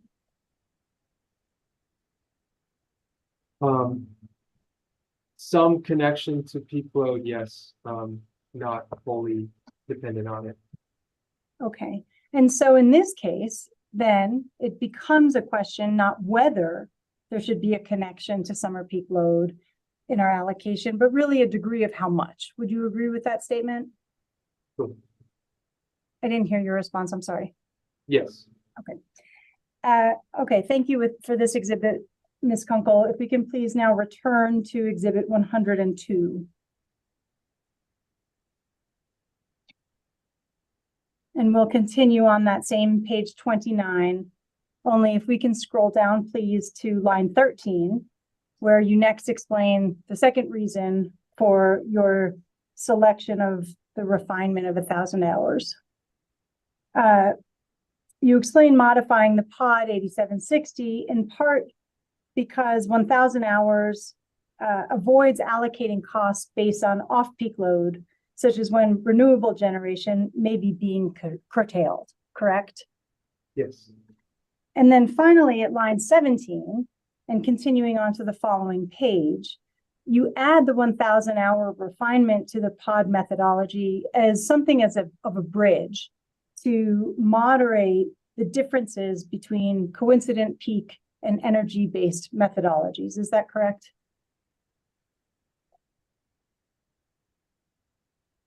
Just reading this real quick. Yes, that is the third reason. Okay. You state this a different way in your rebuttal, and I don't think we need to go there, but we certainly can if you'd like. But that using 1,000 hours results in an allocator that is generally between the extremes of a pure capacity allocator and a pure energy allocator. Is that correct? Yes. And were you present or watching during my cross-examination of Mr. Knighton? I was. And I asked these questions of him. Is it fair to say that part of the company's intention in identifying the 1,000 hours is to find a middle ground or a balance? Yes. And you would agree, though, that there's nothing inherently magic about your selection of 1,000 hours, is there? The company could have picked 500 hours or 250 hours or 100 hours. We didn't select it at random.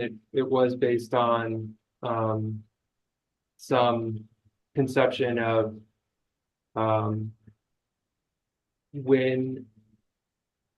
what generally are higher cost hours, and looking back to our time of use periods and specifically the residential time of use periods, based on a 4-hour window, extrapolated out over the course of a year is around 1,000 hours. We decided that the decision on that specific on-peak window had some meaning, and so we tied it to that.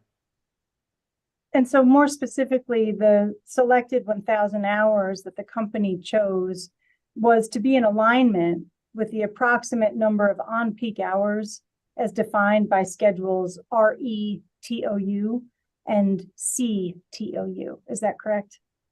That's correct. And so on-peak hours for these classes, that's a function of rate design, isn't it? It is. And the company selects the on-peak window in designing rates. And that can change from case to case to create certain price signals, can't it? It can, yes.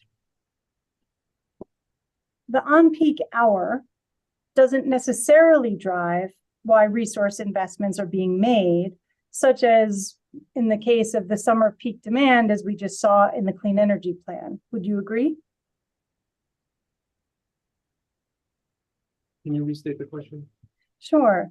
The on-peak hour doesn't necessarily drive why resource investments are being made, given the need to plan around summer peak demand as what we saw in the clean energy plan loads and resources table. Would you agree? I think generally the on-peak hours are designed around our peak demand, but yes, it doesn't necessarily.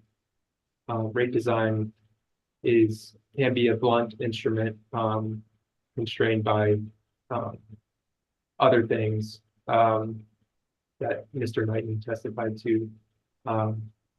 But generally, though, those on-peak period hours, or the duration of that on-peak period, I think has some important meaning. You trailed at the end there, some important meaning. Meaning, okay, as would planning for peak demand, wouldn't you agree? Yes. Okay, so if we can please now, Ms. Kunkel, pull up exhibit 401, which is Mr. Higgins's cross-answer testimony.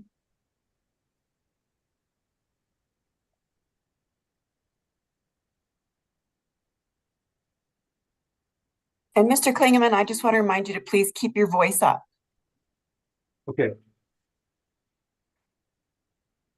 And if we, I guess as a foundational matter, Mr. Klingeman, have you reviewed Mr. Higgins's cross-answer testimony in this proceeding? I have. Okay. If we can please turn to page 11. Thank you. And I'll direct your attention, please, down to line 9 and continuing to the bottom, if we can fit that on the page, including the footnote if possible. Thank you. So there, Mr. Klingeman, at line 9, Mr. Higgins explains how from 2013 to 2022, residential 4CP demand has grown from 1,948 megawatts to 2,774 megawatts, coinciding with the addition of new residential customers and increased penetration of residential central air conditioning, discussed at length in the prior phase 2 rate proceeding. Do you see that? Yes, I haven't vetted those numbers, but I do see that here. Okay. And so the footnote that Mr. Higgins applies there, footnote 12, cites to the testimonies of public service company witnesses, Ms. Trammell and Mr. Martinez. And particularly as noted in the footnote, Mr. Martinez presents the company's research on the increase in the number of residential customers with air conditioning and the addition of approximately 240 megawatts to the residential 4CP at the time. You don't have reason to dispute company witnesses, Ms. Trammell or Mr. Martinez's testimony on behalf of the company, do you? I do not. And so rather than tying the pod pH refinement to on-peak hours, if the company wanted to maintain a defensible nexus to the cost of meeting system capacity requirements, just like how the Clean Energy Plan generation additions depend on the calculation of summer peak demand, and considering these residential additions to 4CP, do you think it would be reasonable for the commission to tie the allocation of production costs to those hours in which the retail demand most closely aligns with system peak demand? In a way, I think we're saying the same thing. We're just, are you suggesting that those hours are only 4 hours? I would suggest that we need to broaden that, the definition of those peak hours. Okay.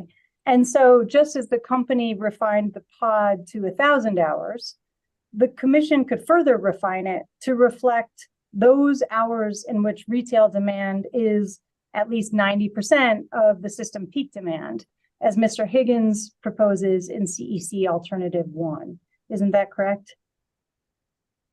Yes, he did propose that. And yes, that is also an option that the commission has in its potential refinement of the pod pH, right? It is an option, yes. I would note that I reviewed that alternative, and the number of hours, by basing it off of 90% of the peak, I think the number of hours is 80 to 90 hours in that range, which I think is a little too focused on the peak hours.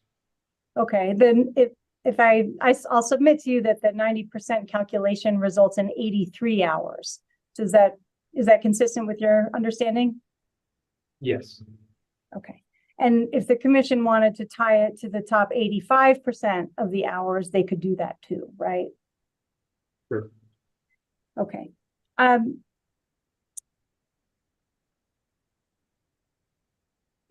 Finally, Mr. Klingman, you addressed the need for stability, and I think we're done with this exhibit. Thank you so much, Ms. Kunkel. You addressed the need for stability in cost allocation. Is that correct? Yes. And you've reviewed the proposals by the various parties in this proceeding, right? Yes. Do you have a sense of order of magnitude of the recommendations made by the parties? A general sense. And so, subject to check, and I can tell you what I'm basing it on, and you can speak to that. Would you accept that CEC's 4CP AED recommendation allocates approximately 2.89% more costs to residential customers relative to PSCo's rebuttal position? Subject to check. Sure. And I'm comparing Exhibit 400, which is Kevin Higgins's answer testimony at page 8 on his KCH1 table, against Exhibit 109, which is your rebuttal testimony in DSK, attachment DSK9, Rev 1, sheet 20. Does that sound like the right approach? I'm familiar with my rebuttal, and I'll take your word on Mr. Higgins's. Okay. But order of magnitude, that sounds about right in terms of the relative recommendations. Yes. And so by contrast, would you accept, again, subject to check, that the UCA's recommendation, and this is as shown on Exhibit 300, which is page 25, which is David Peterson, table DEP for David Peterson, table DEP 5. And again, compare that to your rebuttal attachment DSK 9, sheet 20. By contrast to CEC's position and resulting calculation, would you accept that the UCA's recommendation allocates approximately 23% of costs to primary C&I customers and approximately 60% of costs to transmission customers relative to PSCo's rebuttal position?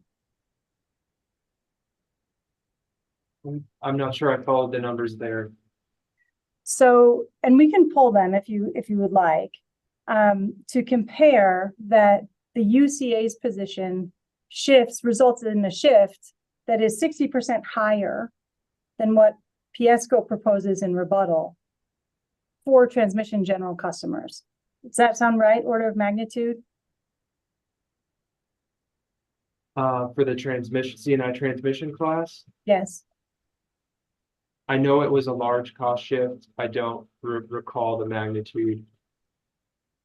Would you like for us to pull the numbers, or do you want to accept that subject to check? I'll accept that. Okay. And then similarly for primary C&I primary customers, that cost shift is about 23% higher in UCA's recommendation than what the company proposed in its rebuttal position. Subject to check, does that seem right, order of magnitude? Sure. Yes. Thank you, Mr. Klingman. I have no further questions for this witness. Thank you, Ms. King. Mr. Fagno, 3 minutes.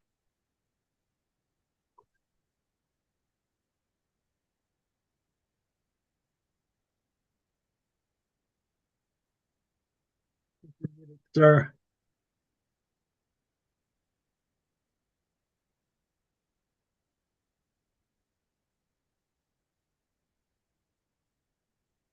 I can't hear him. Can you guys hear him? There you go. Yeah, okay. Just unmuted. Thank you. Good afternoon, Mr. Klingman. I'm Richard Fagno. I represent Climax Molybdenum Company. Now, I wanted to ask you a couple of questions, not too many, I hope. Looking at your rebuttal testimony, and would want to look at, let's see, that's hearing exhibit 109, and DSK-R-1, I believe it's page 13.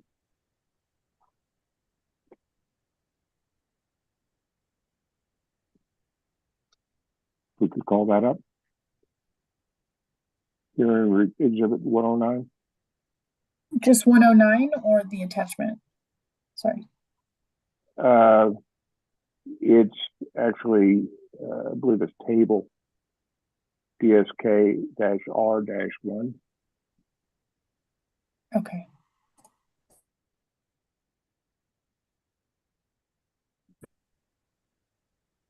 It was 109. Did you need the revised version that they discussed earlier? Revised is fine. It doesn't matter because my, it's the same. And it's on page 9 and about the middle of the page, table DSK-R-1. Okay, you could scroll up just a little bit. Down a little bit. Okay, there we go. Thank you. You see that, Mr. Klingeman? I do. And I wanted to ask you about this. Generally, this is comparing the current rate percentage allocation of revenue responsibility. This is all base rate revenue responsibility, correct? Correct. And it's comparing that on a current basis after phase 1 with 3 other situations, right? Yes. The first of those 3 is the current without the, as you call it, the revenue responsibility adjustment in phase 2 of the 2020 phase 2 rate case, right? Yes. Okay, now that was, what was that revenue responsibility adjustment? So that column there is basically the current revenue distribution, and that adjustment refers to the class cost allocation mitigation from the 2020 phase 2 settlement, which reduced or mitigated the cost allocation or revenue responsibility, I should say, for residential and small commercial in exchange for an additional revenue responsibility for the other classes. So there was a revenue reduction for the residential class that was spread across the other classes as a mitigation of the residential rate increase. Is that generally correct? I believe it was residential and small commercial, not just residential, but yes. Okay. And you recall what the amount of that was?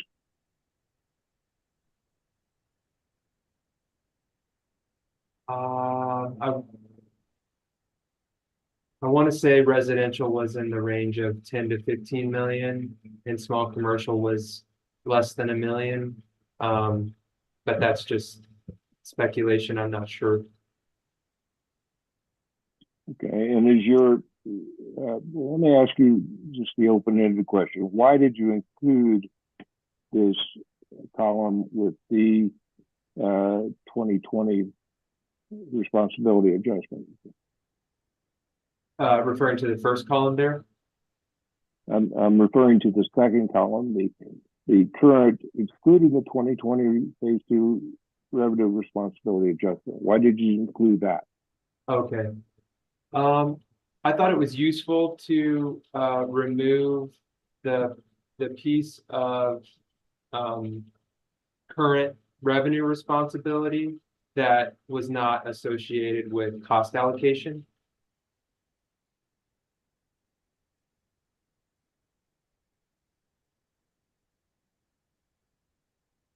not associated with cost allocation. Yeah, in other words, the second column there reflects the cost allocation results of the 2020 phase 2, as opposed to the first column, which has the cost allocation results plus some mitigation that's not related to cost. It's just related to revenue responsibility. Okay. So does the second column bring the percentage responsibilities of the revenue requirement to the point where all were allocated in accordance with the allocation method approved in the 2020 rate case? Can you repeat the question? I'm sorry. Yes.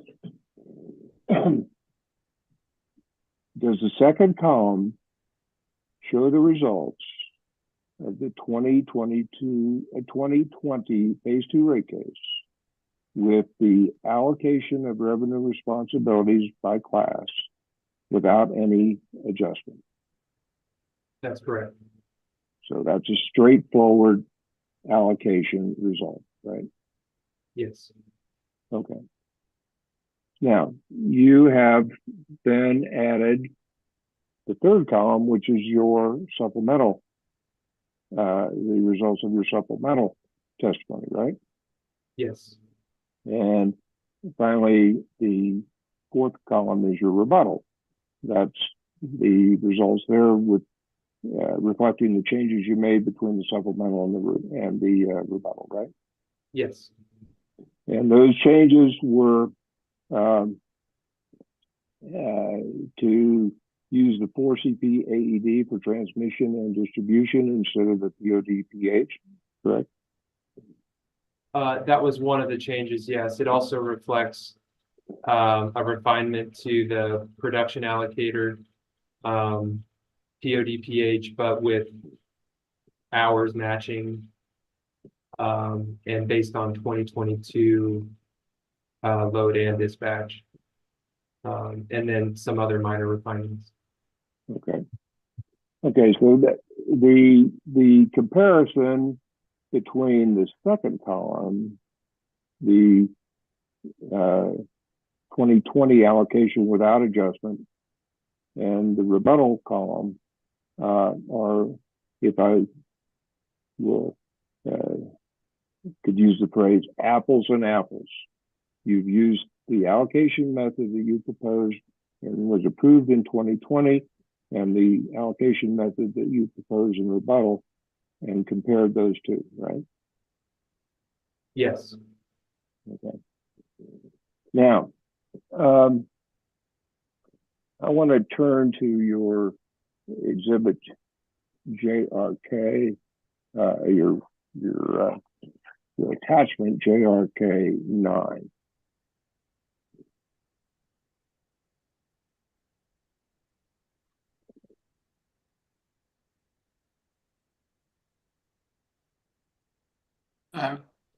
Clarifying question, is that DSK 9? Yeah, I'm trying to get Mr. Knighton out of my head. I can't do it. So yes, it's DSK 9. And I'm not quite sure the pagination, but I think it's page 6. If we could scroll down. Got my downs and ups. Okay, right there. Okay, good, thank you. Now,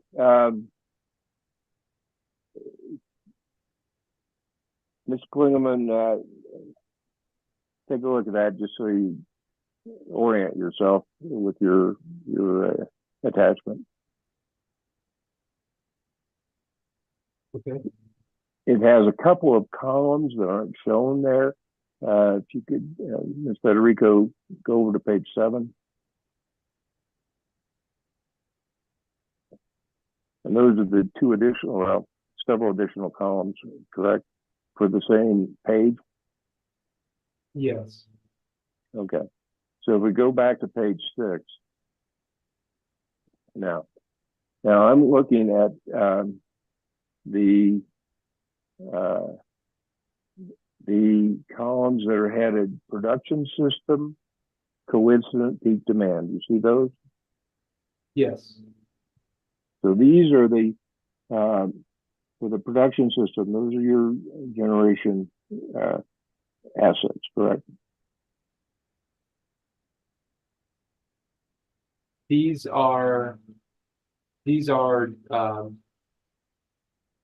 demands, class demands here. Can you ask the question again? Sorry. Excuse me, I couldn't hear. Could you ask the question again? Oh, okay. Let me turn my volume up. These are the coincident peak demands in the 4 categories you have listed under production system, correct? Correct. Yes. Okay, and there's summer, winter, 12-month average, and 4 CP, right? Yes. Now, looking at the summer, you look at the residential summer coincident peak demand. That would be the demand that the residential customers placed on the system at the time of the 2022 summer peak, right? Yes. Okay, and that was 2.7. Is that million kilowatt hours, or is that billion? I'm not sure. I think it's 2.7 million kW. Okay. And the total at the time of the summer peak demand was on line 18 at the bottom, 6,025,000, right? Yes. Would you agree that that indicates that dividing the first by the second is 45%? I'll trust your math on that. Yes. Okay. Now, with your discussion with Ms. King just recently, she referred you to Mr. Higgins' testimony about the growth in the residential class demand since 2013, I believe it was. Do you recall that discussion? Yes. And as I recall, Mr. Knighton indicated that the residential class has become more peaky over the last several years, right? Yes. And by more peaky, do you understand what he meant? Yeah, I think he meant that their class demand has grown faster relative to their class energy. And in another way of putting that would it be another way of putting that to say their class load factor has been reduced? Yes. And to the extent that costs are allocated based on their contribution to peak demand, that change to become more peaky would naturally result in a greater allocation of production costs to the residential class, would it not? Under the previous allocation methodology used, that was focused on 4 CPs, certainly. Okay. Would that not also be the case under the POD, at least POD-PH method? I think that's generally true with POD-PH. But the relationship is not as clear as it is with 4 CP. Okay. And that is because one of the reasons you chose POD-PH is because it has some reflection of the demand responsibility of customer classes for the peak requirements, right? Yes. Okay. Just not as much as 4CP-AED. Correct. Correct? Now compare that with the POD method. Pure POD, no pH, 8,760 hours. Would that growth in the residential classes peak demand be reflected in the POD allocation method? Not to a noticeable degree, no. It would mostly just be based on their energy. Okay. Which, as you said, has been reduced relative to their demand over the last several years, right? Correct. Okay.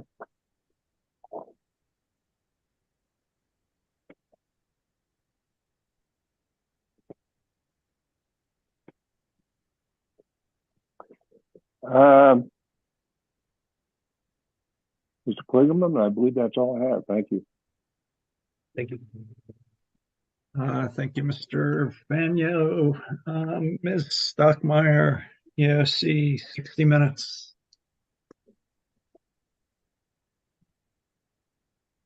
Thank you, Chairman and Commissioners. To just follow up on a point, I did have a chance to connect with Mr. Zomer, and EOC doesn't have any objections to the revised testimony of Mr. Klingeman or the revised attachment DSK 11. I was a little thrown off by the formatting changes, but we're good. With that, that exhibit is admitted into evidence. Thank you. Okay, Mr. Klingeman, good afternoon. I'm Gabriela Stockmeyer. I represent Energy Outreach Colorado. I'd like to first pick up a topic I started with Mr. Knighton yesterday. Mr. Knighton and I had a discussion wherein he agreed that the actual analysis done under a probability of dispatch, POD, is very different from a pure energy allocator, at least mathematically. Were you present for that discussion? I was. Okay.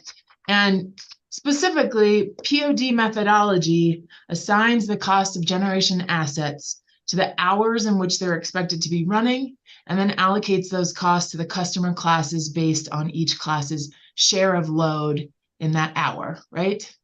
Yes. And it's highly data intensive. You're looking at dispatch, you're looking at load profiles, you're looking at resource costs, very data intensive, correct? It is. Now, the POD allocates the cost of resources that operate only at high load hours and proportion to class usage in those high load hours. Would you agree with that? Yes. Okay. And in contrast, an energy allocator allocates the cost of all resources blended together in proportion to the class usage in the entire year, right?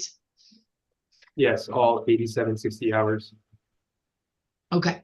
And despite the very different bases for the POD allocator and an energy allocator, in this case, it's been pointed out that the end blended result tends to look like an energy allocator, right? Yes. So let's turn to hearing exhibit 618 in EOC's box, please, Ms. Federico. And I apologize, am I calling you the wrong name? You have a new name? It's Stephanie Kunkel today. Okay, oh, it's the wrong person. Okay, sorry about that, Ms. Kumpel. Sorry about that.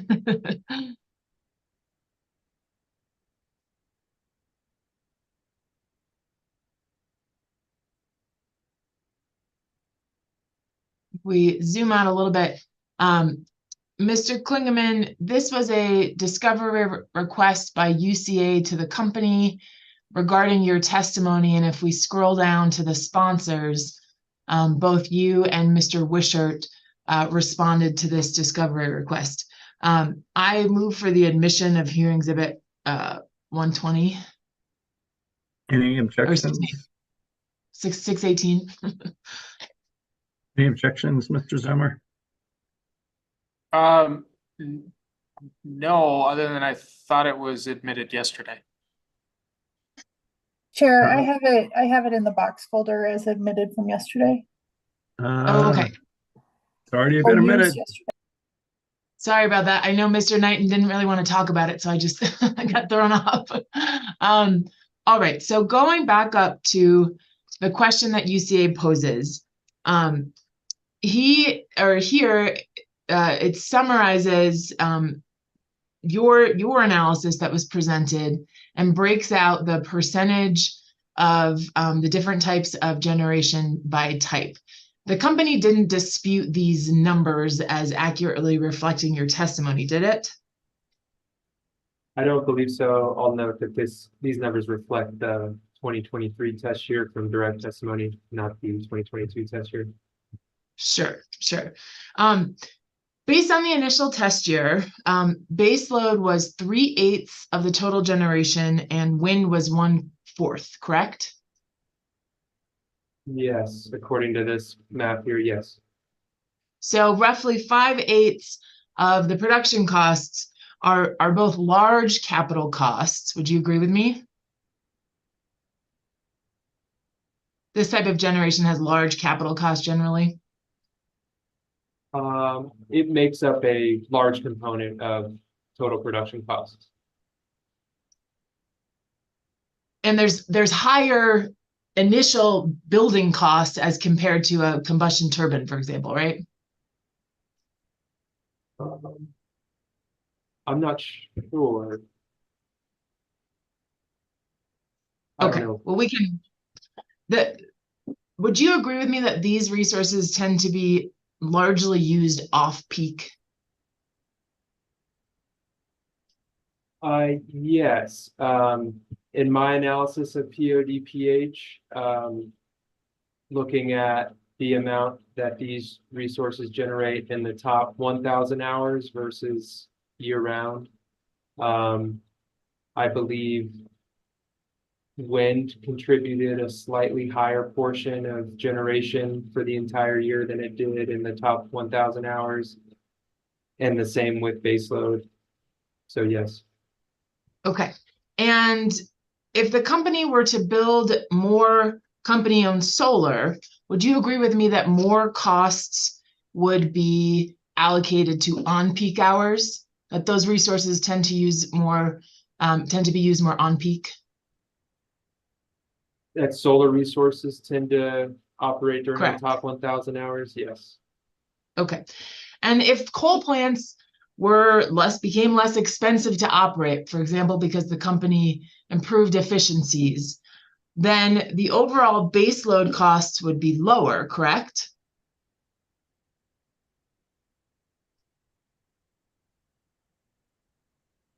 I believe a lot of those costs are fixed. So Just giving you a hypothetical here. If we could reduce some of the cost of operating coal, the baseload costs would be lower, and in turn, less costs would be allocated to off-peak hours, right? yes, If these kinds of changes were made, wouldn't you agree that the allocator would look less like a pure energy allocator? so if more costs were shifted, well, so I heard two directions there. If more solar was added, though, that would put more cost in the top 1,000 hours.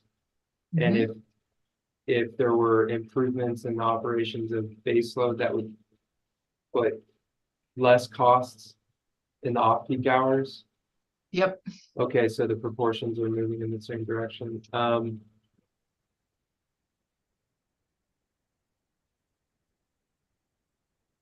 Could you repeat the question? I'm sorry. I think you were right there. If characteristics of the company's system changes over time, the POD looks less like an energy allocator, right? Yes, the breakdown of these costs does have an impact on how closely it resembles an energy allocator. For example, I think it's the relationship of cost on peak versus or in the top 1,000 hours versus the rest of the hours. And the steeper the gradient or the differential between those costs, I think you end up with a different result between energy and POD that looks more different. And in general, wouldn't you agree with me that a 4CP AED allocator is going to pretty much always look like an all-capacity 4CP allocator, regardless of the generation mix on the company system? I would agree with that. Okay, thank you. One of the costs, we can take this down, Miss Stumble, Grump, I'm sorry. It's Kunkel. Stumble. Sorry. Kunkel with a K.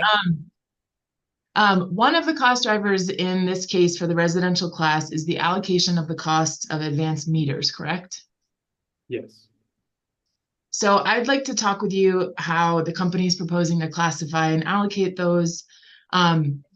If we go to your rebuttal at page, it's hearing exhibit 109, page 29.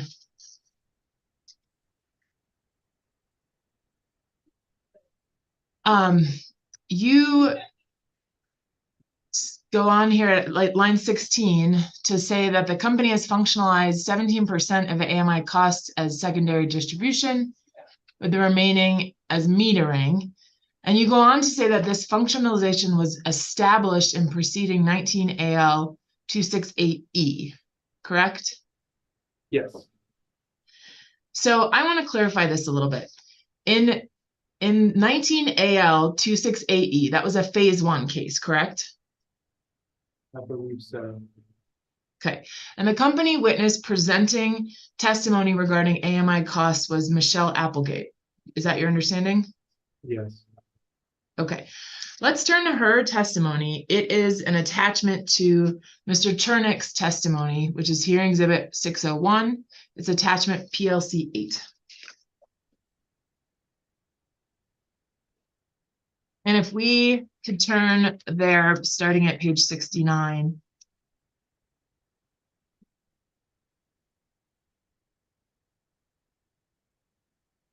And if we could zoom out just a little bit. Here, Ms. Applegate is generally introducing the settlement in 16A-588E. Now that is the Aegis settlement. And she is discussing how in that settlement, it was acknowledged that the AMI costs are not merely customer costs, correct? Correct. There was an acknowledgement that there was more benefit to adding these expensive meters and equipment to the system than just measuring usage and customer billing, correct? Yes. Okay. And ultimately at page 70, she goes on to propose not to functionalize, but to classify AMI costs as 17% demand related and 83% customer related, correct? Correct. Okay, and she talks about how she wants to conform to the requirements of the settlement. But if we look at page 69 at line 19, Ms. Applegate admits that there are no AMI costs included in this case, and that typically cost classification is not an issue typically addressed in a phase 1. Do you see that? I do. And at page 72, she clarifies that I recommend that the commission take no action regarding this proposal at this time and postpone any action until a subsequent phase 2 that includes the cost of AMI meters. Am I reading that right? That's what I read, yes. And Mr. Klingman, I was involved in this case, and I submit to you that the phase 1 decision was absolutely silent on the treatment of AMI costs. Do you have any reason to dispute that? I do not. Okay, and then following this phase 1 case, there was the 2020 phase 2 case, 23AL-0243E. And given that, as Ms. Applegate states, there were no AMI costs included in the revenue requirement in this phase 1, there were no AMI costs allocated in the 2020 phase 2, correct? That's my understanding. Okay. So the company has never before allocated AMI costs in a phase 2. We've established that. And let's go back to your testimony subject to check. I don't think we need to stand there. You've testified both in your direct and your rebuttal that functionalization occurs in a phase 1 case, right? Correct. So regardless of not having any treatment of this in a past phase 2, your position appears to be that since the company raised this in its phase 1 as a line item in the revenue requirement, it's somehow settled. Is that your testimony? No, I think my testimony is that the reason not to address this now is due to being still in the middle of the advanced meter deployment. Well, let's look at okay. Well, then would you agree with me that the commission can change how costs were functionalized between a phase 1 and a phase 2? The commission could do that, yes. Okay, and in fact, the company's proposed to move about $5.5 million from in capacitors from has proposed to change the functionalization of those in this case, right? Correct. Okay, so, and you also admit in your rebuttal, we can take this exhibit down, please. You also admit in your rebuttal that there is no impact to the retail revenue requirement in shifting the functionalization of meters in this case, right?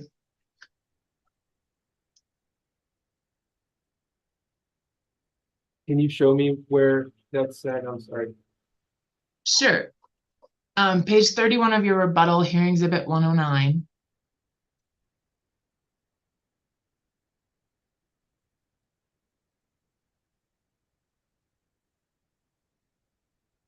Starting at line 11, this is where you were talking about it's not appropriate to refunctionalize advanced meters at this time.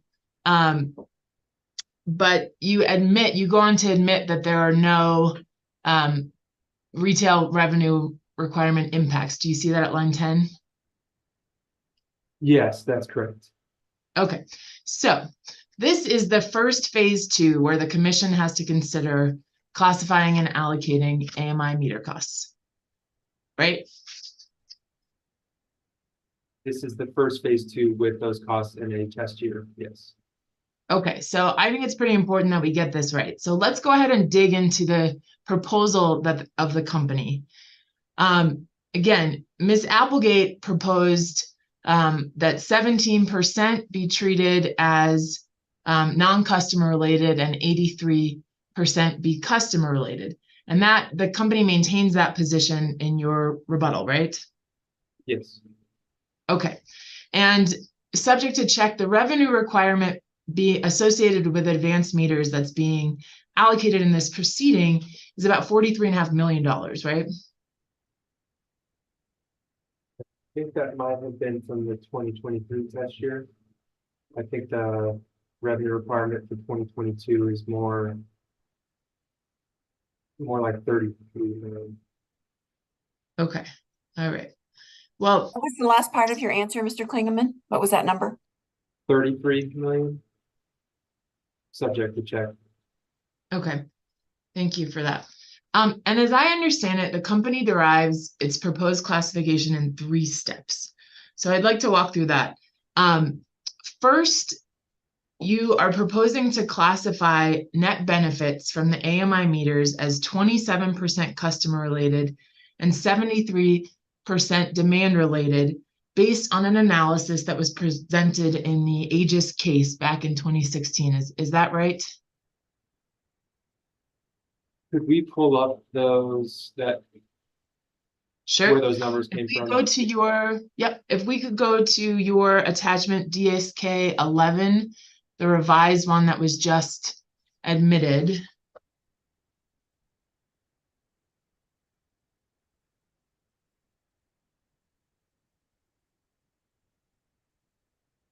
And that's DSK 11-2, hearing exhibit 109, please. Perfect. And I think the summary of your steps is at page 4 now. We can zoom out a little bit. So I want to talk about, I see this as 3 steps. I want to talk about step number 2 first, which is the net benefits from AMI meters. So would you agree with me that the company, and I'm looking at the red numbers, which is my understanding correct, that those were based on the analysis presented by Ms. Applegate in the Aegis case, correct? Or excuse me, in the last phase 1 case, correct?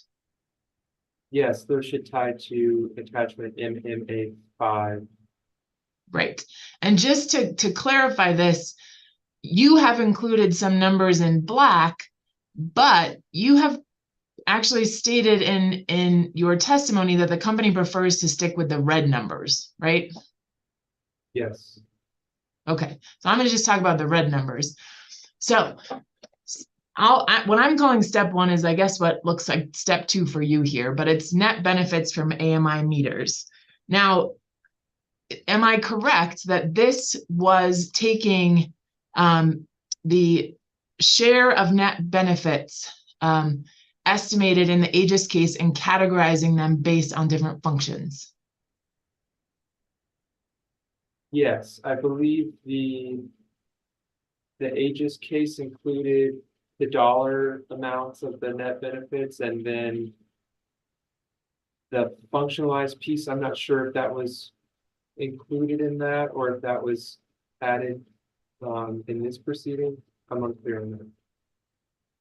Okay, so Mr. Klingeman, would you agree with me that Mr. Chernick's initial analysis was pretty much identical to the analysis the company presented in this step here, looking at the net benefits from the AMI meters?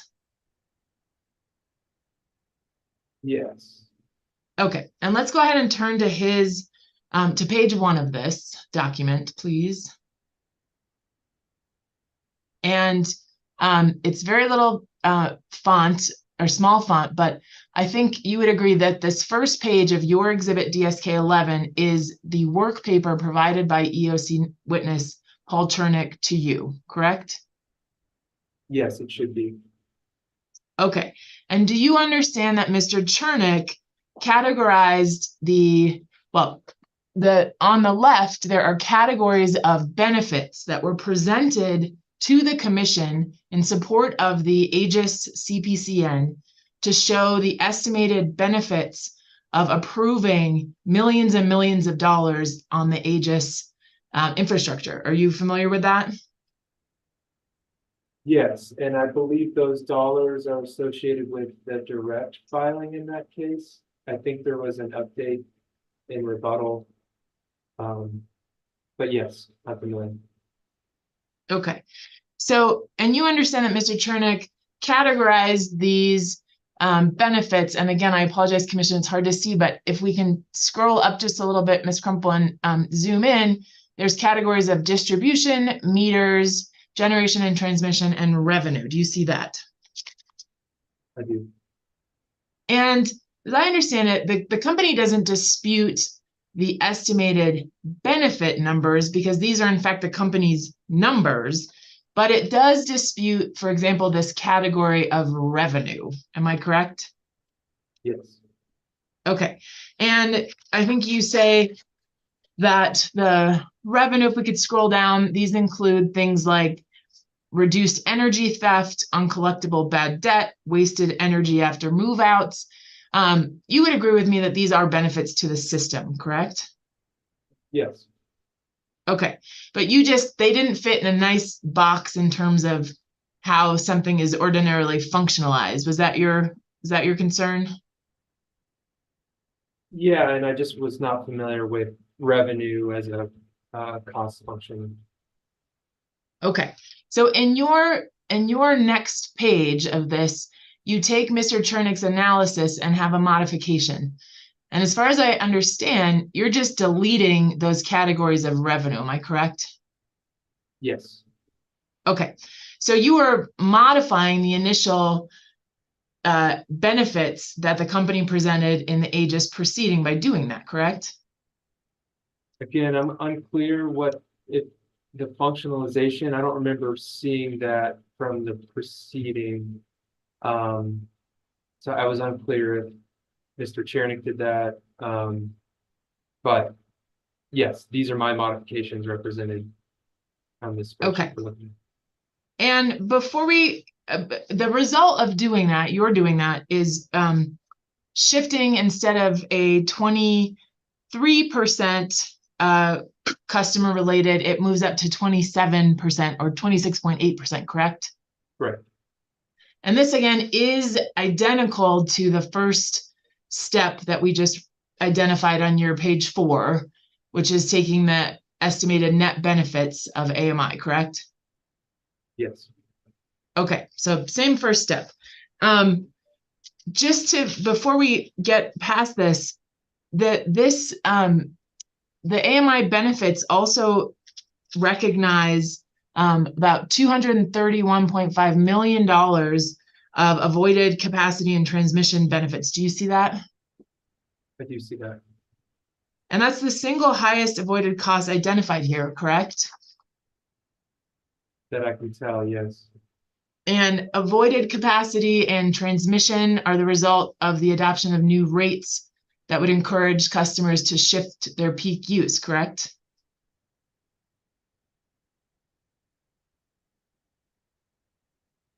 That seems reasonable. I'm unsure how that number was derived, but yeah, that seems reasonable. Okay. And a major benefit to shifting to AMI meters was enabling time differentiated rates and more demand response from the residential class, correct? Yes, that was a major benefit. So then you would agree with me that there are a number of system-wide benefits as a result of AMI meters. Yes, as shown here, yes. Okay, thank you very much. And now, if we go back to your page 4 on here, per your analysis, there's then a second step, which is at the box at the top, which talks about incremental cost of AMI meters. Mr. Klingeman, under Ms. Applegate's 2019 proposal, in that rate case, she analyzed the costs. She tried to arrive at the incremental cost of AMI meters by comparing the expected cost of an AMR meter in 2019 to the expected cost of an AMI meter in 2019. Is that correct? Unsure what cost she was specifying, but according to what's labeled here, that's what I see.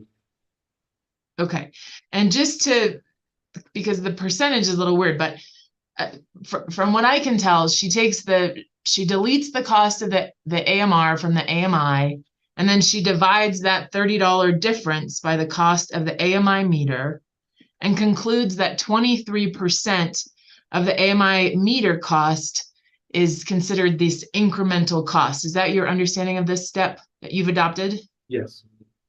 Okay, so then the ratio of the cost of buying all new AMI meters to the cost of buying AMR meters was 77%, leaving the incremental demand related share as 23%, correct?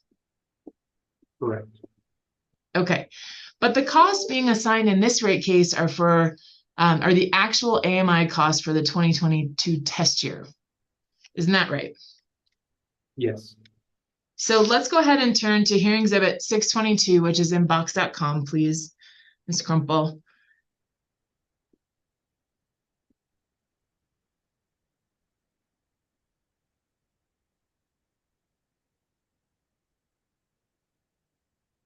And Mr. Klingeman, in this discovery request, you were asked to provide the costs of meters, and you sponsored this request, correct? I did. And the unit cost for an AMI meter in 2022 is $179, correct? Correct. And the unit cost of a traditional AMR meter, the ones that are being replaced right now, is $90.22, correct?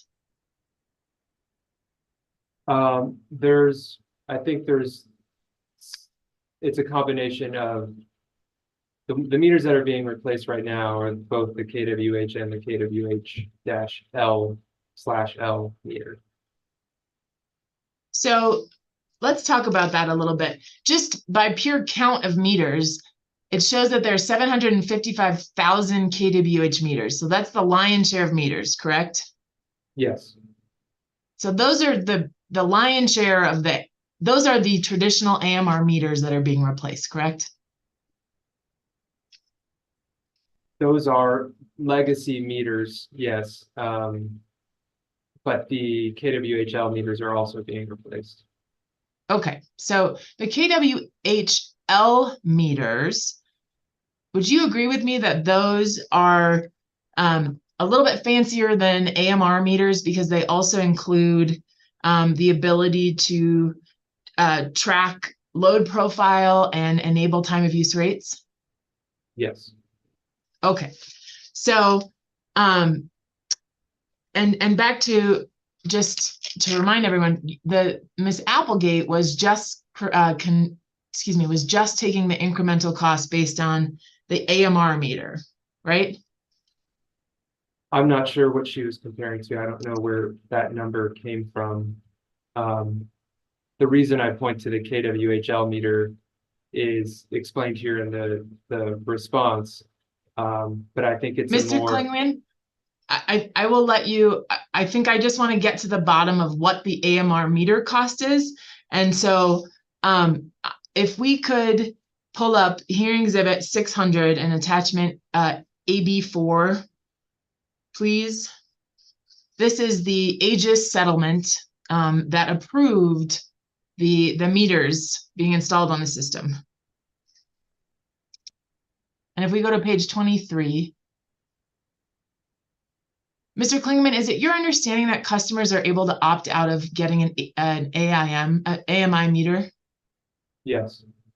Okay, and so here in the settlement, this again confirms customers have the option to opt out of having an AMI meter.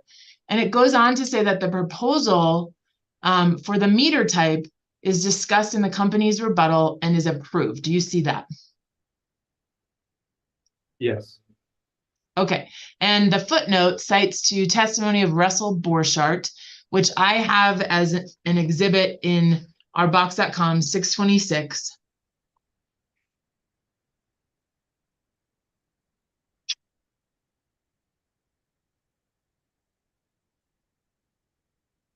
And if we could turn to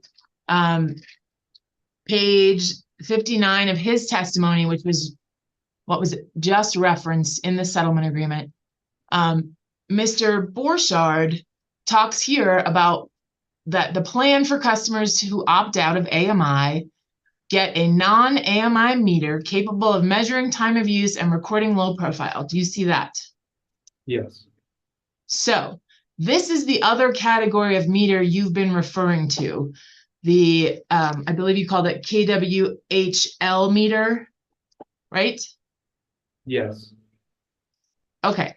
And this meter at the time of the Aegis CPCM was approved was greater than the expected cost of an AMI meter, correct?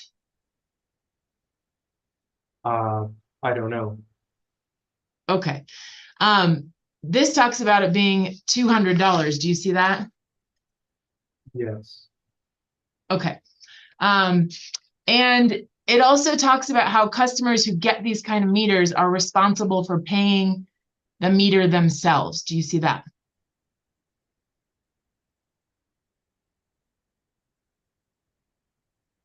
They will incur a monthly fee of approximately $11. Is that what you're referring to? Sure. Yep. Yes. So, so would you agree with me that if we go back to your, I hope it's still pulled up, the discovery response that you provided the costs.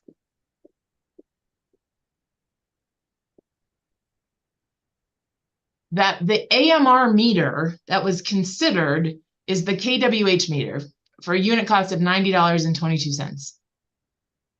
It would appear so, yes. Okay, so then comparing the cost of a AMR meter with an AMI meter in 2022 dollars, I get a difference of around $89. Would you agree with my math? Taking the difference between 179 and 90? Correct. Yes.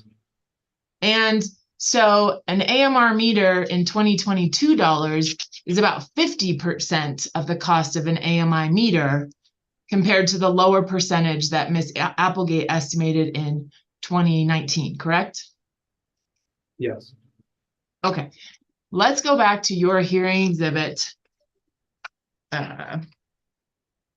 DSK 11. We're at page 4.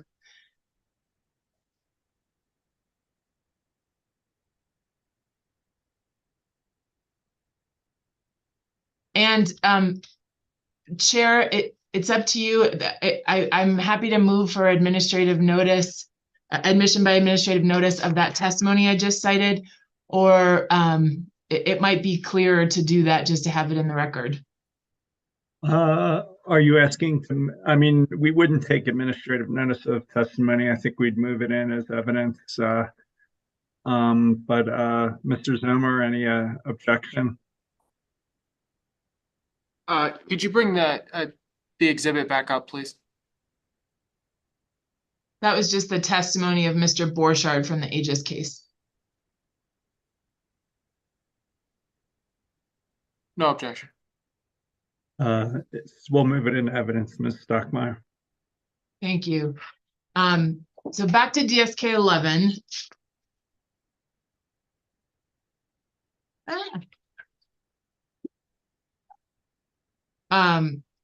The third step is then multiplying your first step and your second step together. Am I correct? You're referring to the third box there? Correct. Take you've labeled here as incremental incremental AMI costs times net benefits, right? You multiply them?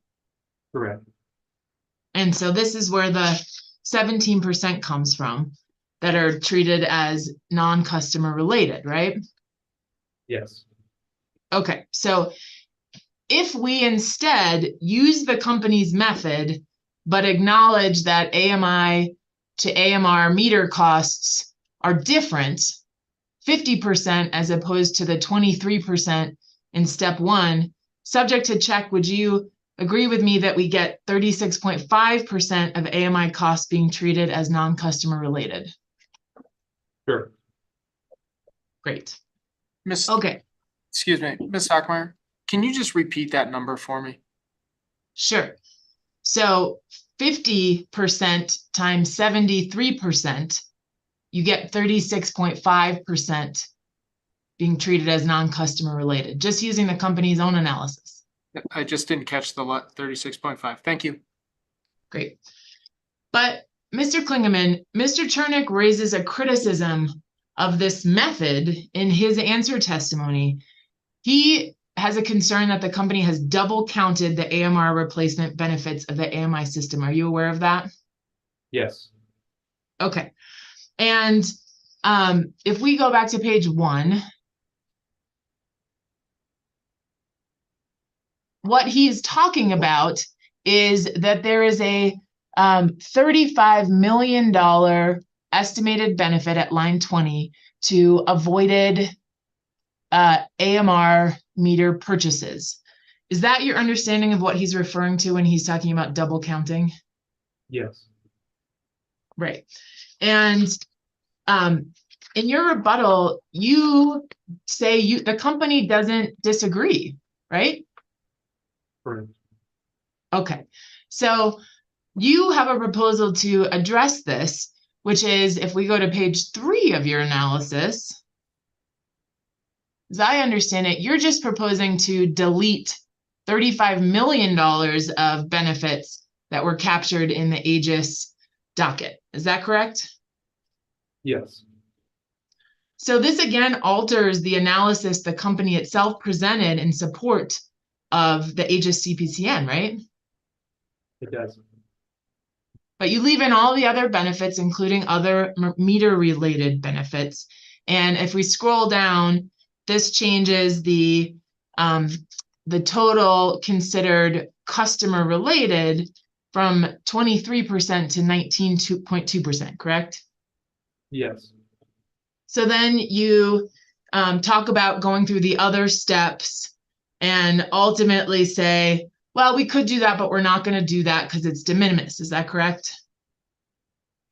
yes, it resulted in, I think, with the correction, a 3-cent difference from our rebuttal case. Okay.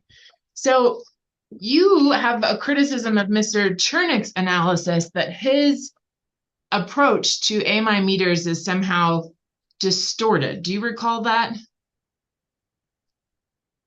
Yes. All right, let's go ahead and briefly turn to his testimony.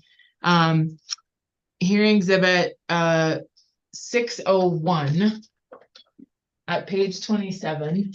Actually, I guess it's, hold on one second. Starting at page 24 and going on to page 25.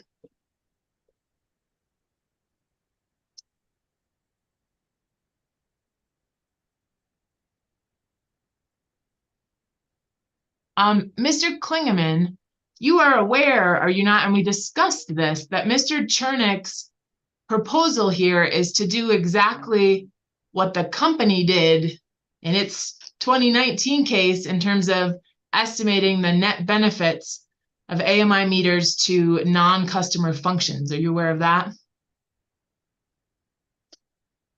Can you repeat that? So Mr. Chernick's, well, backing up, are you aware that Mr. Chernick presents 3 different alternative analyses? With regard to this functionalization With regard to issue? how to classify AMI meter costs? I don't recall 3 specific ones. Okay, so you don't recall him performing an analysis that was identical to the one you performed at page 2 of your attachment DSK 11 minus the revenue adjustment? I recall that one. Okay, so that's the first one. Mr.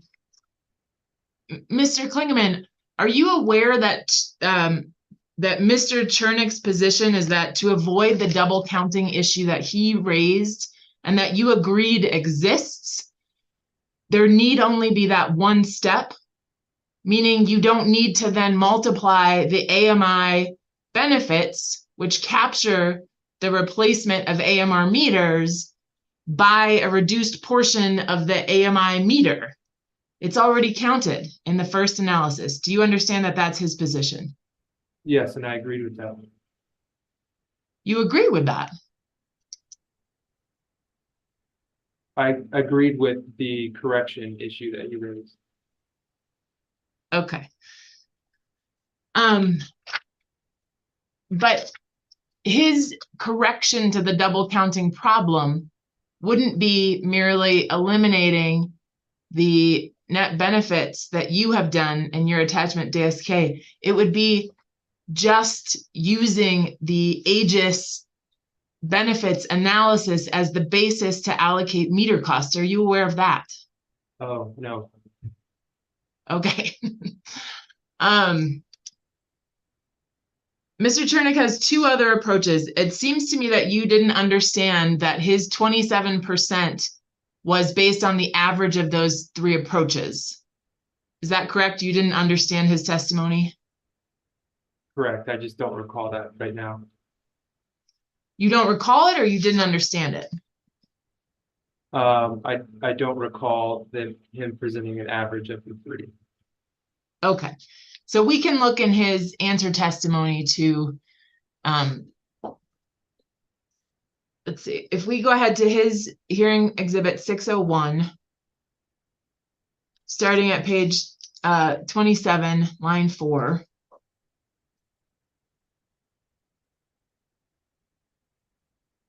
And I will submit to you that we have a correction that is coming in the testimony of Mr. Chernick, but his testimony at line 4 here is correct. He says, an average of my 3 approaches would reduce the estimate of the AMR replacing fraction of the AMI cost to 27%. Do you see that? I do. Okay. So, we talked about how if we revise the meter costs to reflect current day pricing, one approach is looking at an incremental cost difference of 50%, correct? Yes. And Mr. Chernick's approach, his first approach that I was just trying to discuss with you, would show between 23 and 27% of the cost of meter being non-customer related, correct? Yes, that's the first one. And he has another approach that talks about taking the avoided, the overall costs of AMI and comparing it to the overall cost of AMR replacement. Are you aware with that approach? Yes. And that would result in 19% of meters being being customer related, correct? Yes, and I took issue with that approach. Okay. Let's go ahead and move on. Were you present for Mr. Knighton's testimony yesterday where he and I discussed policy reasons for a lower S&F charge? Yes. So, Mr. Klingeman, regardless of where the classification of these meter lands, is it your understanding that the commission could choose to reduce the S&F charge for residential customers based on policy reasons alone? Yes, the commission may do as they decide. Okay. Let's talk about some examples of customers sharing costs and benefits on the system besides the AMI meters. If we turn to hearing exhibit 615 in EOC's box, please, Ms. Gumpel.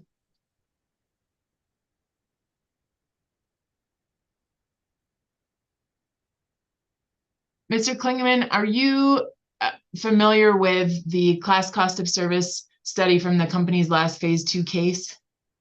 I am. Okay. And do you recall that in the last phase 2 case, one of the steps in the C cost concerned allocating $89.5 million in DSM costs that had been incurred in the 2022 test year? I don't recall that. If I could direct your attention to this page 1 of the C cost, line 33.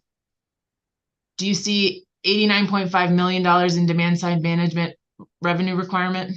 I do. Okay. And do you recall that these costs were collected from all customer classes? Yes. Okay. And if we turn to page 27, do you recall that they were collected based on what's called a revenue allocation factor? Yes.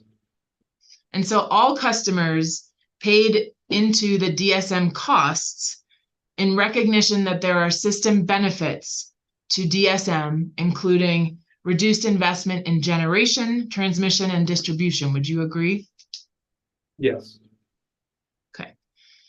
And you are aware, are you not, that in addition to system benefits, individual customers that participate in DSM, the rebates or other programs often experience reduced electricity bills, which is a personal benefit, correct? Correct. Okay. we can close this, Ms. Crumple. Thank you. I next briefly and at a very high level want to address the EVRAS correction for the Bighorn solar facility. Mr. Klingeman, at hearing exhibit 109, your rebuttal at the bottom of page 16, you talk about EVRAS being treated as a special net metered customer. Is that right? Yes. And is it your understanding that that arrangement exists because there is a benefit to keeping EVRAS as a customer on the company's system? That is my understanding, yeah. Is it accurate that the company viewed having EVRAS stay on the system as a benefit to all customers? I believe so, yes. Okay. And in this arrangement, EVRAS is treated as net metered for purposes of allocating energy related costs, but not demand related costs. Do I have that right? Yes. At a high level, if we scroll down, you've proposed a correction in your table. Sorry, it's coming up. Page 18, there it is. A correction which reduces the CNI transmission class allocation by $4.8 million. Is that right? Yes. And these costs are allocated to other classes, correct? I wouldn't characterize those as costs. It's just an adjustment relative to what we did in direct.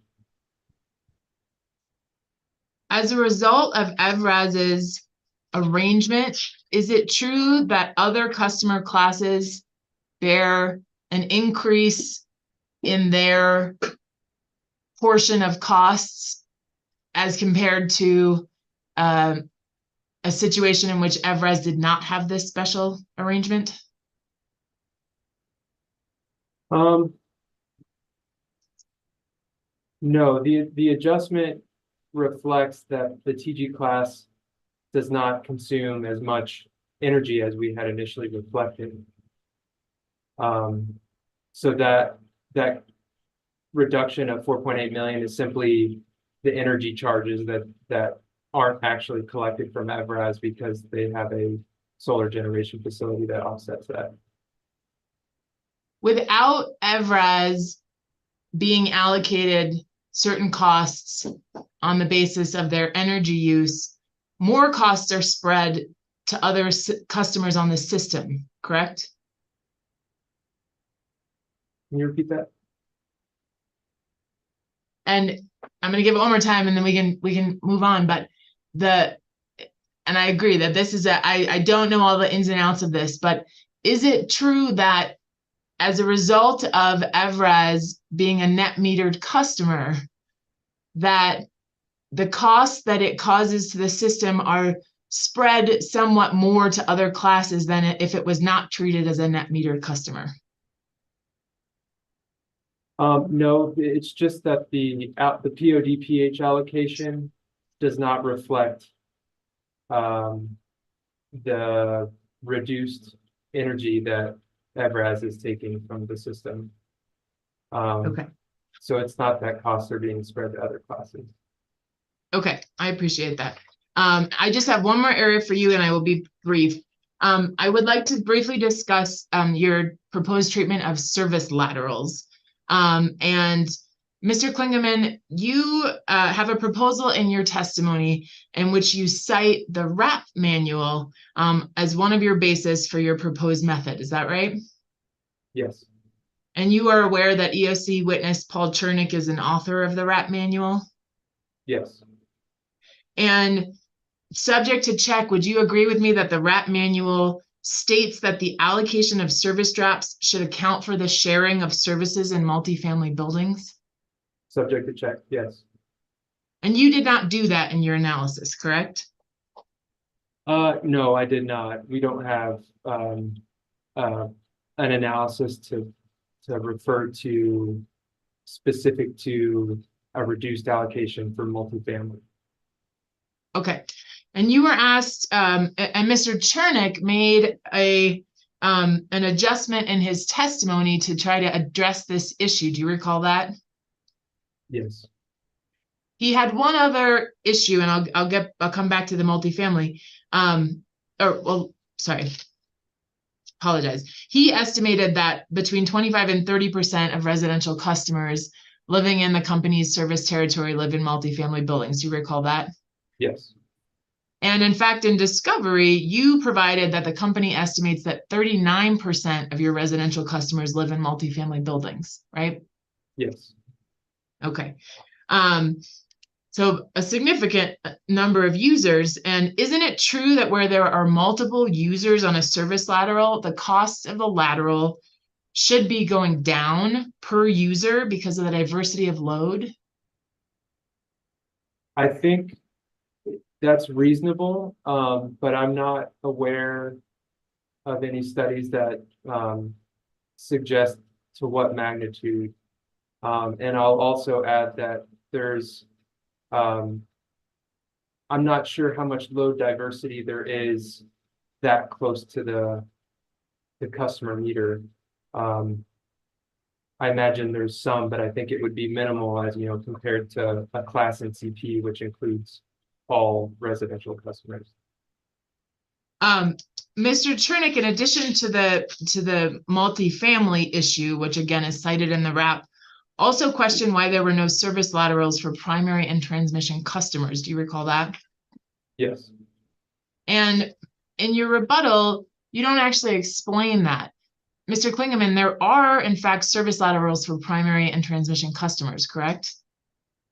Not to my understanding, no. And Mr. Chernick proposes to address at least the one, but both, a slight reduction to the allocation of service lateral costs to the residential class. In your testimony, you count it as approximately $3.7 million. Subject to check, that's about a 15% reduction to the residential allocation, right? Subject to check. Okay. And you acknowledge in your rebuttal that these are interesting points that could be analyzed in the future. Do you recall that? Yes. But rather than making a reduction to the residential class here, the company prefers to stick with its CCOS. Yes, I think the proposed allocation does account for the multifamily issue somewhat, in that some of max demands would tend to be smaller for multifamily customers, and it's unknown how much load diversity would reduce that even further. So at this time, without a special study to refer to, I'm recommending our proposed CCOS allocation. Okay, and based on our discussion today regarding meters, you're still proposing to stick with the 17% of AMI meter costs are non-customer related? Yes, until the advanced meter deployment is complete. I think it's a little premature to address that classification. Okay, thank you, Mr. Klingerman. No further questions. Thank you, Ms. Stockmeyer. Captain George, on behalf of the federal executive agencies. Hello. Can you guys hear me? Yes. Okay. Hello, Mr. Klingeman. I said your name right, correct? Yes. Oh. I'm Captain Ashley George, representing the federal executive agencies. Looking at the time, I'm gonna try to be quick. I've got a few questions for you in regards to your rebuttal. If we could pull up hearing exhibit 109 on page 10.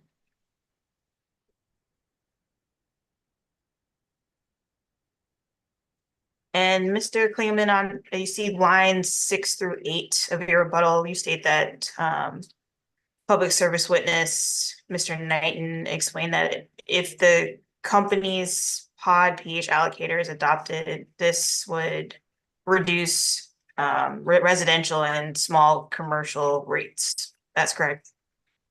Yes. And does the company consider use of the pod pH allocator to reduce residential and small commercial rates to be part of its justification for the switch to a production cost allocator based on pod pH rather than the 4C AED methodology? I think this specific piece or these specific lines are referring to the allocation of PTCs,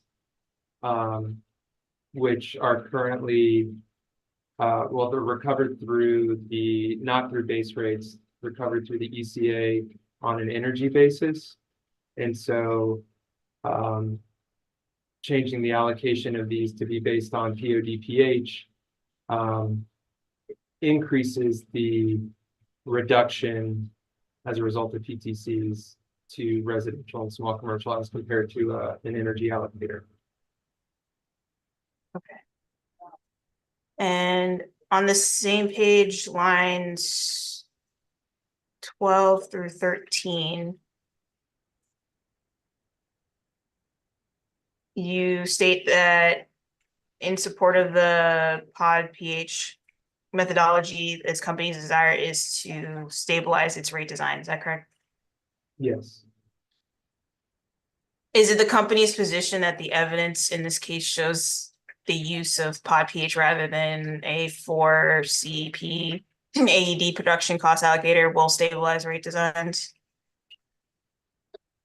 Yes, as compared to implementing the 4CP AED allocator in this case, which we produced a version of the CCOS that was allocated using these test year revenue requirements and allocated on 4CP AED that just exacerbated the increased cost allocation to the residential class that we were seeing in the previous phase 2. But that statement is also just based on the intuition that an allocator based on 1,000 data points is inherently more stable than an allocation based on 4 data points. Okay, and to follow up on that, like what, if you can point me in what specific evidence was supporting that conclusion that has been provided in the case so far? I believe there was a discovery request asking that same question that we responded to, but the concept of stability is really relying on that intuition. Okay. And going to page 13, lines 5 through 7. You say that the company selected 1,000 hours to be realigned with the approximate number of on-peak hours as defined in schedules RE, TOU, and CTOU. Is that correct? Yes. And then you'll go on to state that the peak hour refinement does not adequately reflect the fact that it is generally the highest load hours that drive investments in generations at lines 7 through 8. Is that correct? Yes, POD without the pH does not adequately reflect the fact or adequately reflect those higher costs and those higher load hours. Okay. And so you agree that public service invests in significant generating resource capacity, both renewable and traditional dispatch generation, in order to have adequate accredited capacity to serve its peak hours. Is that correct? Yes. You also state that the pod pH using 1,000 hours a year results in an allocator that is generally between the extremes of a pure capacity allocator, like 4CP, and a pure energy allocator. Is that correct? on page, lines 9 through 12. Yes. And is part of the company's finding that pod pH based on 1,000 peak hours a year is reasonable because it falls between Pure Energy and a 4CP company capacity allocator? That's one of the reasons. Yes, we think 1,000 hours strikes a balance between an allocation based purely on capacity and an allocation based on energy generation. Would you agree that to the extent the resulting pod pH allocator is skewed more towards an energy allocator than a capacity allocator, then it would not meet the standard?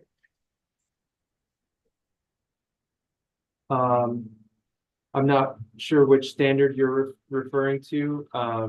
We think 1,000 hours POD based on 1,000 hours is reflects cost causation given our generation mix.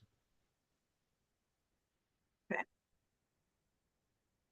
And turning to page 24.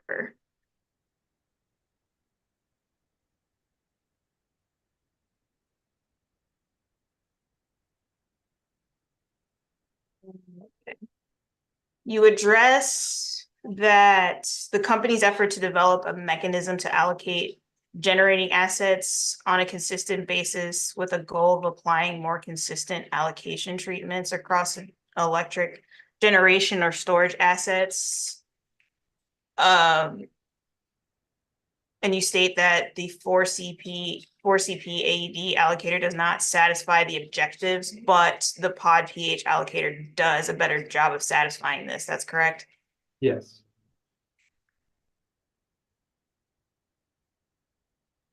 And as you reach this conclusion, stating in lines 12 through 14 that the 4CP AED allocator is not particularly stable, being heavily influenced by usage patterns of only 4 hours a year, right? Yes. You also state that the relatively minor changes of the timing of the hours can have significant impact on class cost responsibility, and you state that this was generated by the company in the 2020 phase 2 proceeding. Is that correct? Yes.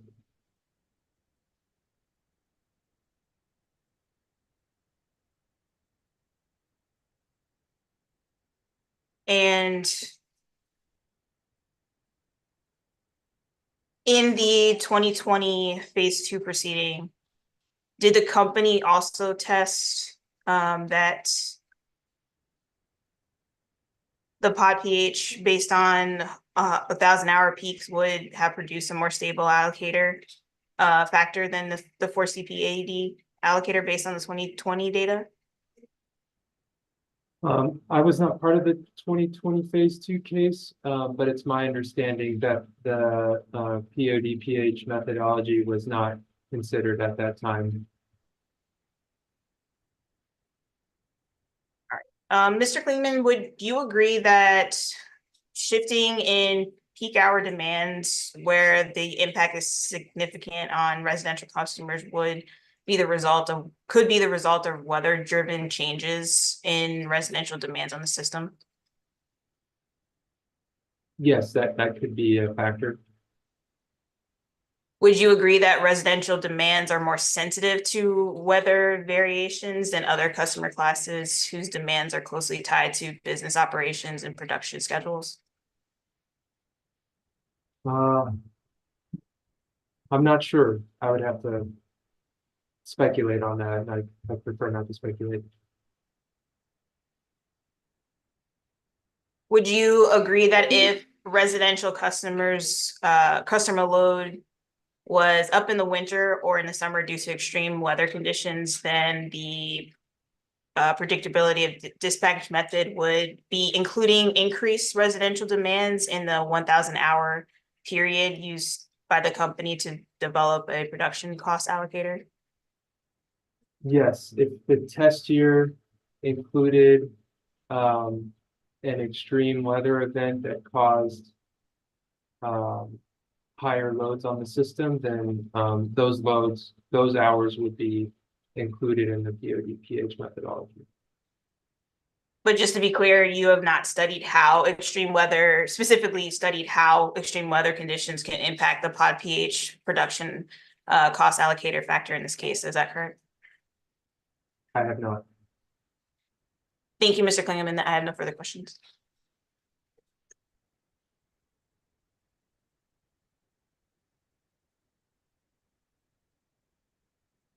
Thank you, Captain George. Mr. Boehm, Ms. Stockmeyer? Sorry, Chair. Thank you. May I just close two loose ends from my examination on exhibits? No, we're just not doing this. We're just No, not it's just doing this. it's I'm for sorry. exhibits. We're just not doing this. You have them among the most cross of no. I'm just sorry. We're Chair, just not going back. sorry, respectfully, the box.com for all parties doesn't reflect an exhibit that was admitted, so I want to make sure it gets into the record in this case.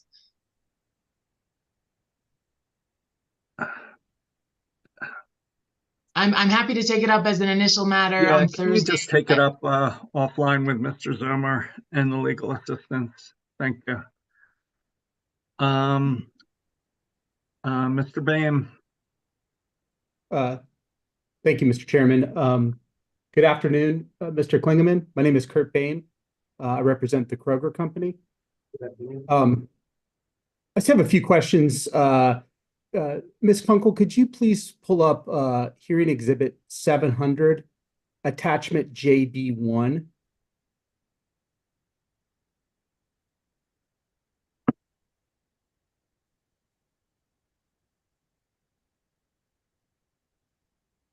It looks like there is 700 attachment JB1 in the spreadsheet and also in your box folder. Which one? In the box folder, please. Okay.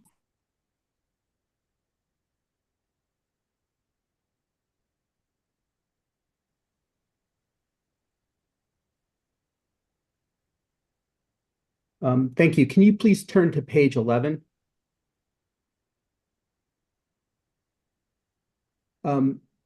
Thank you. Mr. Klingeman, do you recognize this data response that you sponsored, FEA 1-6? I do. And here you are asked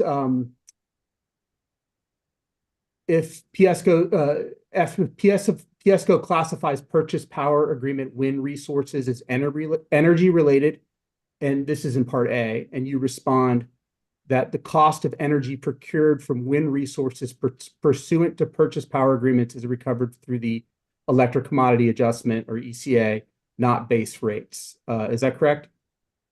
Yes. And just to be clear, are both the energy and capacity cost of purchased wind resources recovered through the ECA, or just the energy component? I believe both components. And the ECA is a kWh charge, or all energy rate, correct? Yes. And is the same true of purchased solar? Both the capacity and the energy are recovered through the ECA? I believe so. What about for hydro?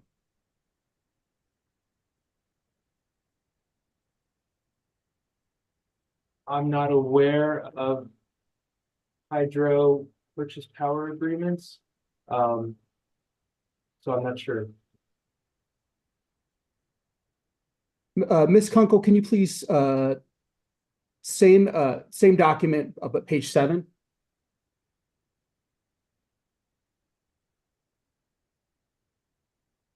And this is PSCO's response to FEA 1-2.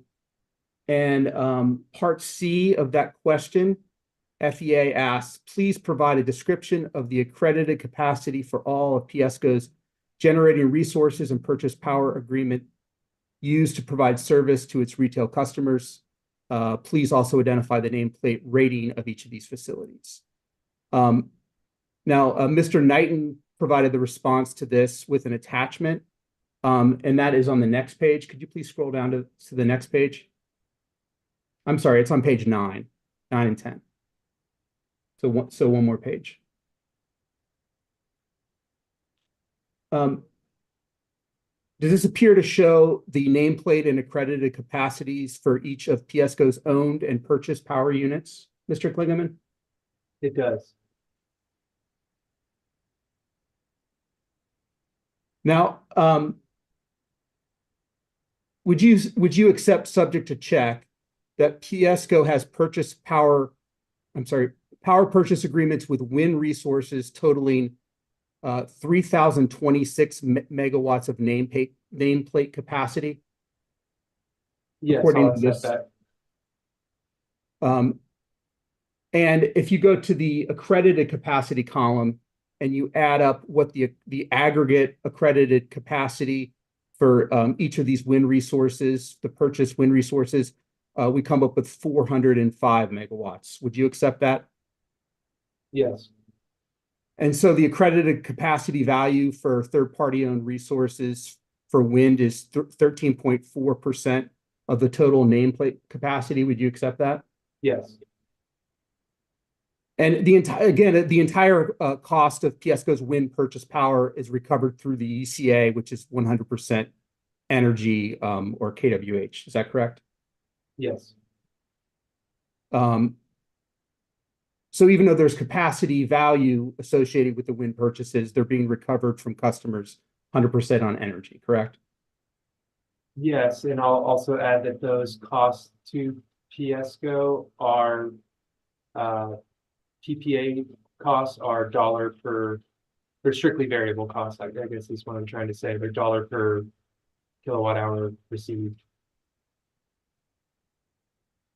And for purchased solar, would you accept, subject to check, that there's, according to this chart, there's 1,211 megawatts of nameplate capacity, and a total aggregated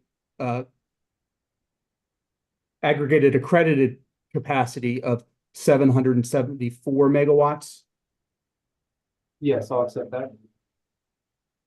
So similar to wind, the entire cost of these PSCo solar purchases are recovered through the ECA through an energy charge, correct? Yes. And PSCo owns several large wind resources, correct? Yes, 2 that I'm aware of. On this chart, we see Rush Creek 1 and 2, which account for 600 megawatts, and Cheyenne Ridge, which is another 500 megawatts, for a total of 1,100 megawatts. Does that sound about right? Yes. And the accredited capacity of those 3 units is 148 megawatts. Would you accept that? Yes. And for Schedule SG rate design purposes, PSCo proposes to classify all of this company-owned wind entirely as energy related, correct? Can you repeat that question? For Schedule SG rate design purposes, PSCo proposes to classify all of the company-owned wind that we just discussed as entirely energy related. Is that correct?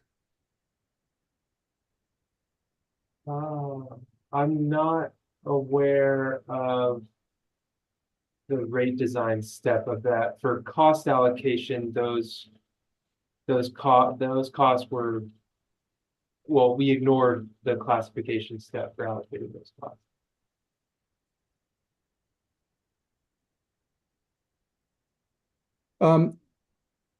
Ms. Kunkel, can you please pull up Hearing Exhibit 108, attachment JRK-17?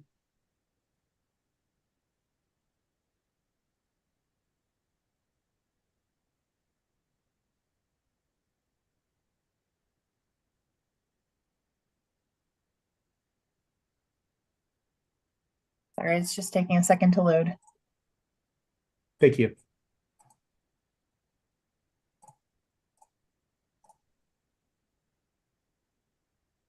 Can you scroll down to where it discusses the secondary general?